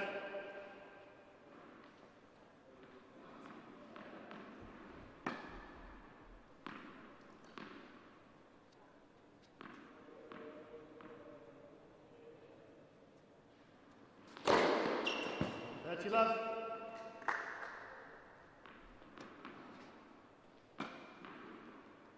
That's the booming big serve of Broom. Picks up a lot of cheap points when it's firing.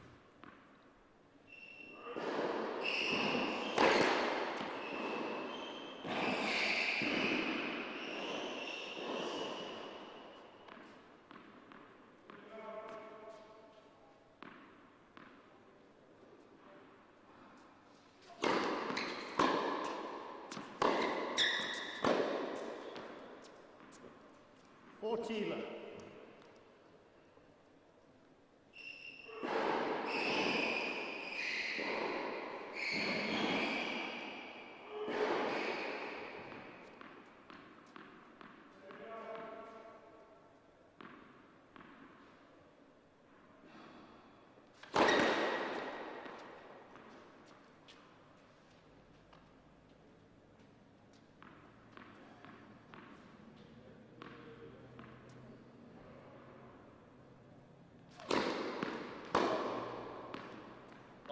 Yep.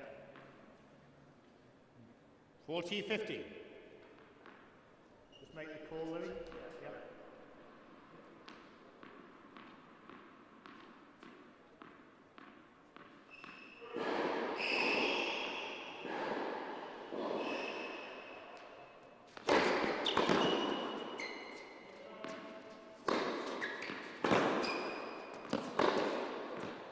Again, Broom. First game.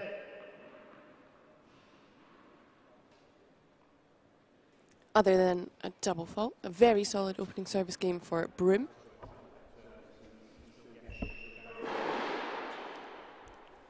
I mentioned hasn't dropped a set this week so far. Hasn't been overly tested.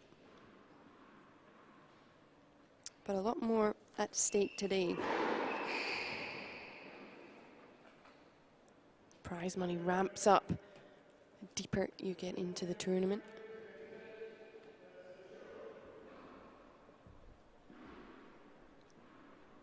£3,600 for the winner. It's a lot of money when you're also trying to carve a career in tennis that is very costly.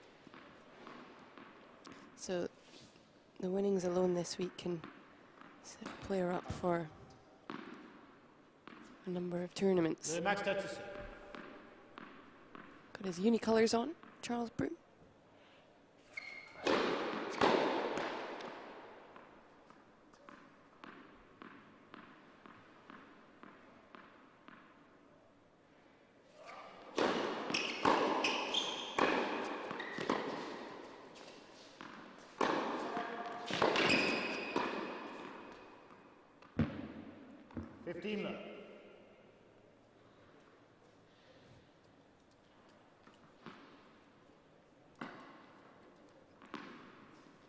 Confident play from 17-year-old. It's great movement, great footwork around the ball. Mentioned just off the fresh off the back of Junior Wimbledon. Lost in the second round.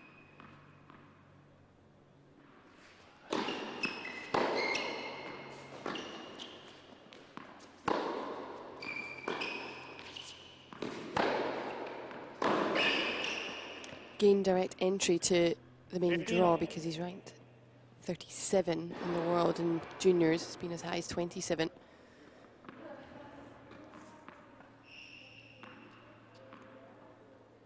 Played in Roland Garros as well, lost in the first round there.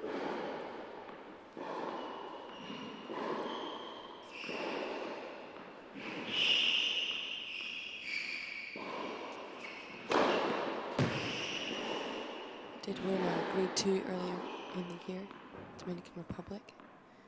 Britain's Jack Pennington-Jones in the final.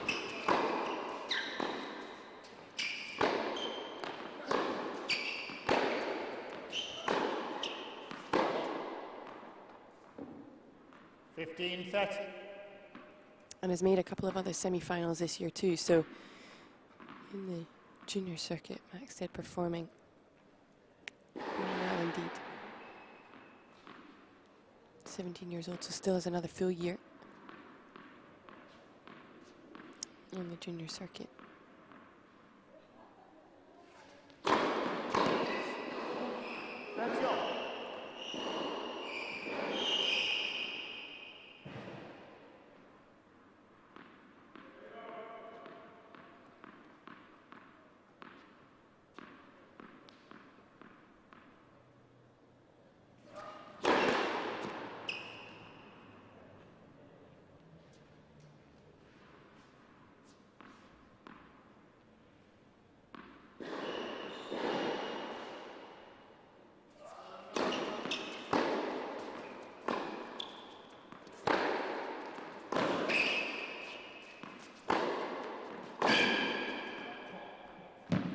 Oh, Broom pushing Maxted back, hitting the ball flat and deep, and it's zipping through the courts here at Aldershot Tennis Centre. They're quite quick, quicker than those in Loughborough, where we had the first 4 weeks of UK Pro League.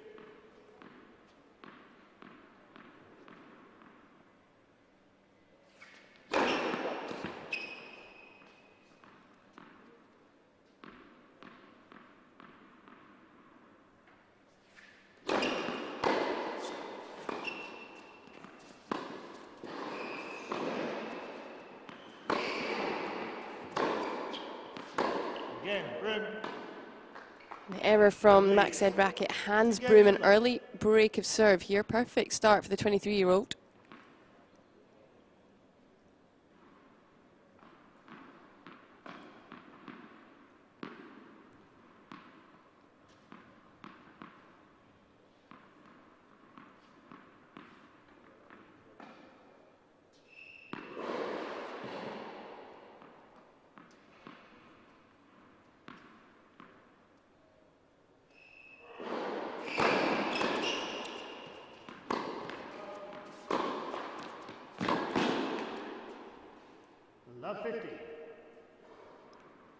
Well, Maxted trying to dig in deep right from the get-go here to see if he can get that break of serve back.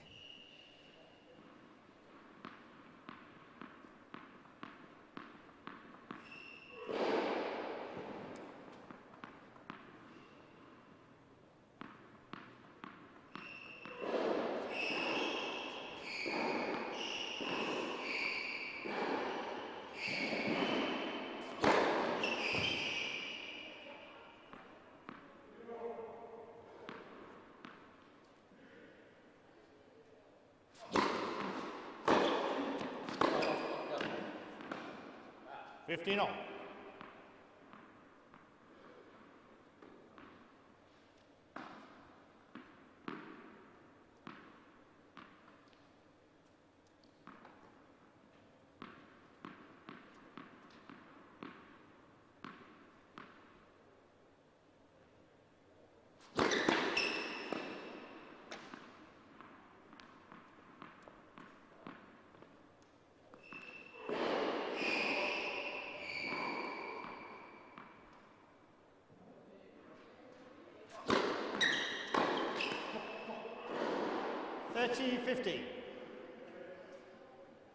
That's a smart serve. Got enough slice in it to jam Maxted up here, especially with the single-hander.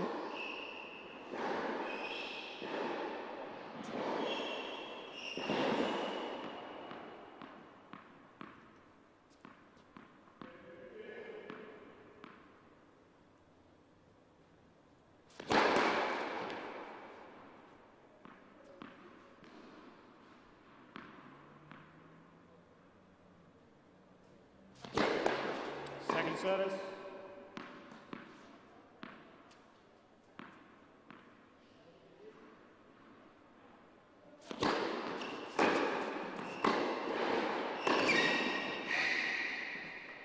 $14.50.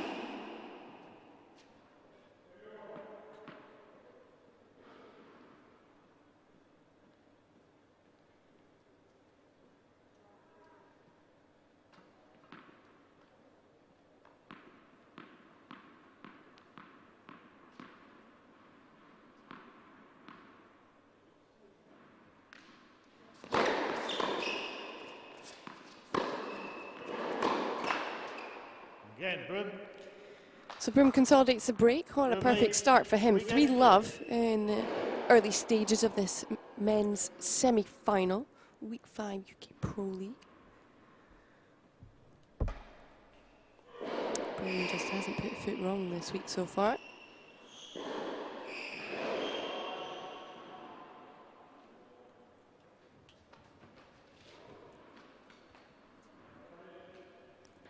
I mentioned Broom is here at the UK Pro League for the first time.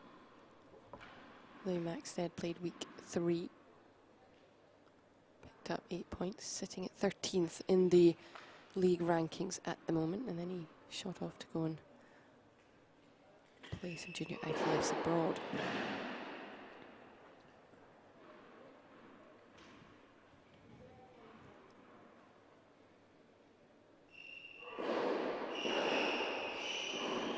So Broom having only played a few international matches this year, but obviously played some college tennis, been very busy with the college tennis in his Dartmouth College colours. Interestingly, he was a very good British junior. Came through qualies at Junior Wimbledon in 2015, did Broom. And he even beat Stefanos Tsitsipas back in the day. Roland Garros finalist this year, made his first Grand Slam final. Stefanos Tsitsipas. Wimbledon didn't quite go to plan for him though. Exited in the first round against Francis Tiafoe.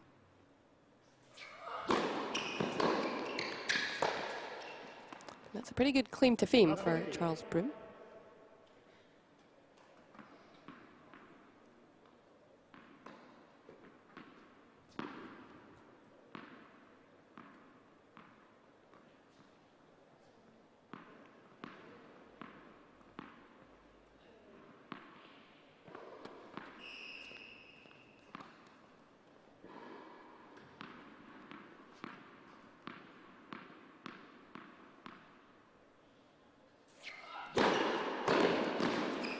$15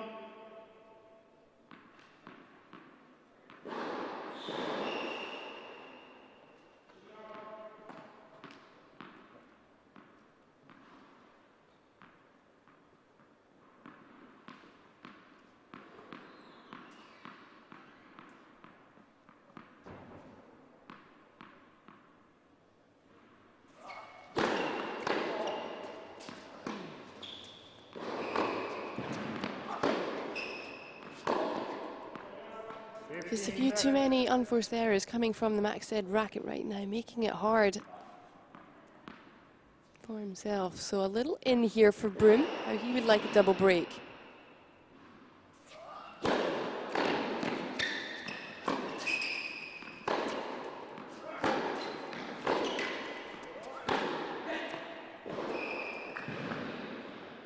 $15.40.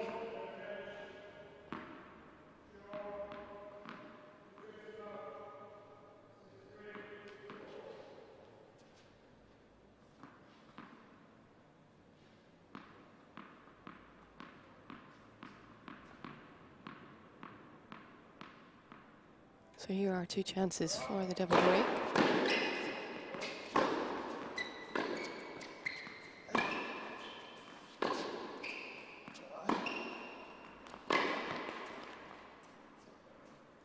$30.40. Maxted managing to save one of those. Pretty deep return from Broom straight off the bat, so nice recovery from Maxted.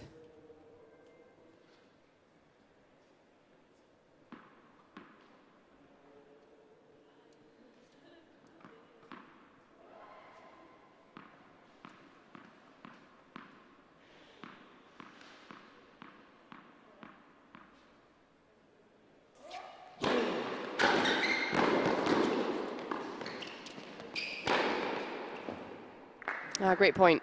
Juice.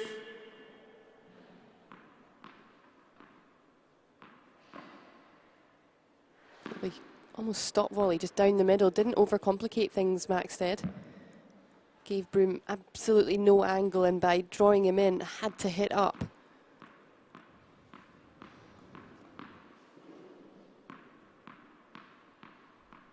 So saves both break points.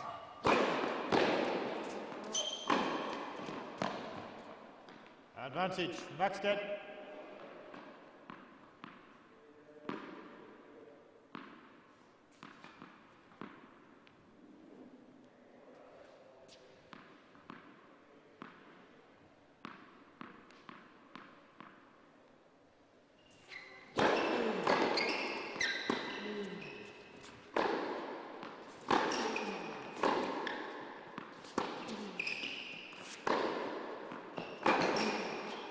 Oh, Louis Maxted has come out to play now.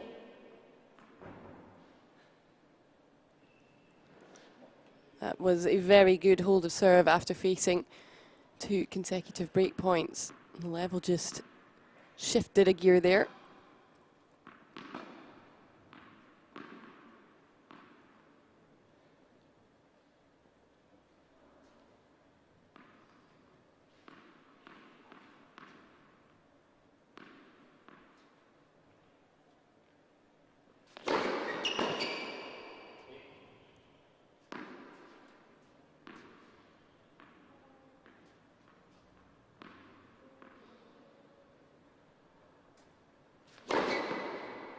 Love 15.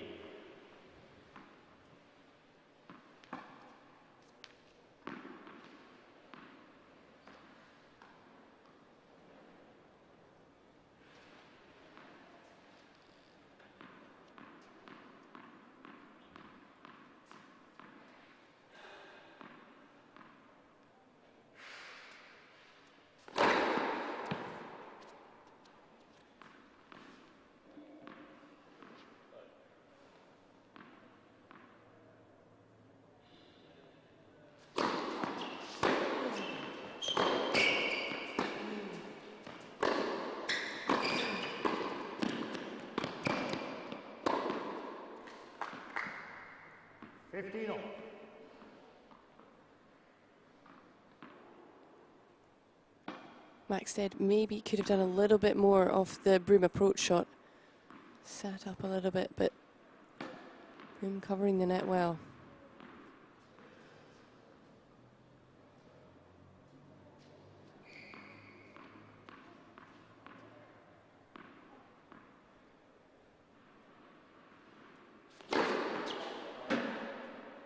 $30.50.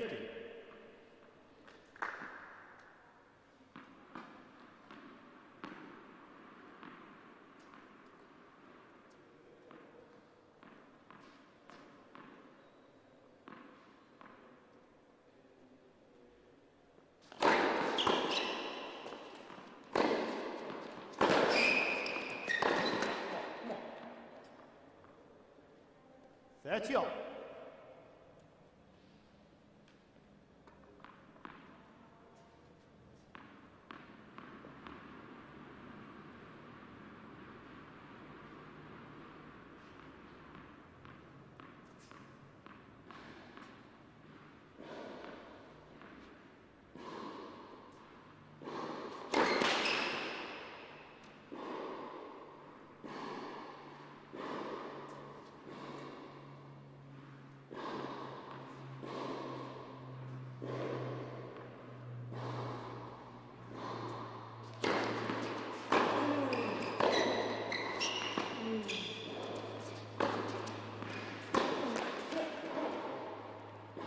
This is certainly a much tighter service game than the last for Broom.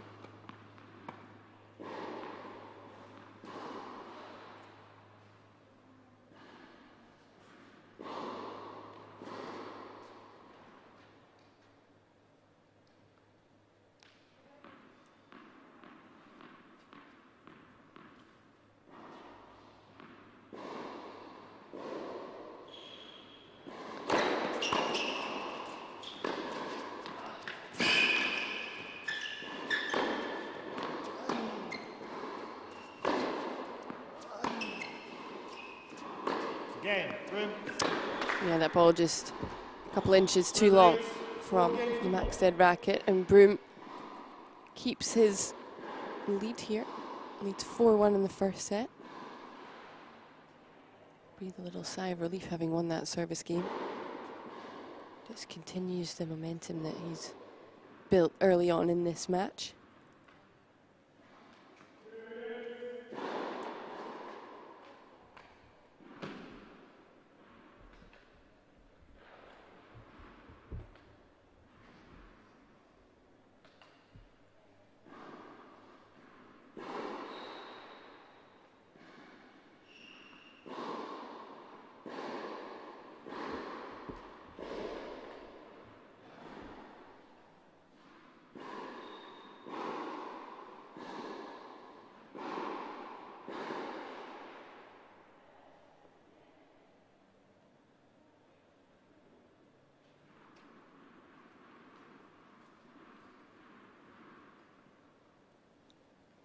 So both guys up out of the chair before time is called by the umpire, ready to get going.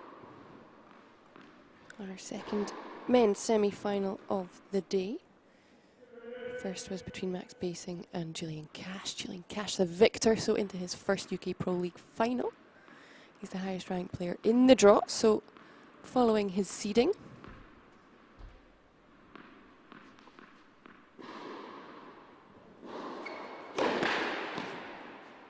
He will face the winner of this match tomorrow.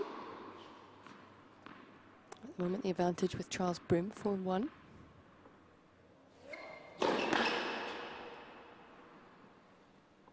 Love 50.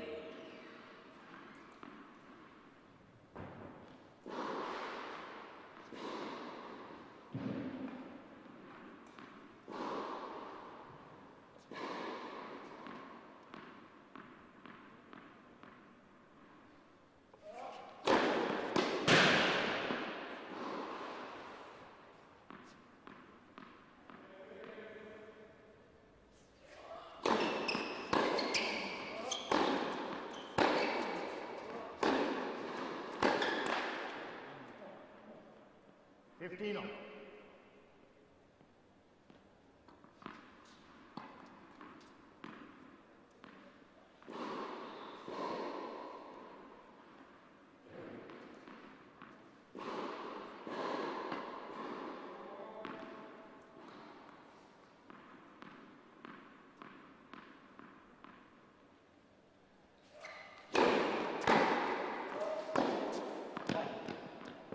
15-30.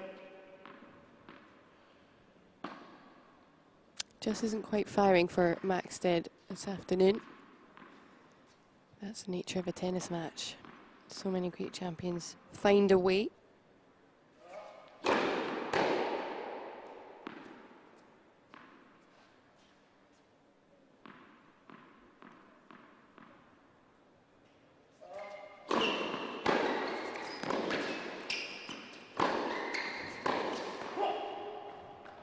$15.40.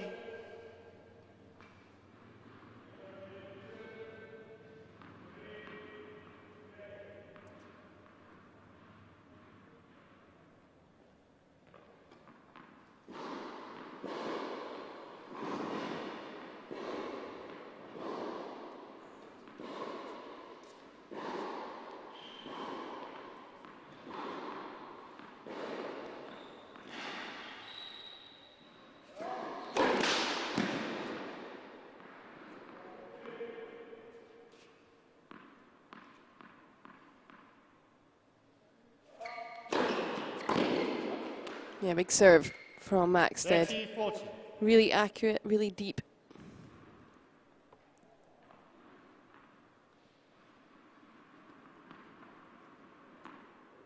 Under pressure too.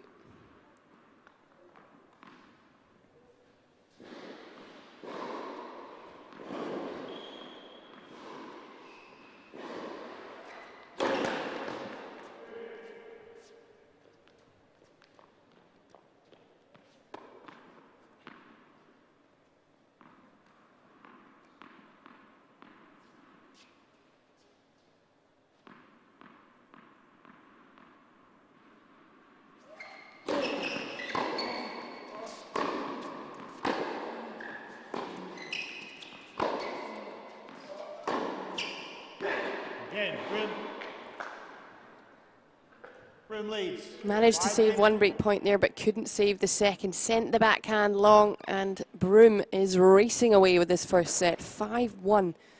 He leads now, serving for the set.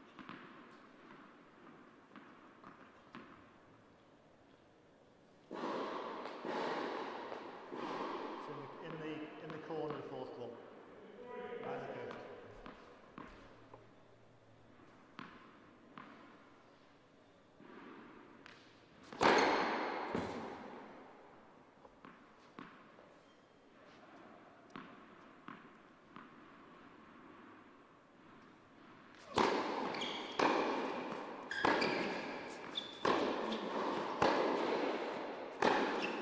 Oh, that's just beautiful to watch. Wound up and just let loose. Probably has a little bit more freedom to swing right now, given the score line. Why not try and find a little bit of range?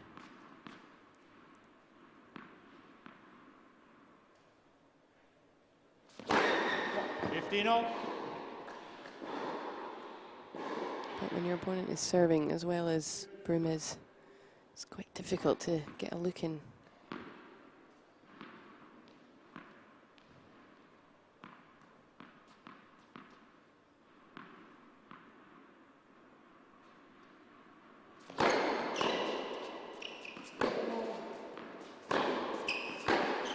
$30-15.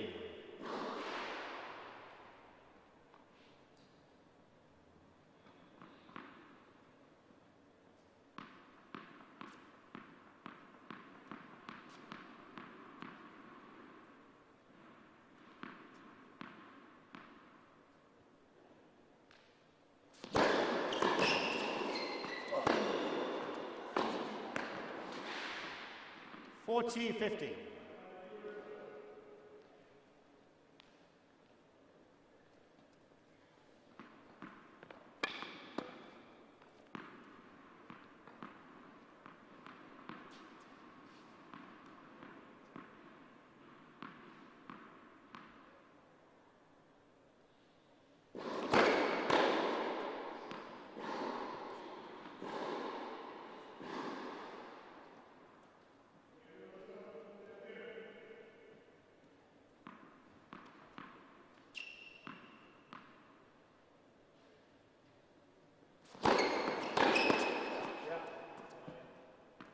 $40-30.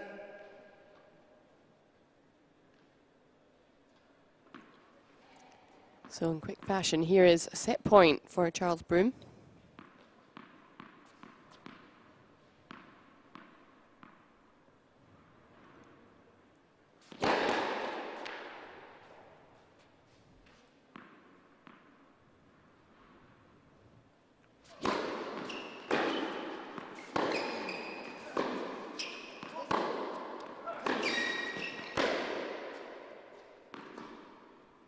Juice.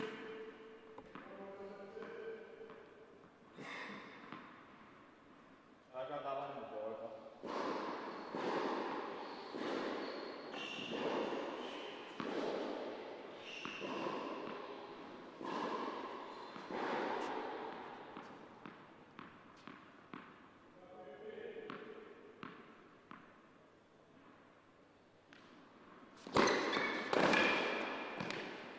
Advantage, Broom. Nice change up on the serve, out wide this time. Just trying to keep his opponent guessing. Sets up a second set point chance for Broom here.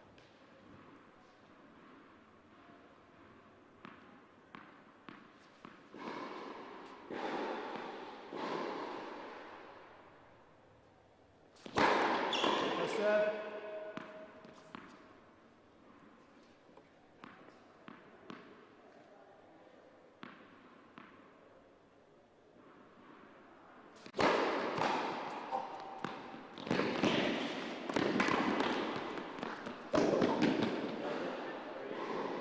Yes. Made it somehow. Maxted hanging on. Great hands.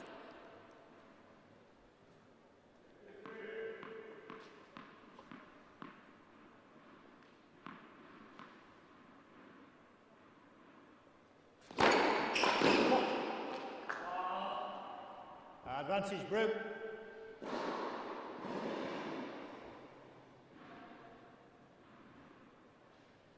Louis, I think this has been said before, but when you make that backhand, your arm goes up and it looks like you're calling a fault.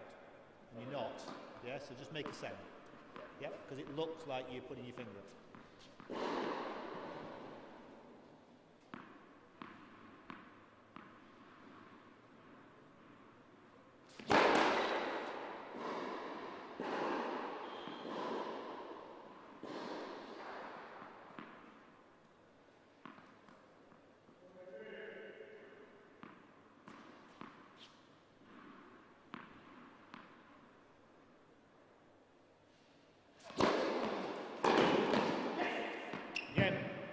Set, Broom. So on the third time of asking, Charles Broom wraps up the first set in this men's semi-final, 6-1. Still yet to drop a set this week, Charles Broom. His good form certainly continues here on court 1, Aldershot Tennis Centre. So Charles Broom, 1 set to the good.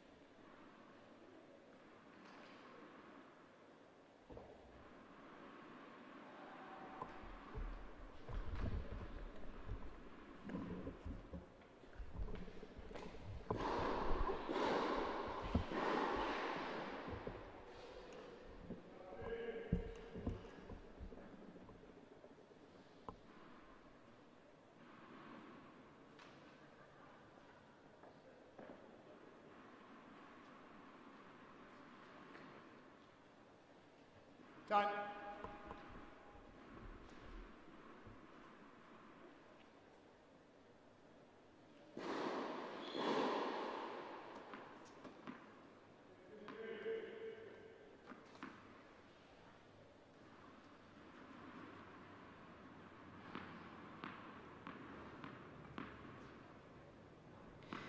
So set 2, Maxted with a little bit of work to do here.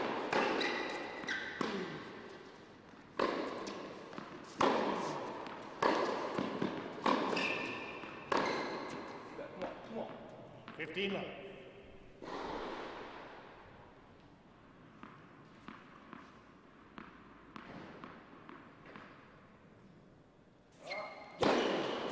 Dirty love.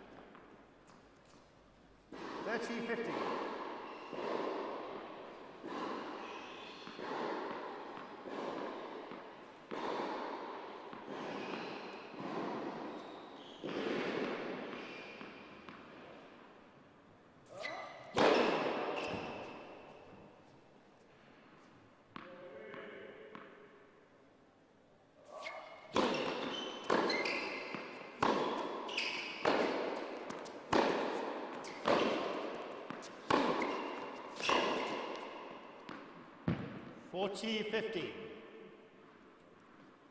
Much better game from Maxted here, trying to get off to a positive start after only being able to hold serve once in the first set.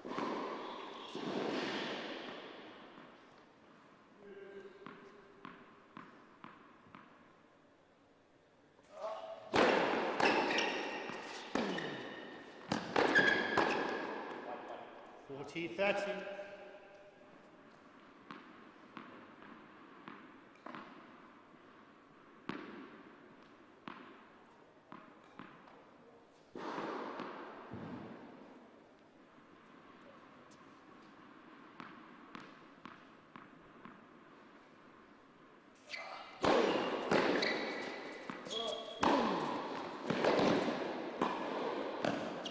game. Maxted. First game. Second set. So great start for Maxted here, getting his job done, winning his serve. Just trying to put a little bit of pressure on Broom, who's just been in great form all week long. Looking super confident on these hard courts.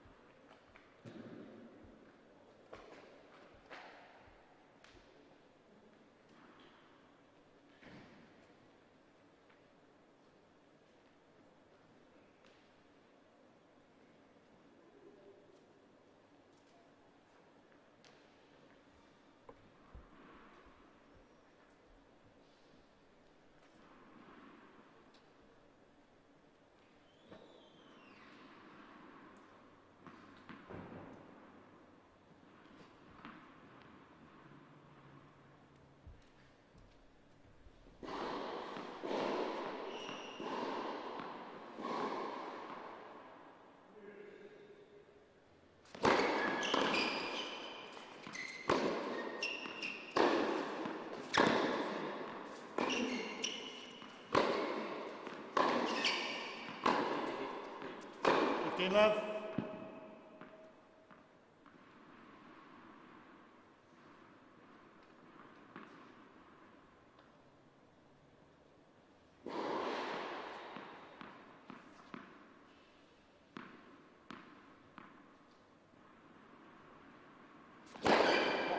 Love.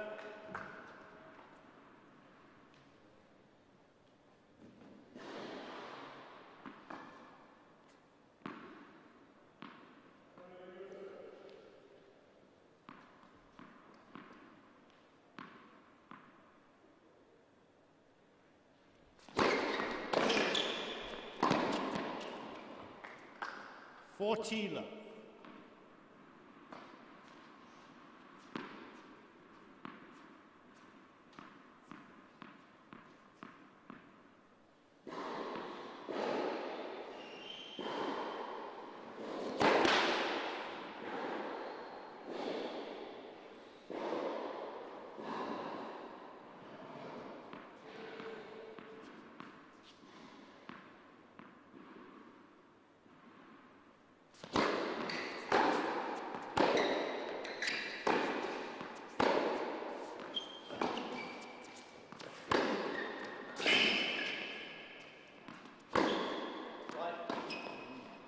Forty, 50.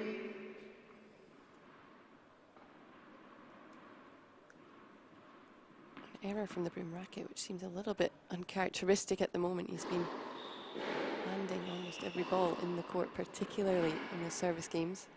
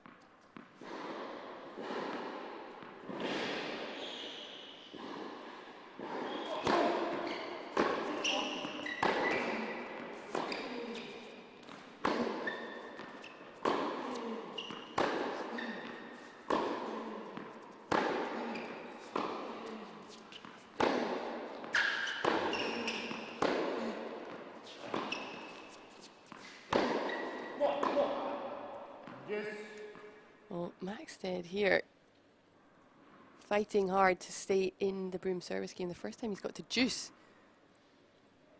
And you could hear his positive attitude there. He knows this could be a very important game for him.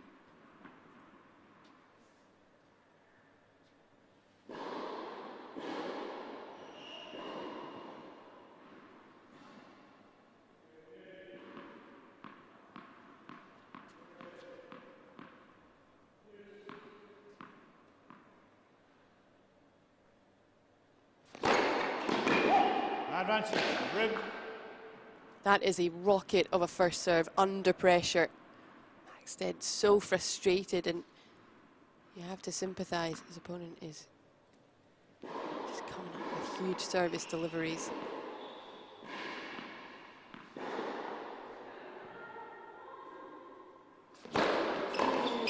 Again, Broom. 1 game all. Very good hold from Charles Broom there to level this set 1-all. Could have been a very different story had it gone the other way, but 4th one's in the door again. both with a hold of serve here.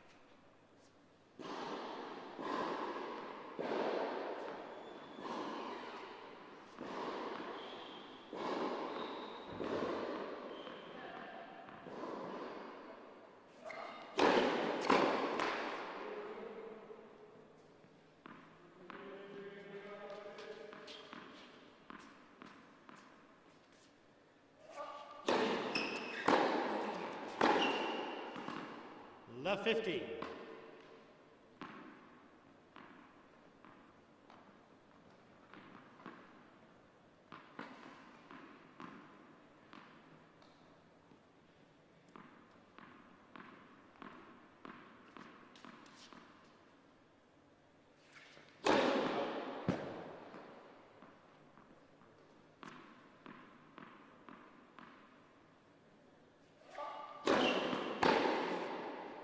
Fifteen up.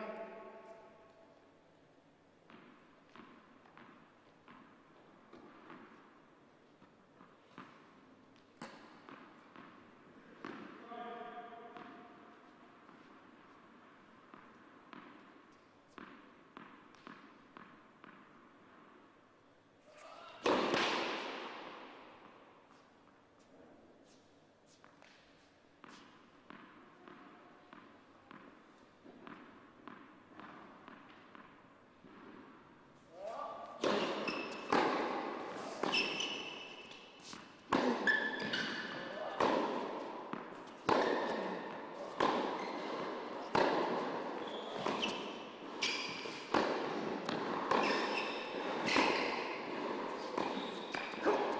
Mark it. 15-30.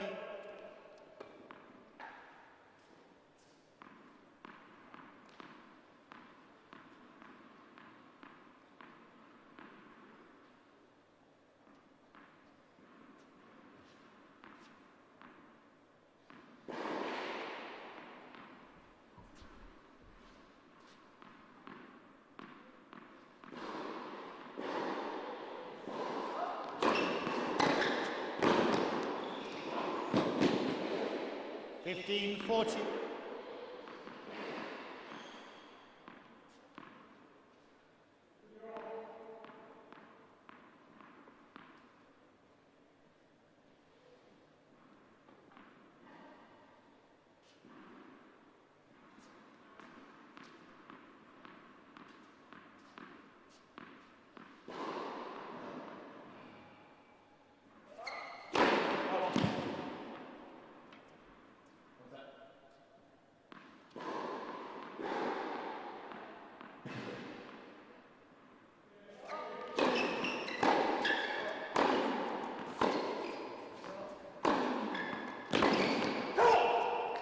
Broom. What a shot from Broom. Broom leads. And he's created a great chance for him here. Breaks the Maxted serve. Leads by a set and 2-1. He is motoring.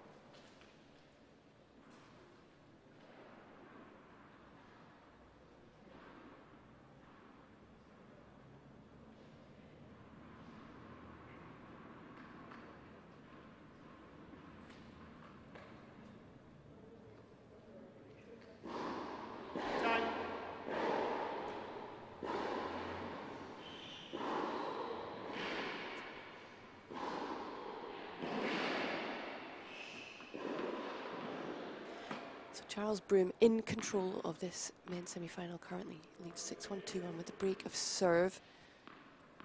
Our second men's semi-final of the day. Julian Cash victorious earlier against Mac Basing. He'll play the winner of this. 15 love. And then following this match, we'll have Grace Piper and Sonay Kartal in the last women's semi-final in Appleton, already through to our 5th UK Pro League final.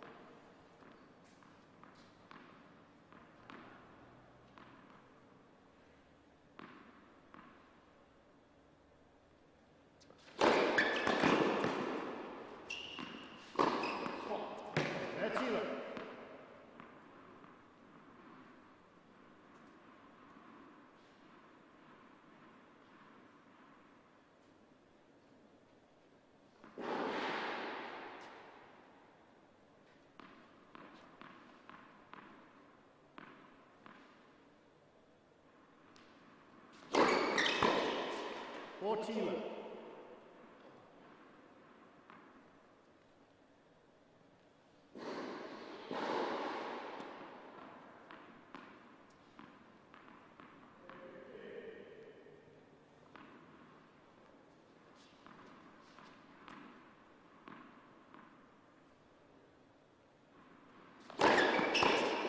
Again, Broom.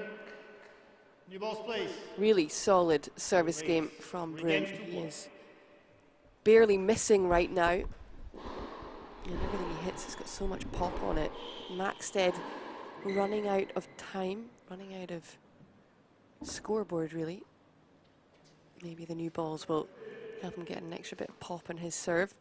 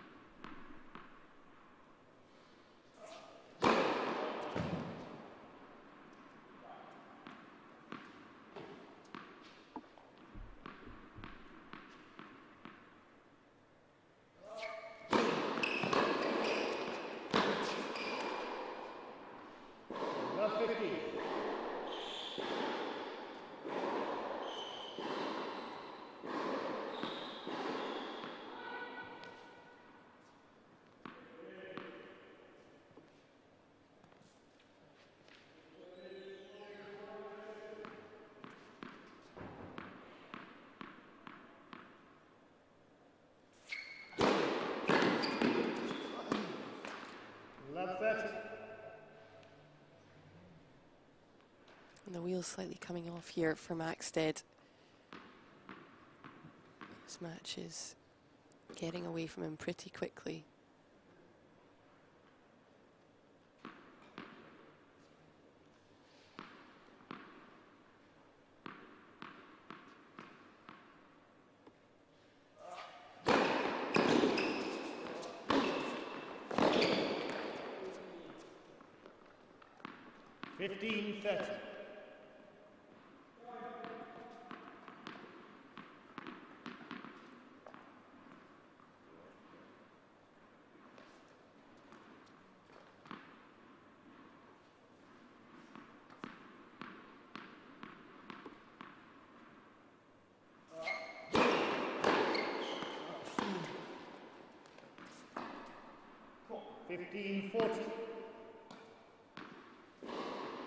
That error long now means that Broom has 2 breakpoint chances for a double break.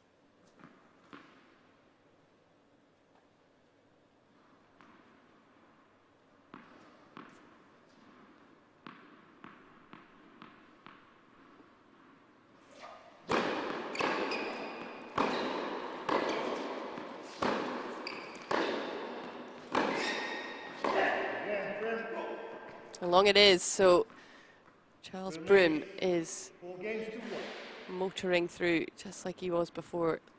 Leads by a set and a double break. Just 2 games away from a spot in the UK Pro League Week 5 final.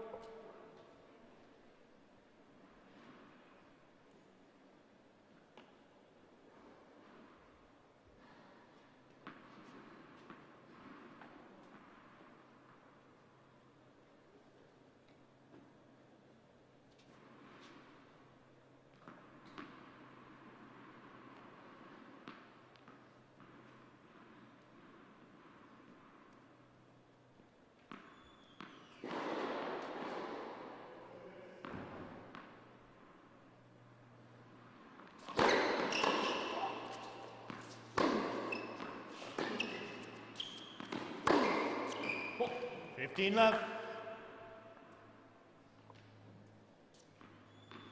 That was a really good point from Broom. Wonderful footwork around the outside of the ball. Created a fantastic angle.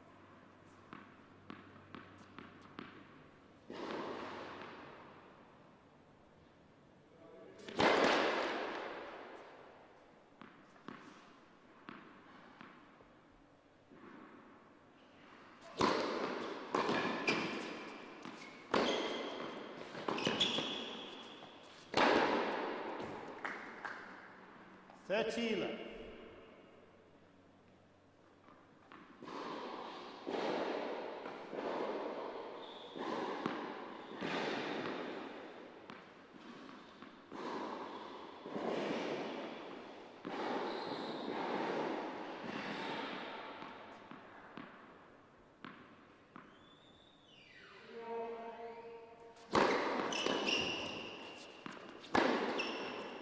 Thirty, 50.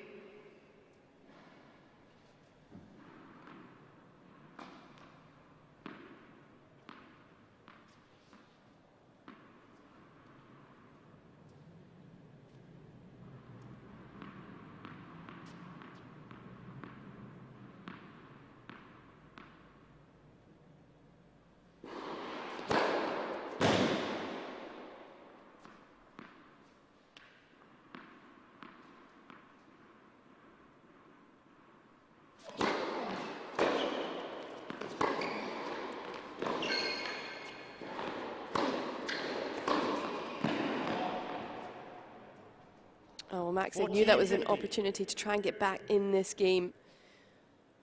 Just forced it long.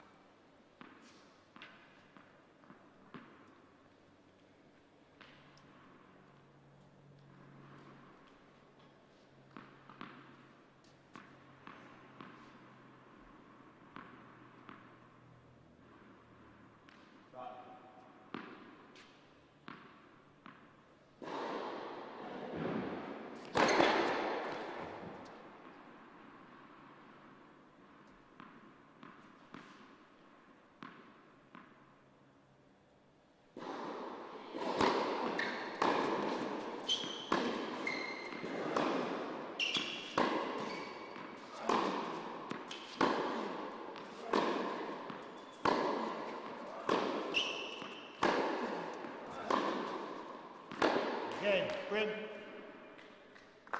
Another holder serve 5 games to for 1. Broom, yet to drop serve in this match.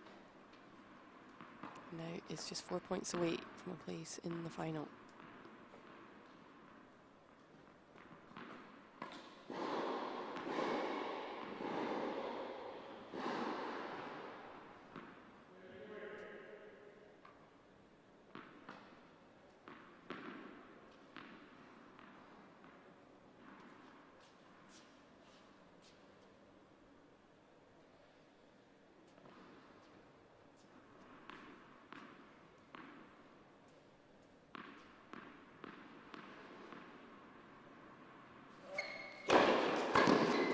Love.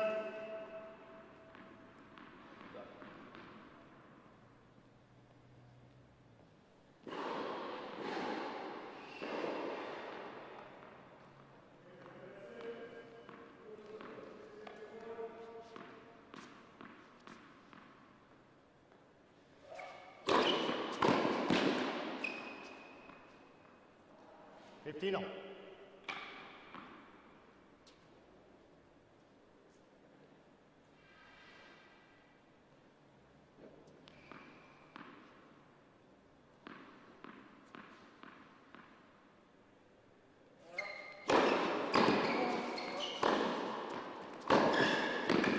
Oh, that's an absolute stunner. 15-30. He is just seeing and feeling the ball so well today. Charles Broom can do no wrong.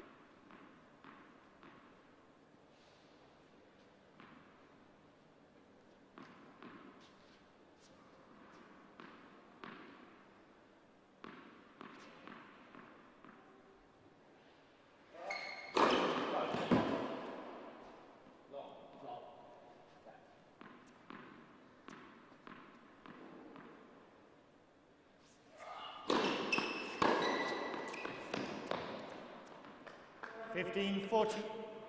Everything that is coming off the Broom racket right now is red hot.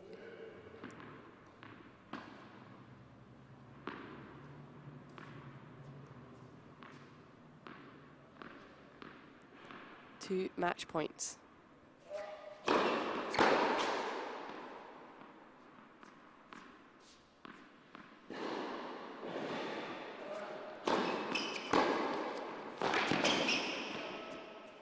Games on a match. Broom. Oh, what a high-level match from Charles Broom. He is into his first final here at the UK Pro League on debut. He's yet to drop a set this week. And such good quality tennis from the 23-year-old from St Albans. He will take on Julian Cash, top-ranked player in the draw, to see who will become the week 5 winner.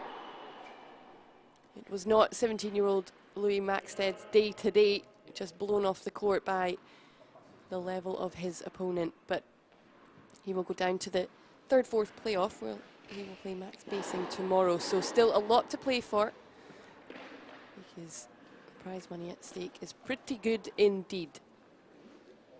A really solid serving performance from Broom. Maxted managed to get juice on his service game once. Didn't face a single break point, Broom.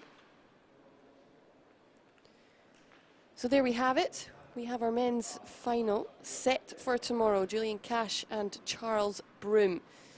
We have one half of the women's final, Emily Appleton, but who will the other half be? Grace Piper or Sonay Kartal? Well, that match is coming up next.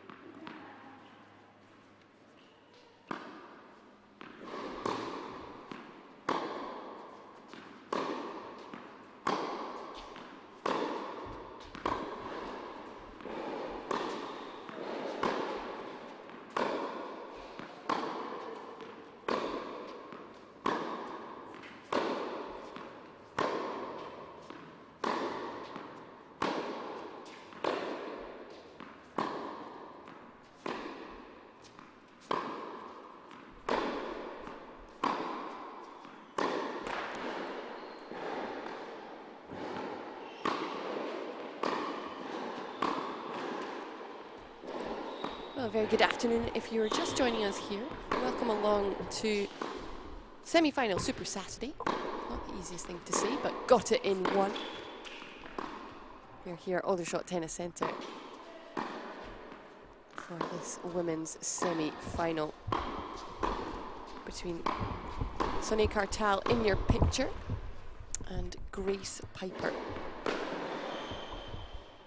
we already know who the winner of this will face. It'll be Emily Appleton. She defeated Millie Bissett earlier on today, 7-6, 6-3, to secure her spot in her 5th UK Pro League final. And we know who the men's final will be. Julian Cash and Charles Broom.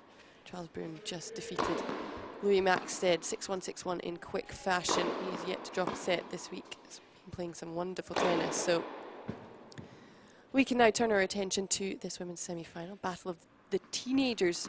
Number of teenagers here competing this week at the UK Pro League.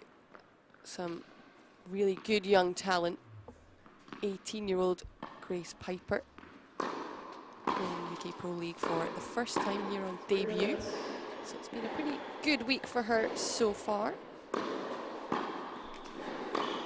Take you through her route to the semi-final.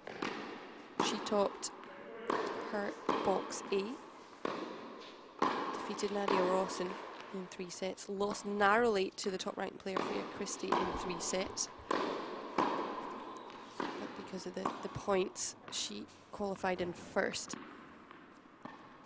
Then she took on Anna Brogan from my neck of the woods, actually, a couple of days ago, won 6-love, 6-3. It was a very good win for her. So today faces Sonay Kartal, who's been looking pretty good this week. Did have a little slip up against Millie Bissett in her first match. That was a really high quality match, but qualified in box D in second. So yesterday she played the week 3 winner, Elise Maloney, and defeated her 7-5, 6-love. That 6-love set was just unbelievable tennis from Sonay Kartal. So she'll be looking to do a similar type of thing today, but an interesting matchup. Both very good counter punchers, both great athletes, and full of confidence this week from the good tennis that they have been playing. So Kartal, I mentioned, was 19 years old, from Brighton. Played UK Pro League in week 4, but unfortunately got injured, so had to retire in her semi-final. Excuse me, it's week 3 she played. So glad to see her back here, fit and healthy. And looking to go one further this time into the final. It would be a first final for both of these ladies. I mentioned Grace Piper here for the very first time. The first 4 weeks of UK Pro League were all in Loughborough at the Dan Maskell Tennis Centre, but we have relocated to Aldershot Tennis Centre this week. No pink and purple on the courts, just light and dark green.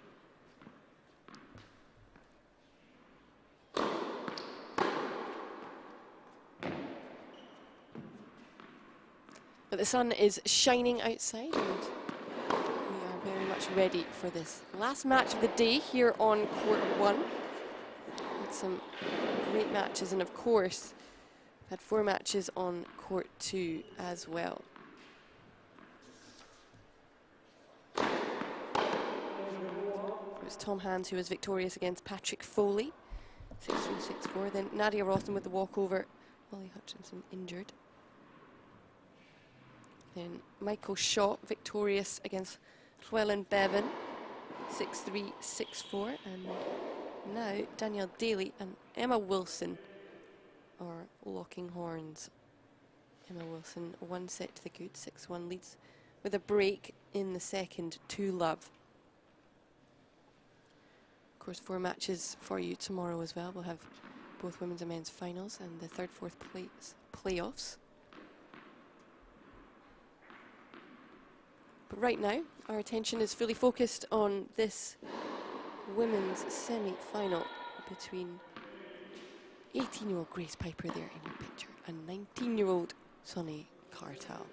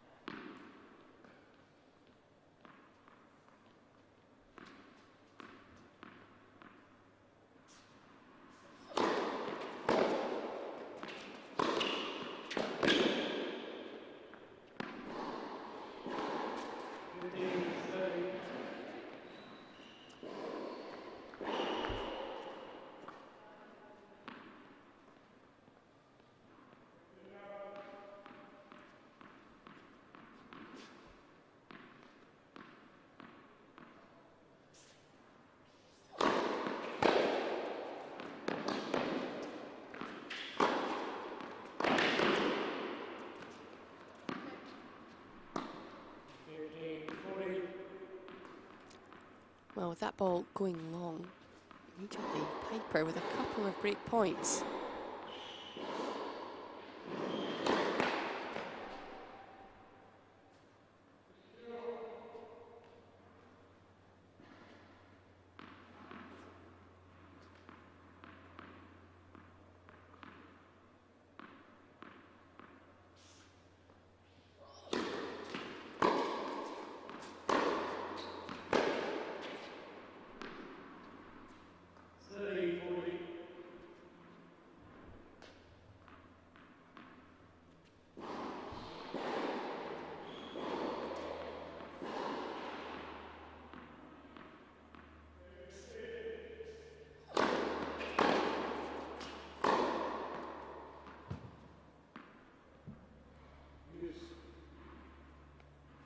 Good effort from Kartal to fend off 2 break points right at the beginning of this match.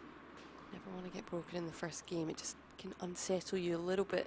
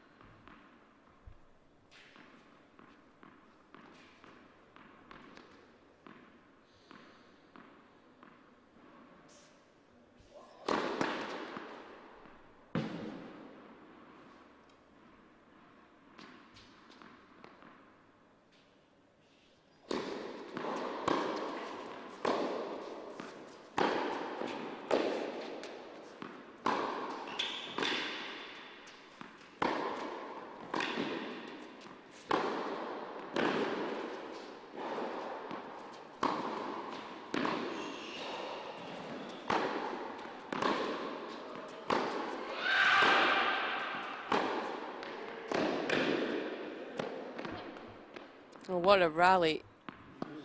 And that could maybe be a bit of a sign as to what we can expect in this match. Both players make so many balls in the court, but there certainly was some power coming behind those shots.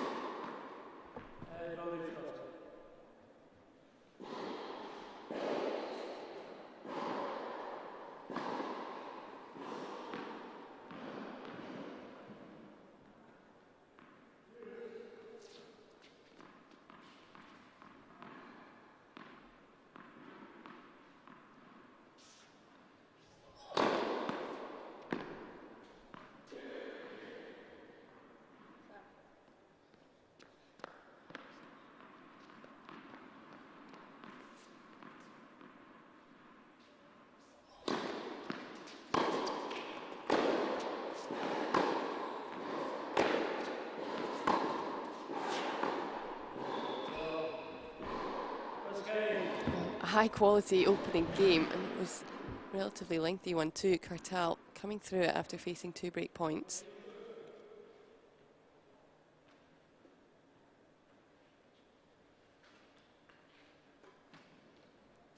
But I'm sure both players getting a little bit of a feel of what to expect in this match.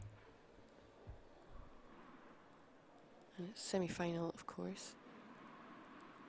Place in the final at stake, so nerves can definitely play a part as well.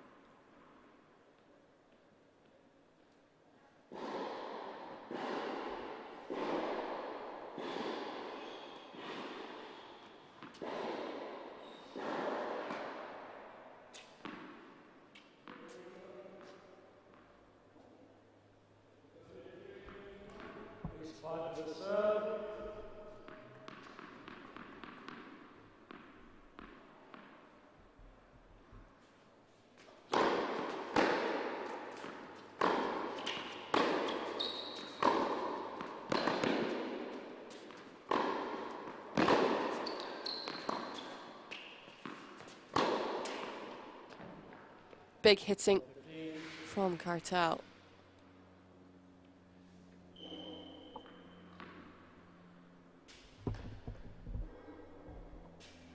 Well, Charles Broom was a man on a mission in his semi-final match.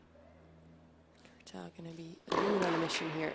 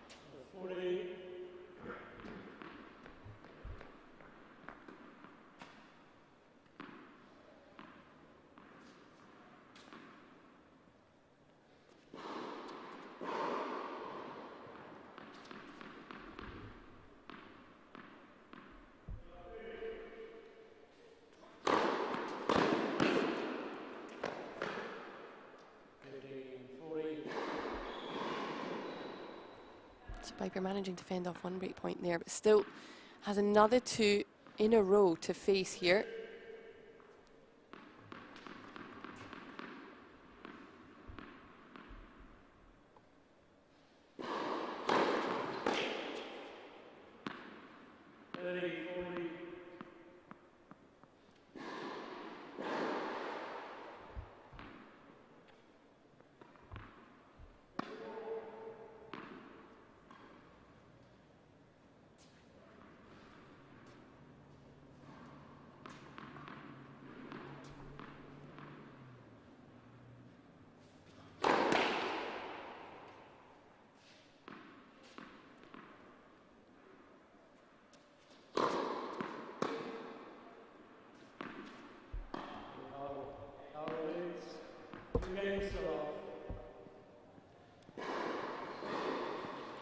Early break of serve for Kartal. Perfect start for her. Managing to convert on the final breakpoint chance there. So 2-love lead for the 19-year-old.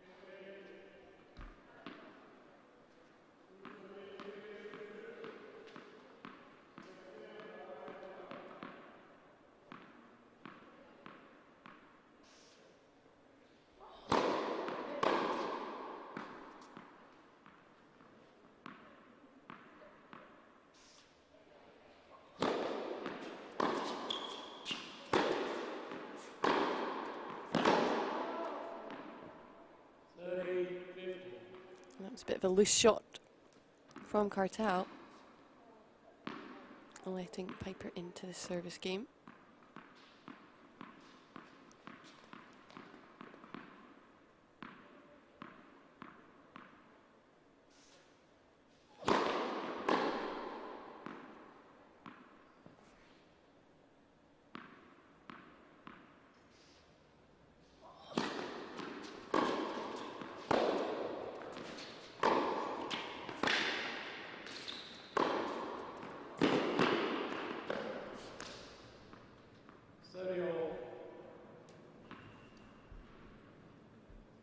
Piper doing well there to work her way into the point, get Kartal on the defensive.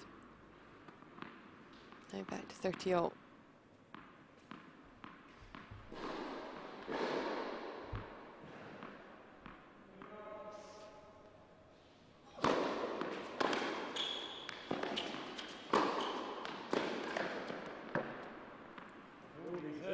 That is some power hitting right there. Relentless cross court. It's not easy to be so effective cross court as well. That is a huge forehand.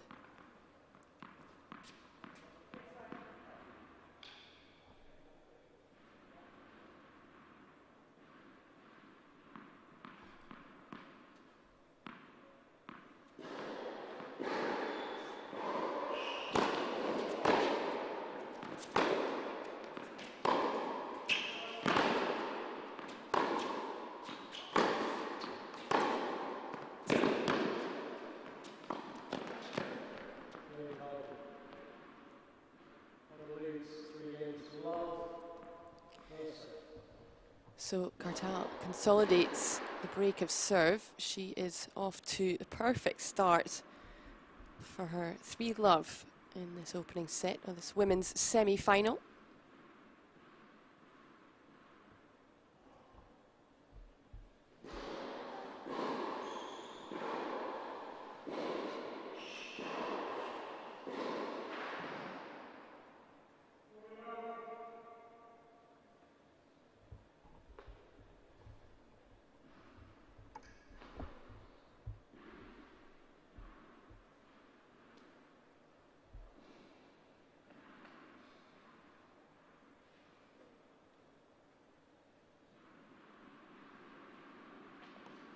Time.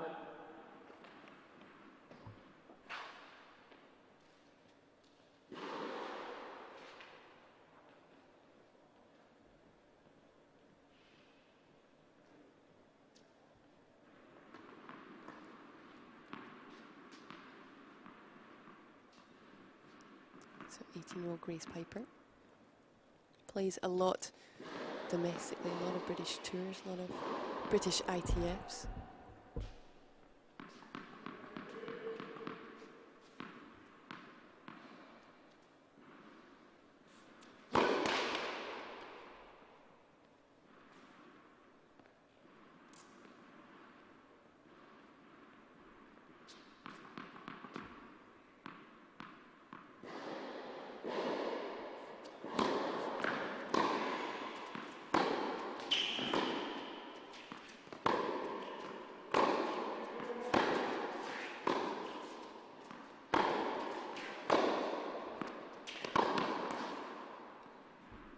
That is nice width of the court use from Kartal, just pulling Piper off the baseline.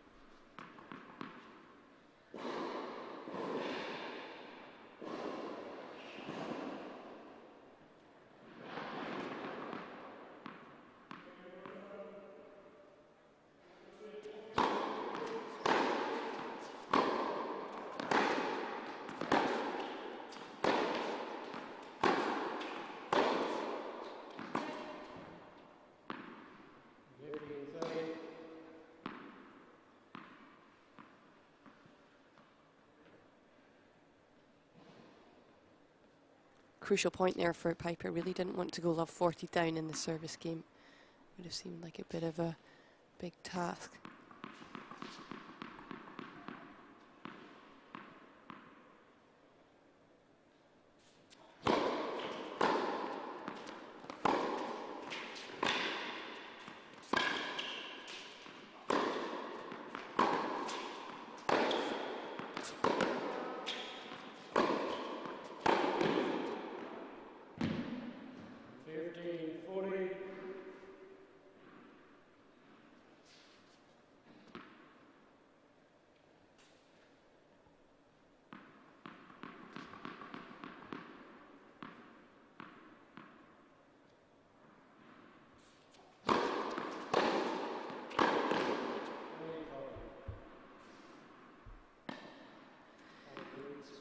So the lead extends for Kartal. She breaks for a second time for love. In this first set, she is racing through it.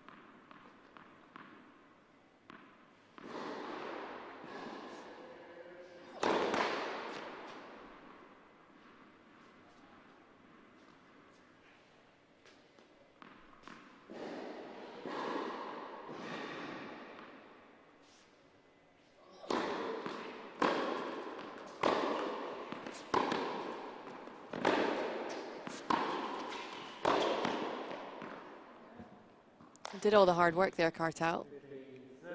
Just lifted up a little bit on that final forehand and mistimed it. Silky skills there, though.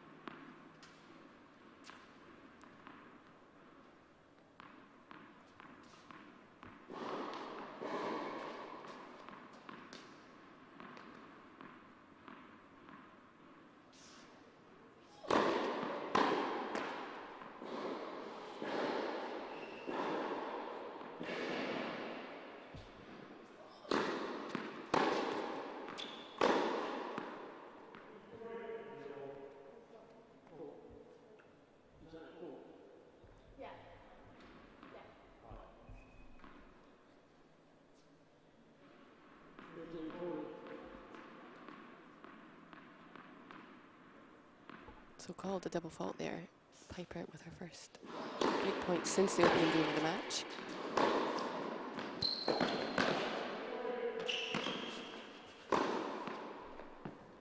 But Kartal saves one of them in style. Now has the second one to negotiate. That was a great ball right back behind Piper. A lot of height on the ball to set up this winner.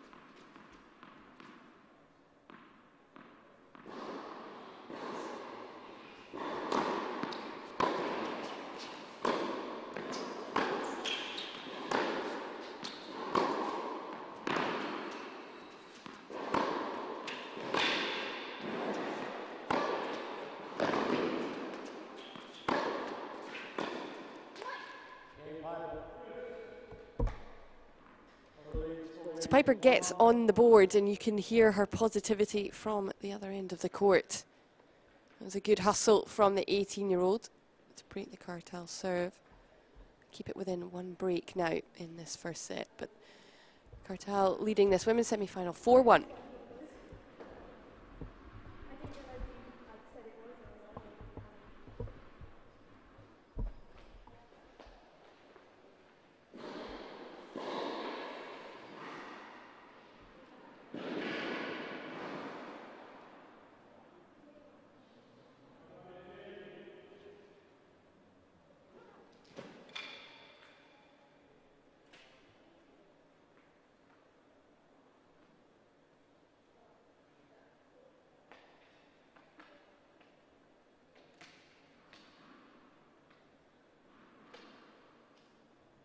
Time.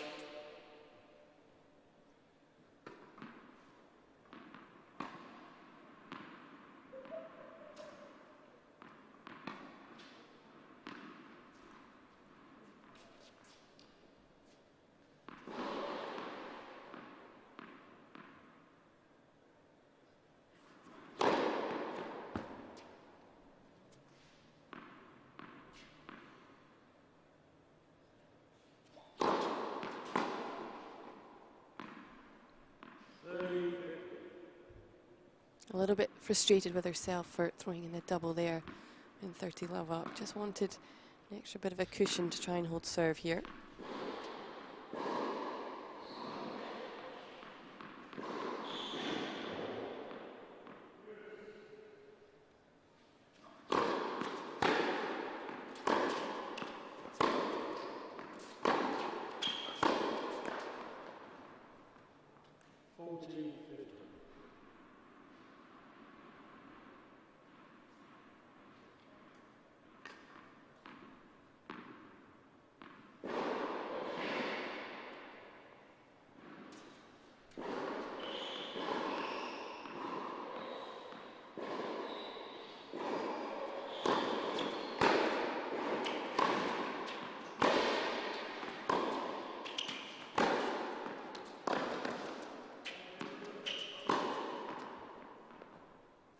Great play from Kartal. Moving forward with confidence there. But Piper still one chance here to try and hold serve for the first time in this match.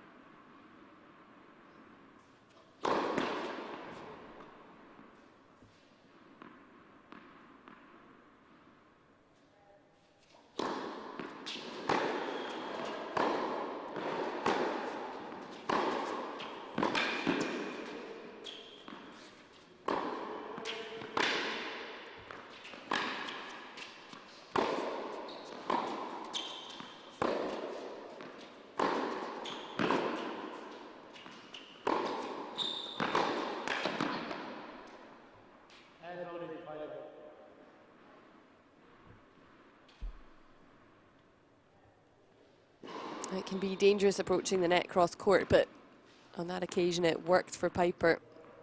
Got the error from the Kartal racket. There was another chance to hold serve here.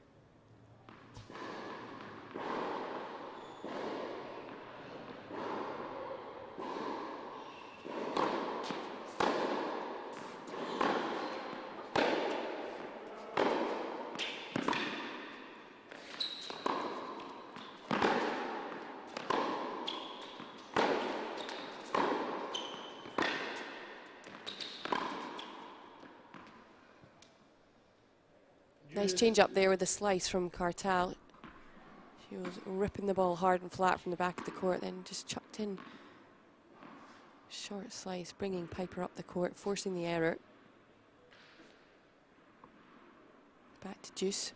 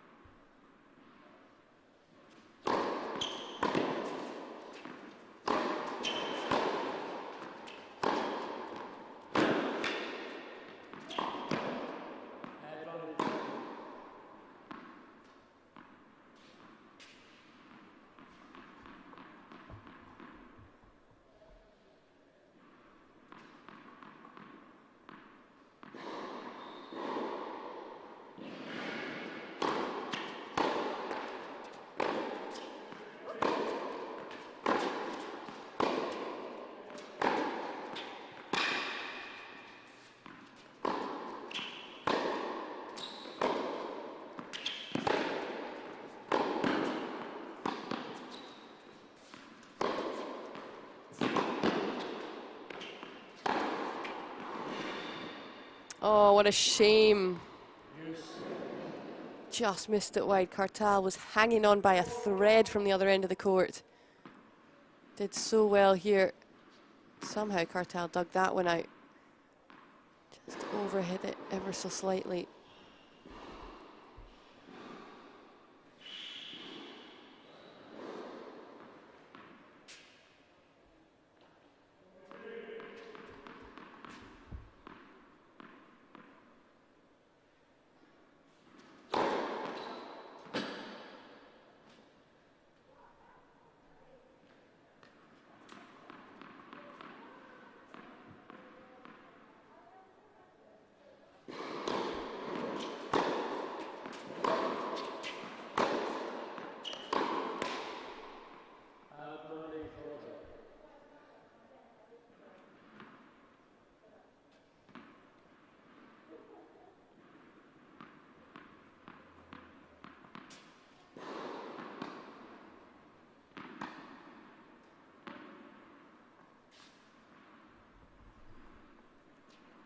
So a breakpoint chance here for Kartal to go a double break ahead.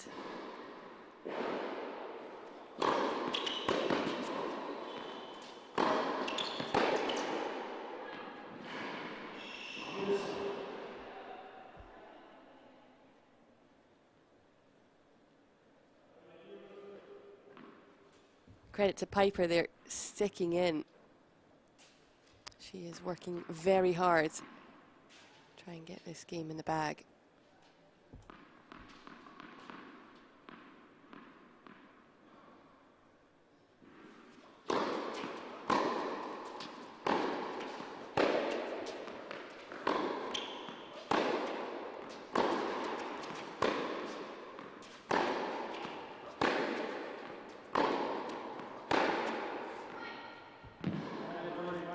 Hooks it wide, Kartal.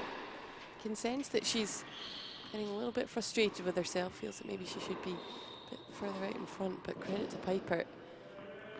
She really is fighting hard here.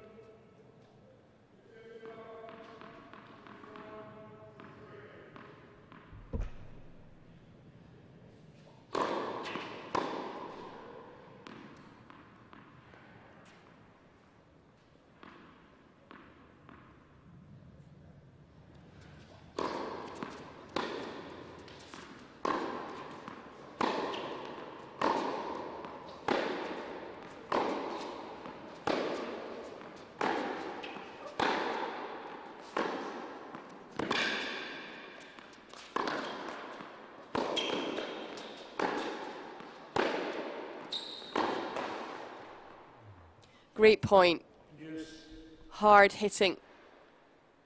Kartal prevailing on that occasion. Back to Juice we go. This is most definitely the longest game of the match.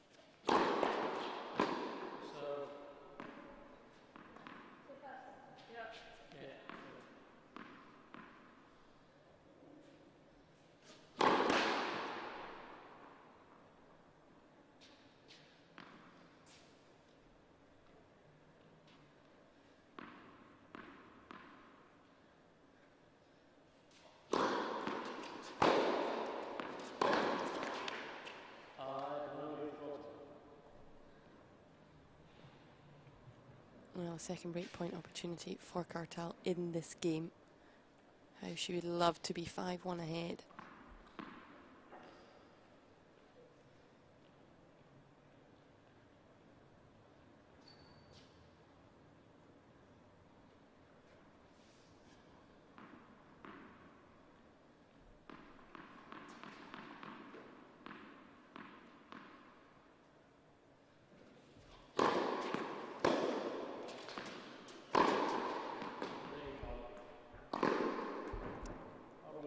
Frustration just bubbling up for Piper there, overcooking that forehand, and now Kartal with the double break serving for this first set.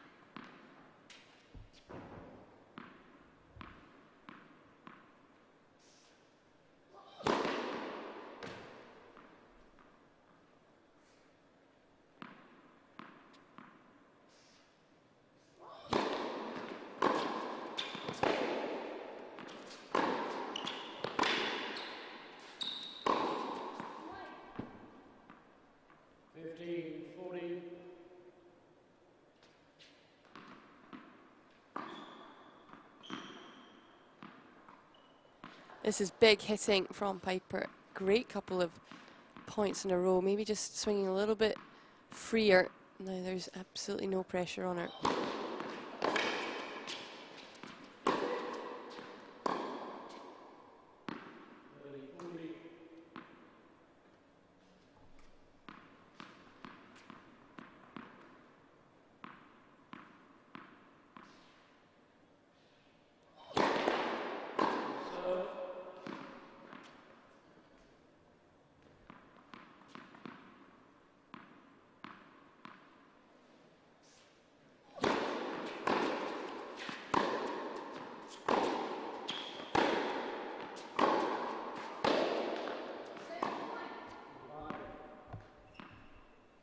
So Piper stays alive in this set and just scoop a second break.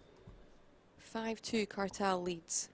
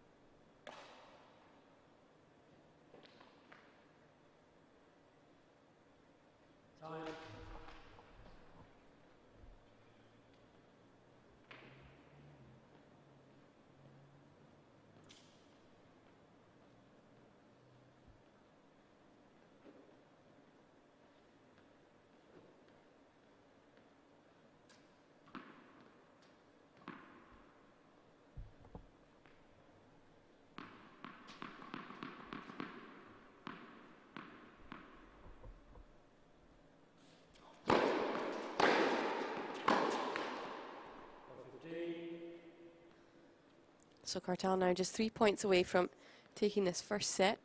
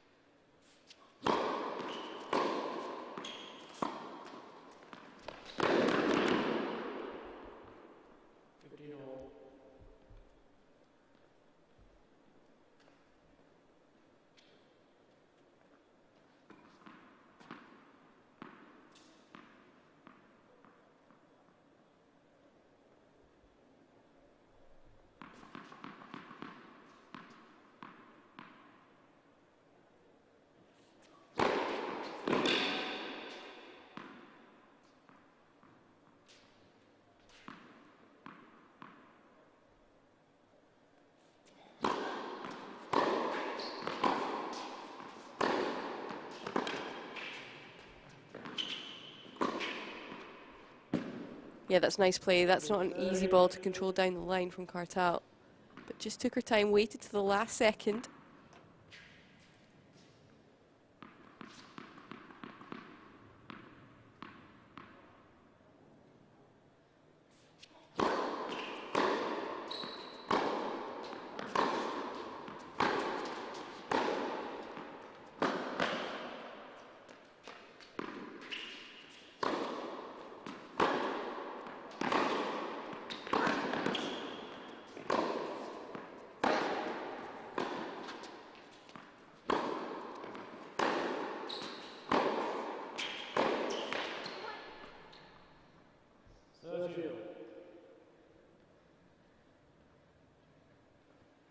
Some high quality rallies in this match so far, and before it was Kartal winning them, but that occasion Piper prevailing.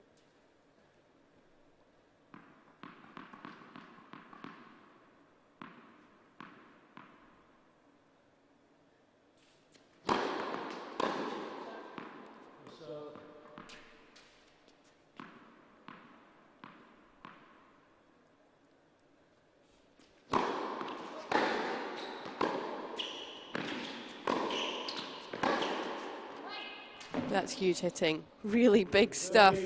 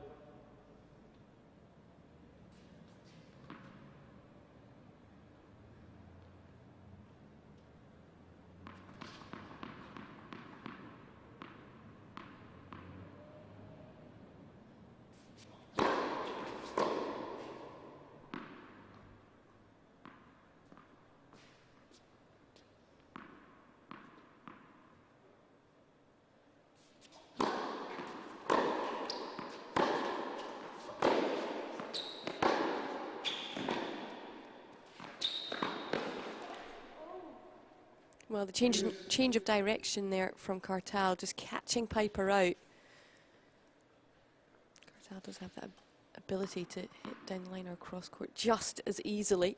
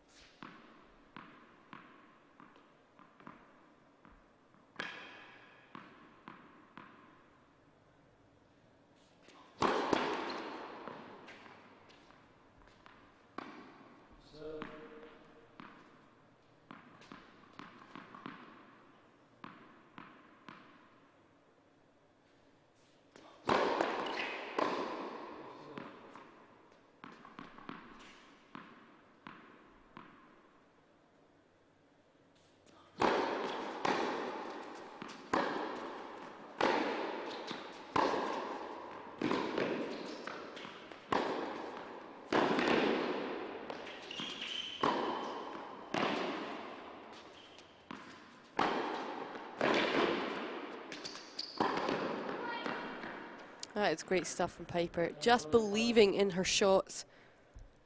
Even though her opponent was tracking everything down, somehow getting a racket on the ball. Just relentless from Piper.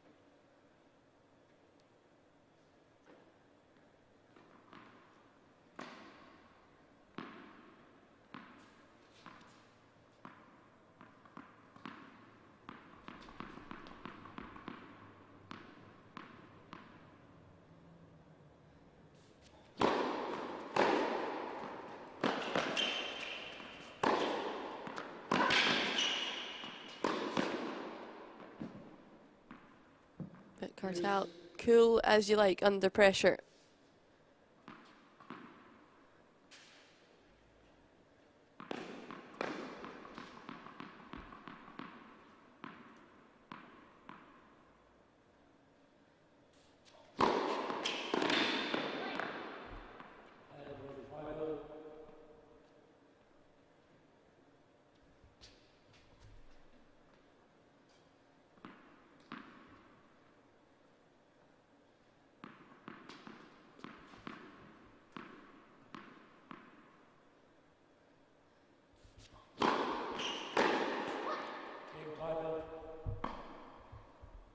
What a hustle from 18-year-old Grace Piper. She is working her socks off to stay in this first set. A little bit tighter than Kartal would have wanted or would have expected from the scoreline.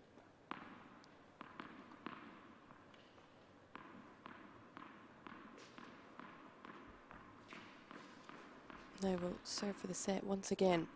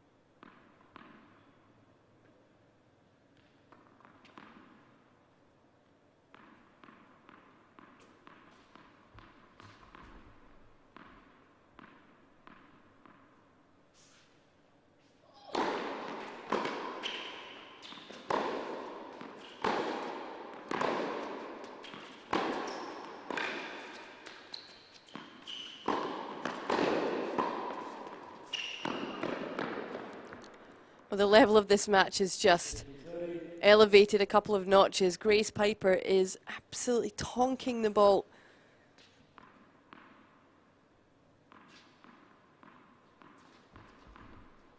Did just enough there with the volley too.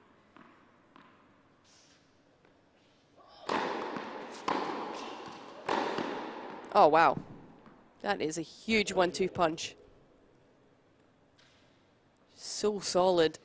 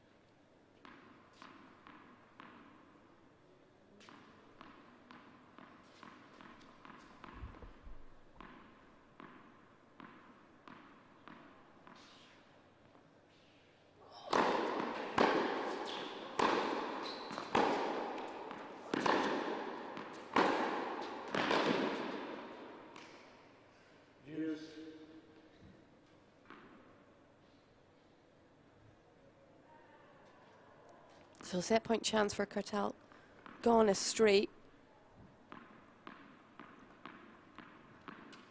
But that's credit to the level of hitting coming from the other side of the net from Piper.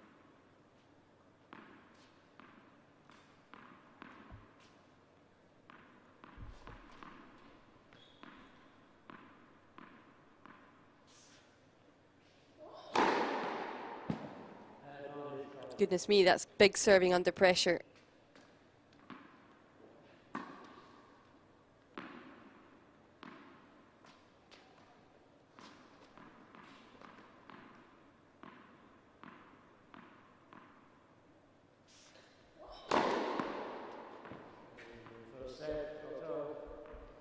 Kartal secures the opening set of this women's semi-final 6-3. It really was not a simple set at all. Rushed off to a 4-love lead, but Grace Piper really coming up with some wonderful shot making, digging in very deep. Was able to peg it back to 5-3. So I wonder how exactly Piper's going to start the second set. Because you did feel that she had a bit of the momentum, more of it certainly towards the end of that first set.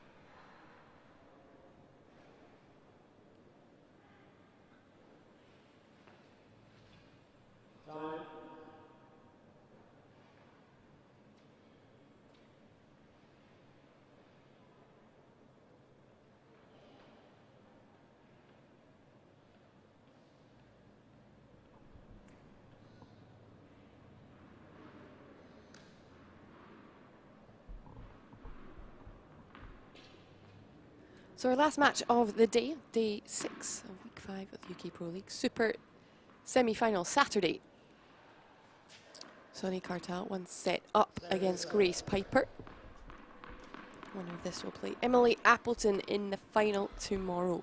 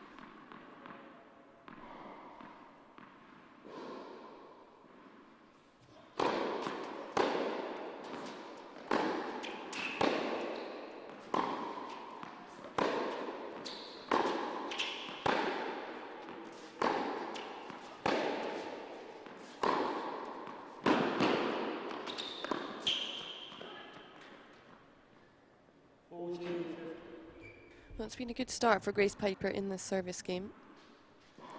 Continuing where she left off at the end of the first set. Lovely touch there.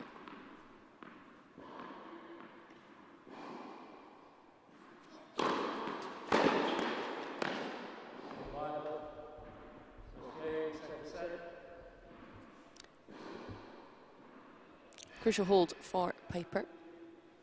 Was only able to hold once in the first set, so sending a bit of a message to Kartal to say she's not going anywhere. She's going to be fighting hard, as she did, to her credit, in the first set.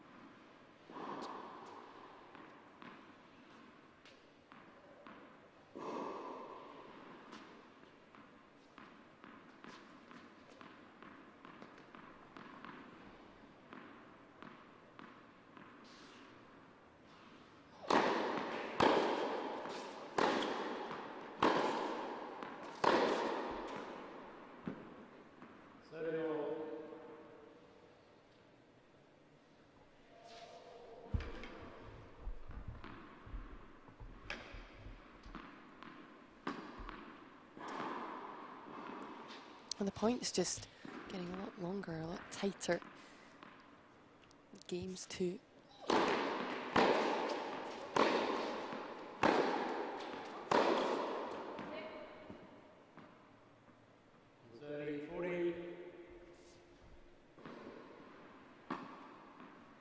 No chance now though for Piper.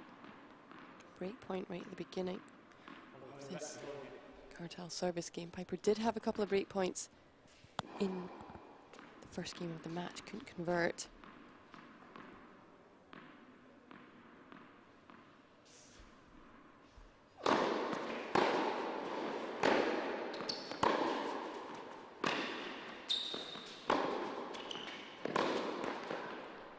And she does get the break of serve. What a turnaround from Grace Piper. Really using the momentum to favour her here.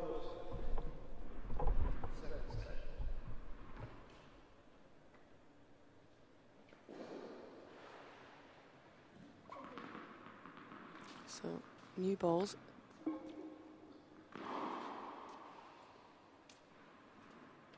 We'll speed through the court a little bit quicker.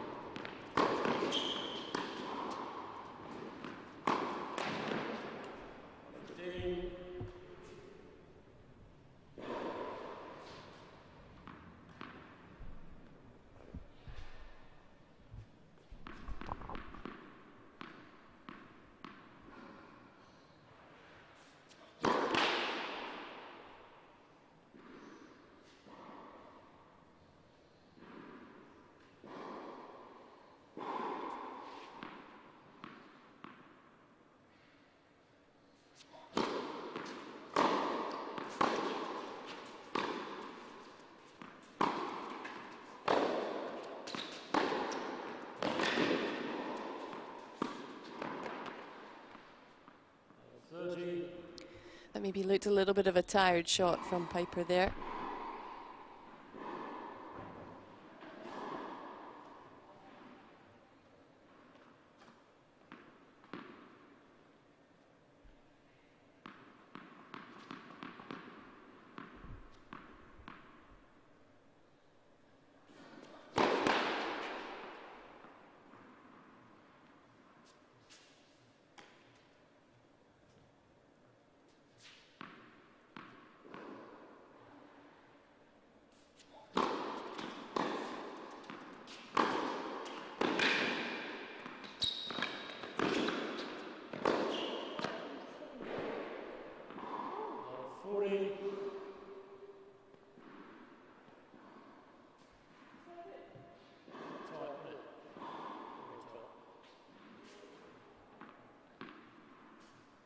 Just sat up there, allowed Kartal back in the point.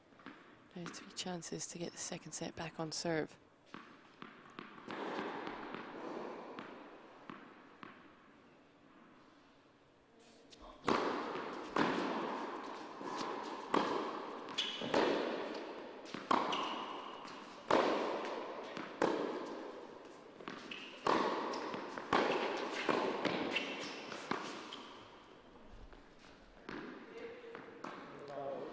Long it goes, and a break of serve for Kartal to get the second set back on serve. I'm sure Piper will be slightly disappointed to have worked so hard to break the Kartal serve and then lose hers to love. Maybe just a couple tired shots coming in that game.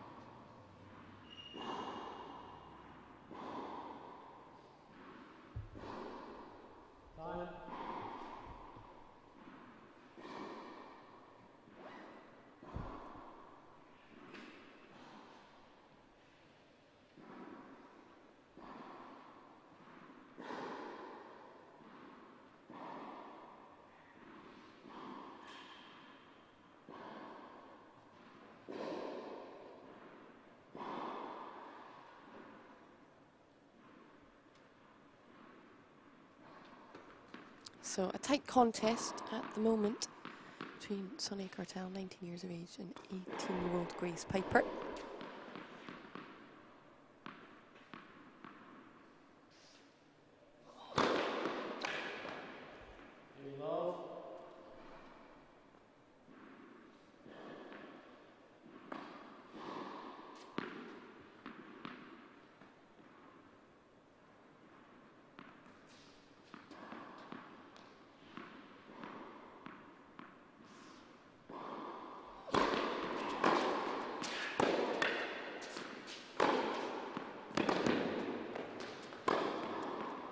That's too good.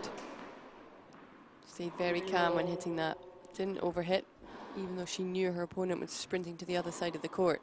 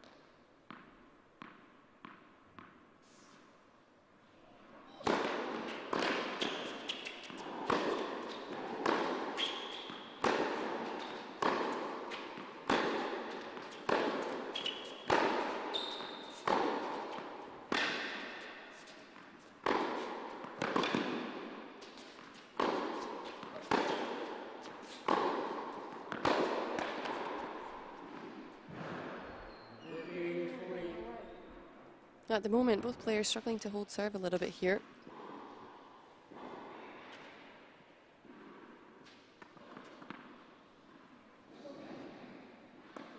Now, a couple more chances for Piper to break again.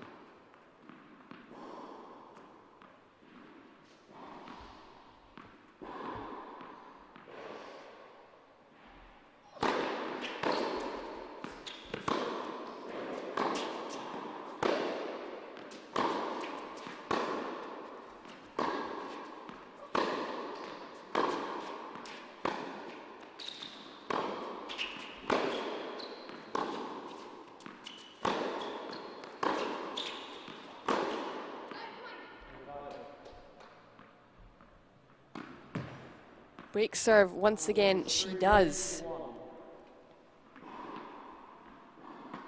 Piper now 3-1 to the good in the second. First set to Kartal. But since she was leading around 4-1, Piper suddenly sprung into life.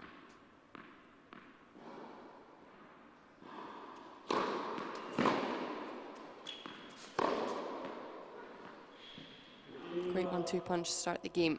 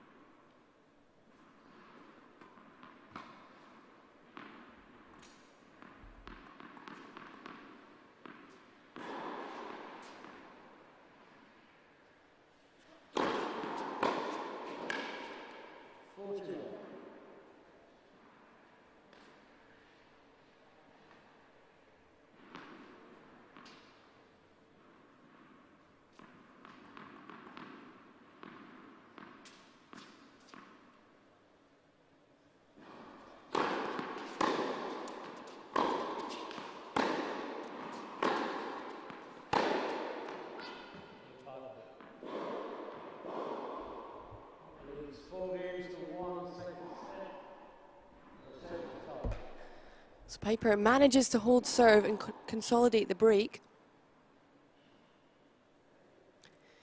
She has raced ahead to a 4-1 lead in the second set. It does look like it may go to a match tiebreak, but still more to play, certainly in this second set. But want to come back from 18-year-old Piper. She leads 4-1.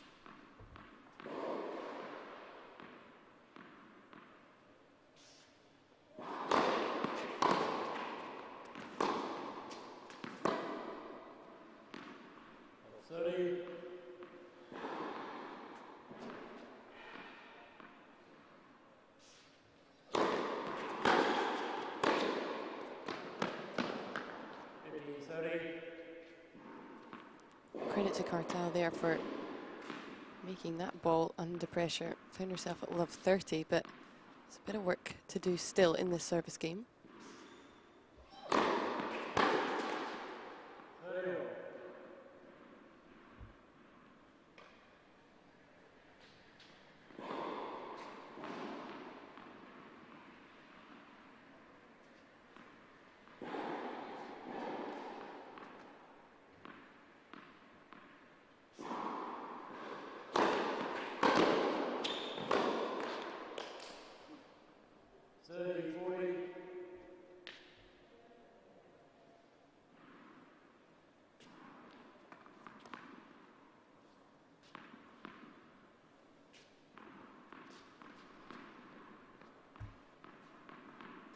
Breakpoint chance here for Piper to go double break up.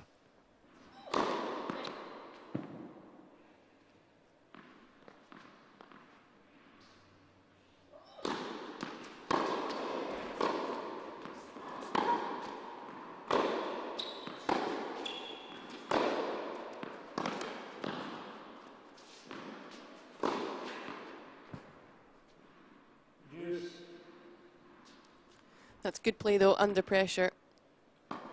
Just went back to basics.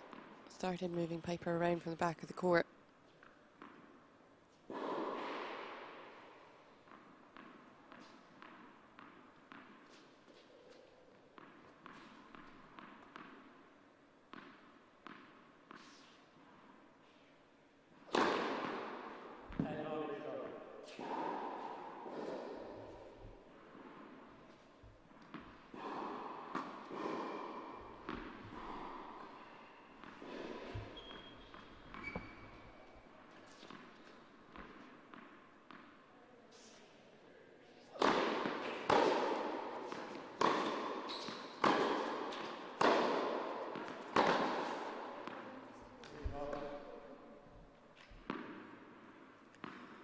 So crucial hold for Kartal there. Big difference between 5-1 and 4-2. Sonay puts a little bit of pressure back on Piper. What can she come up with here?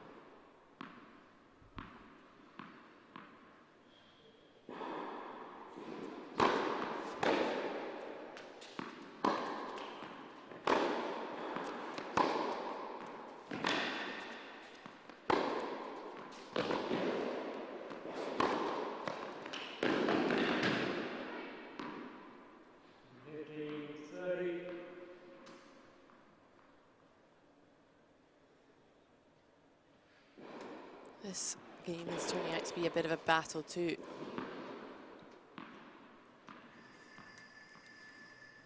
Really not a lot separating both of them at this point.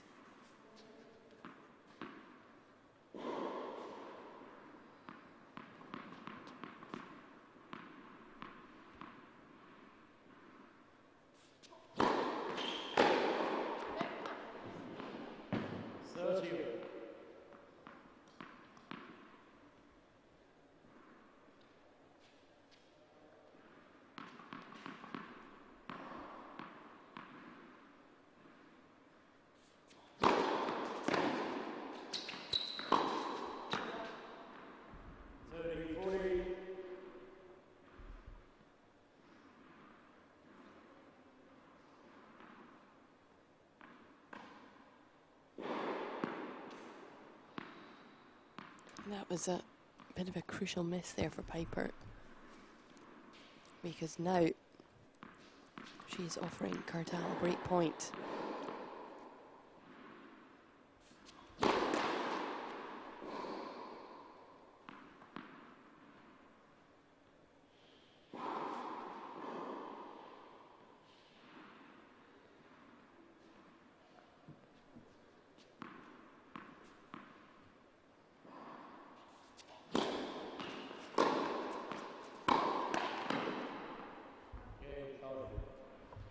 And Kartal takes it. Doesn't need to be asked twice.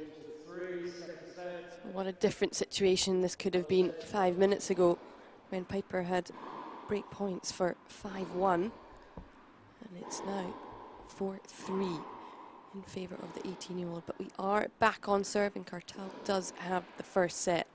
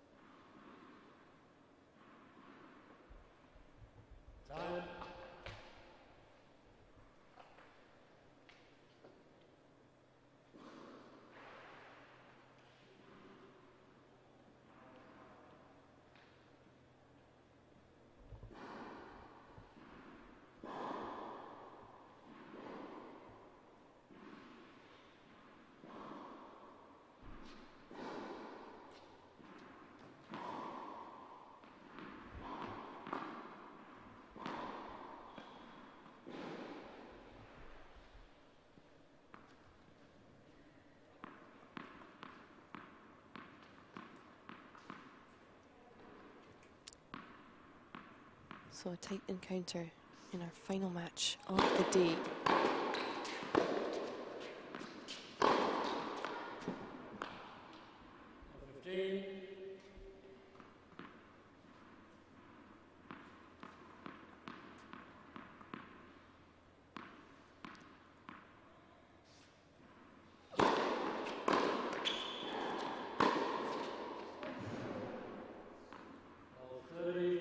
Grace Piper leading 4-3 in the second set. Was leading 4-1.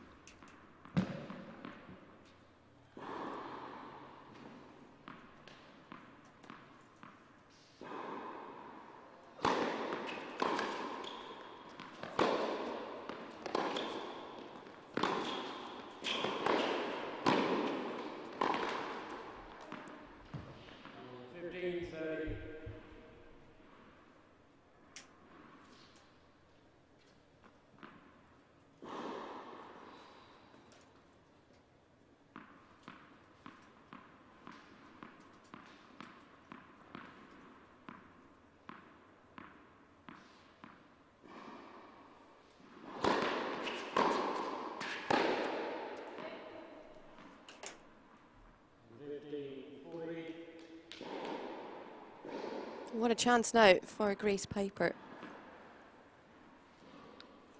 2 break points to go in front 5-3. Couldn't convert the break points in the previous Kartal service game. That was credit, to be fair, to the level that Kartal came up with under pressure.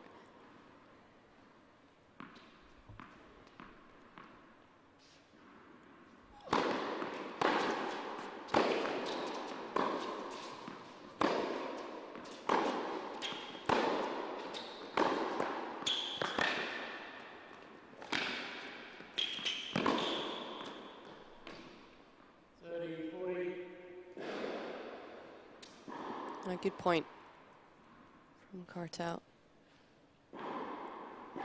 Just manages the situation very well.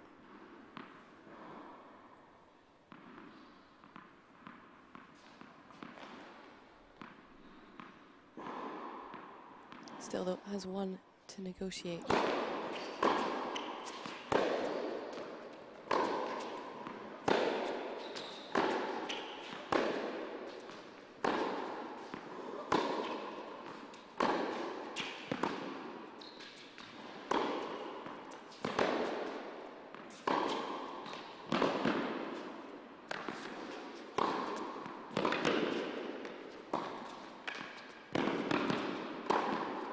Oh, well done. Really good point from both players. Piper just not giving up. That was a tough one to put away. Kartal doing her best to retrieve here too. But now Piper will serve for the second set.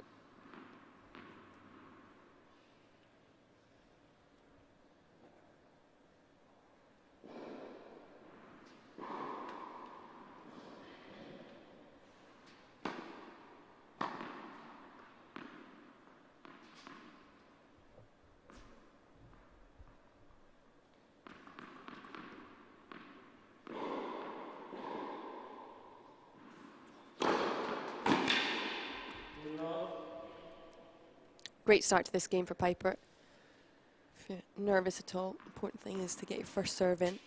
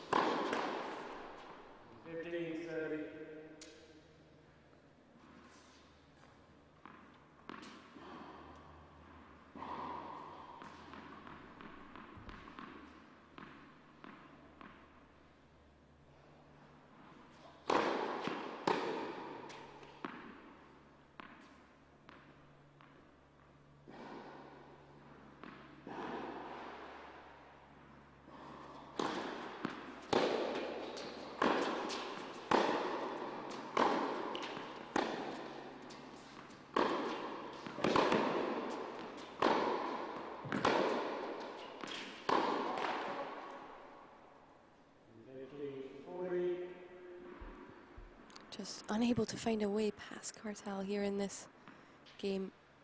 Got the first point of it, but since then Kartal has dominated the rallies.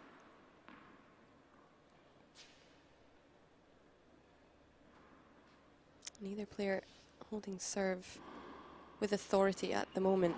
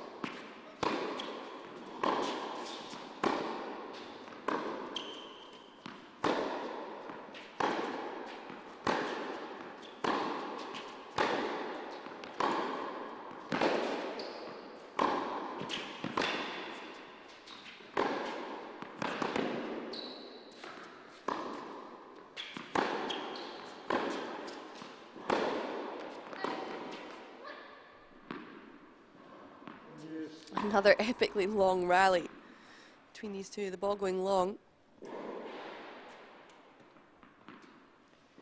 Piper getting this game back to juice. Can she sneak a set point here?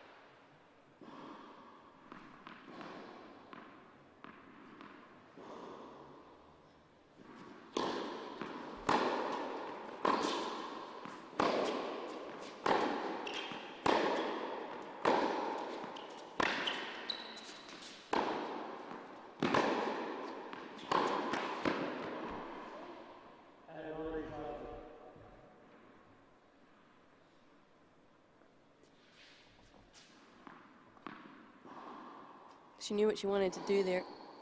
Change direction, go down the line, just give the ball enough height over the net.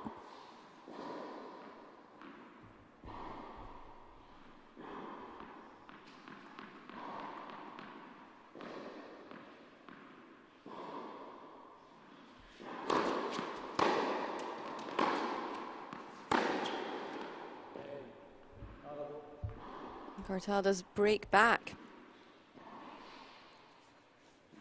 So Piper unable to scoop the second set on her serve, but can she do it after this change of ends in the Kartal serve? That is a screamer of a backhand.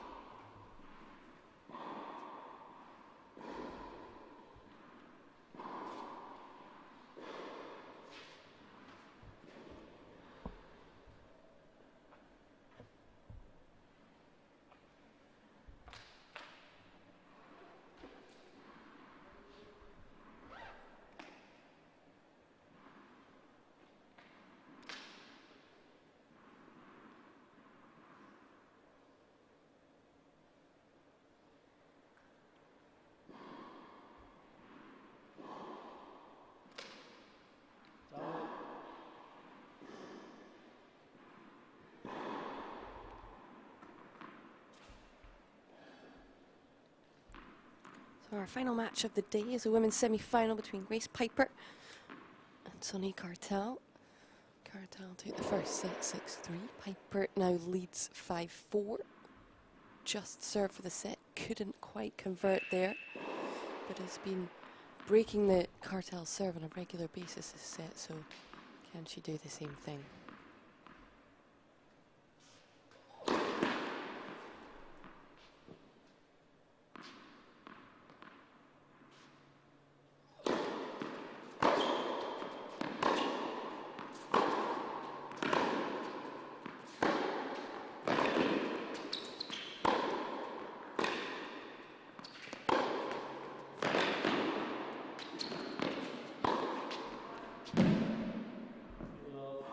Oh, what a shame.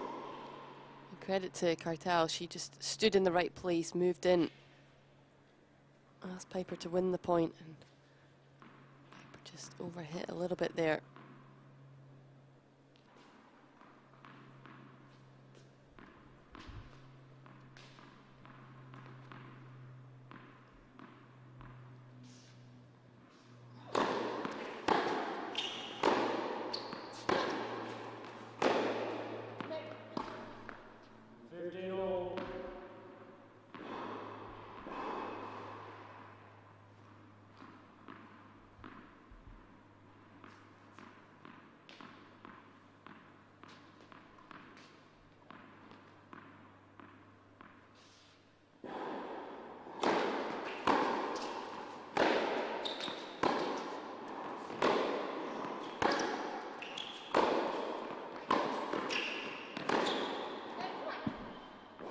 Pushed it long. Kartal not happy with herself for throwing in the error there. Piper with a slight advantage here, 15-30. Kartal serve.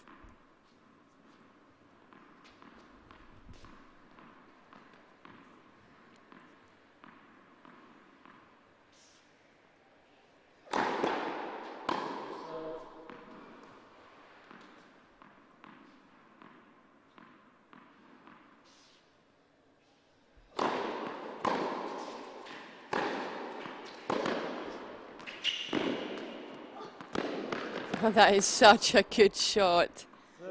My goodness, where on earth did she dig that out from?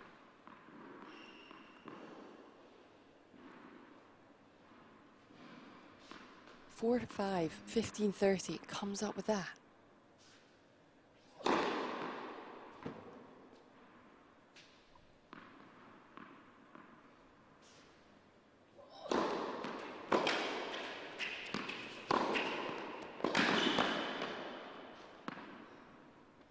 Again there, power play from Kartal.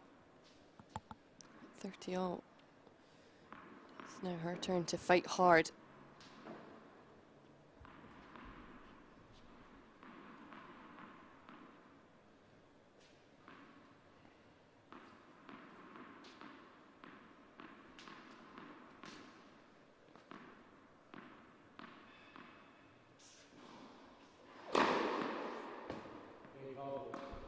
Wow. 3 incredibly good points from Kartal to level this match at 5-all in the second set. Piper led 4-1, led 5-3, didn't manage to get a set point.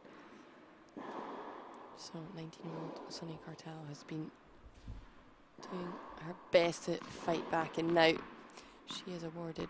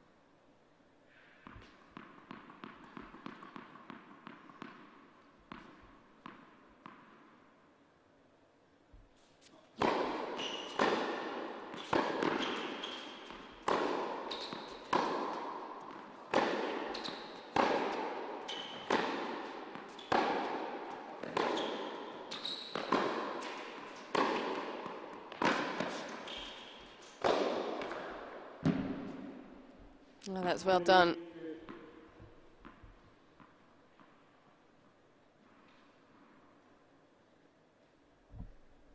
This was the shot that set up drive volley winner.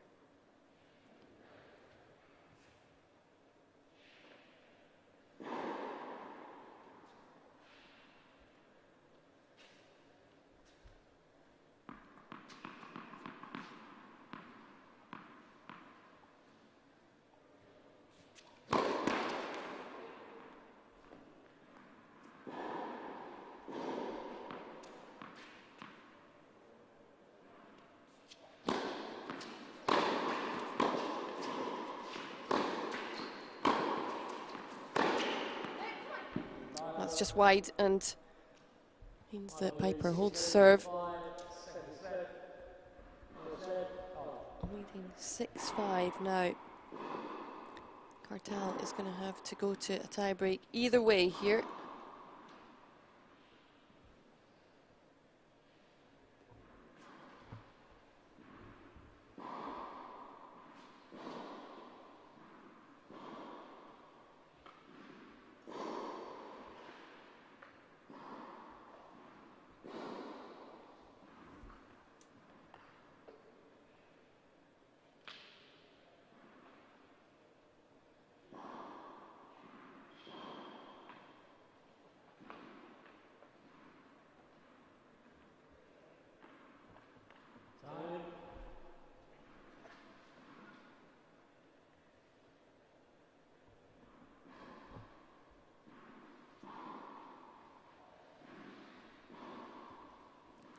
What a tussle this women's semi-final has been between Sonay Kartal.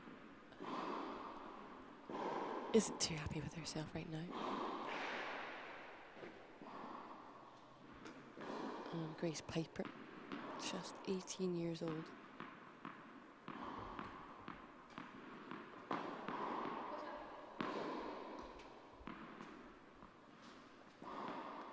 Piper looking to try and scoop the second set here. Kartal hanging on.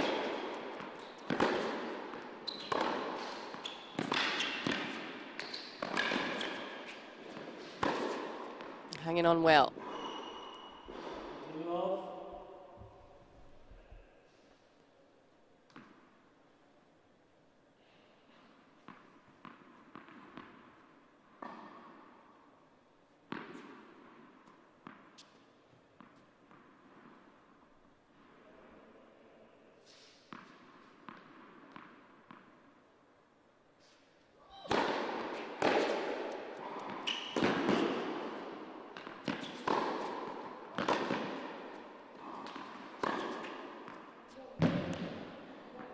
Great hitting from Piper.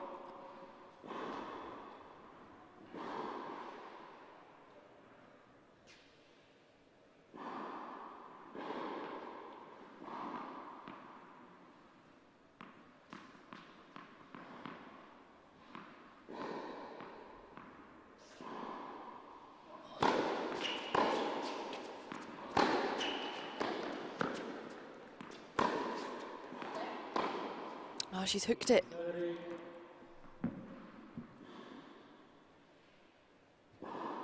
And that is a credit to Piper's retrieving skills there.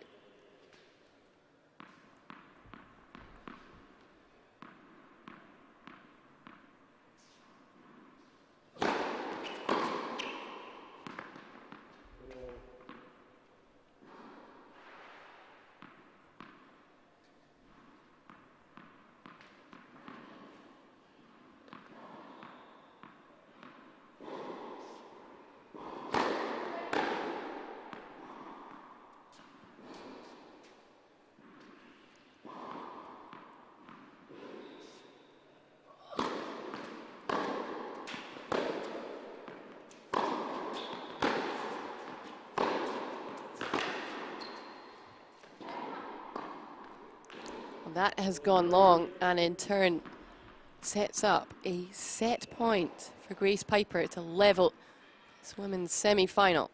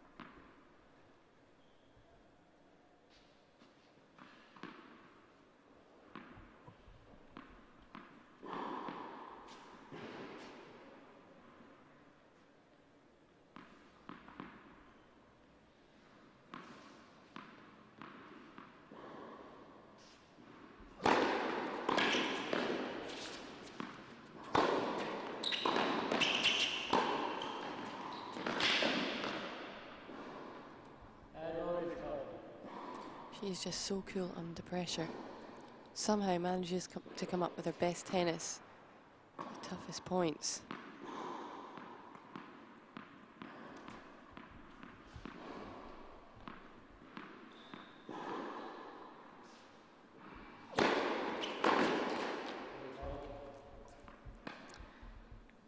And Kartal does hold on. We are going to a tie break. Will it be a tie break and a match tie break? Or can Kartal secure the match here and now?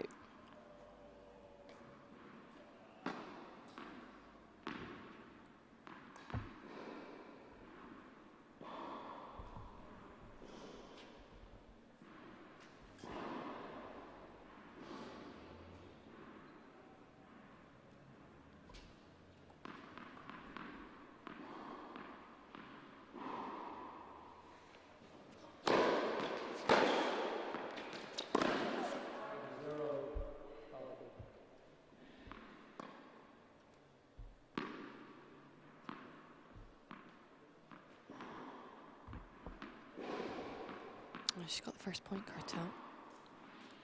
There's a couple on serve, but both players have been finding it a little challenging to hold serve this set, so certainly a long way to go for both.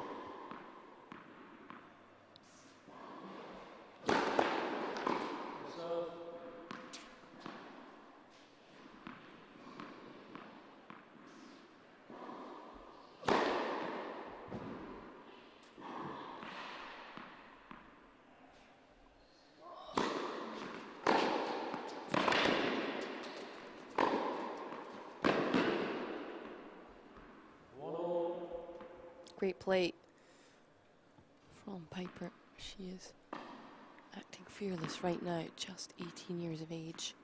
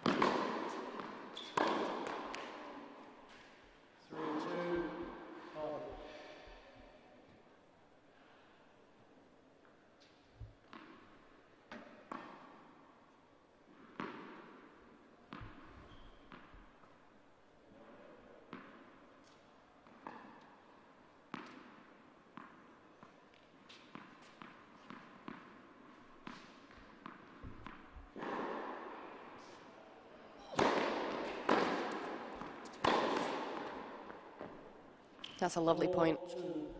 Really well constructed. Knew exactly what she was doing with the ball, where she was hitting it. Great first serve out wide.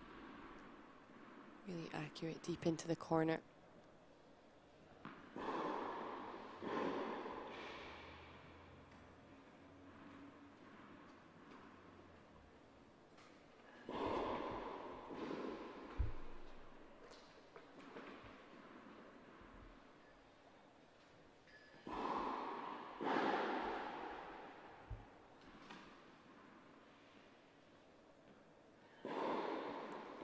Piper with a little bit to think about right now. She's been playing some wonderful tennis. She's going to have to come up with a couple of big points.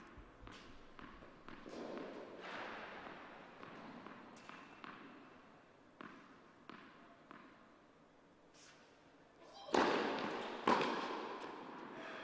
serving once again. Two really strong service points from Kartal there.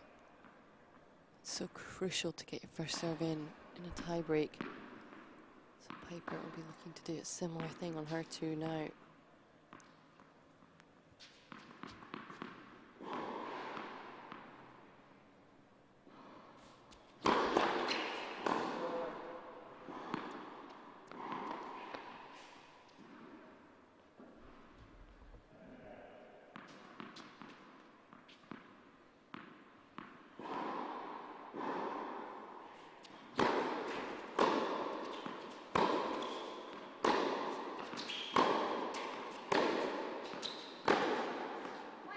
Yeah, great shot. Really great shot under pressure.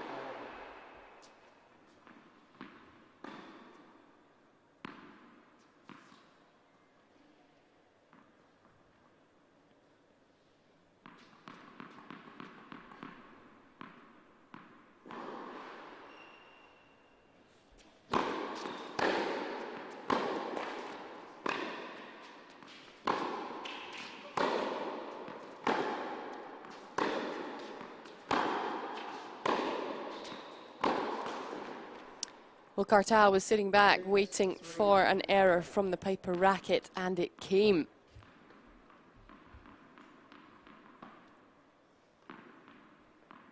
And what an important error that was, because it now brings up 3 match points for Sonay Kartal.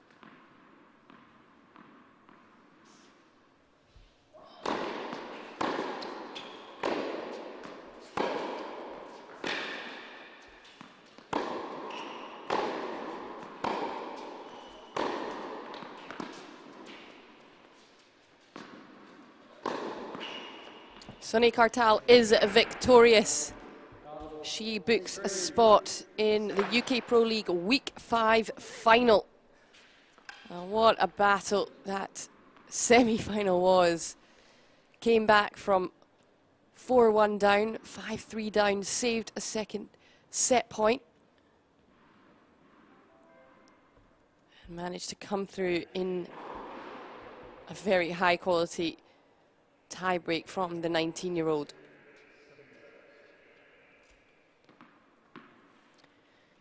Got a feel for Grace Piper. She put up a wonderful fight in that match. Played some really high quality tennis. Should be proud of her performance so far this week at just 18 years old.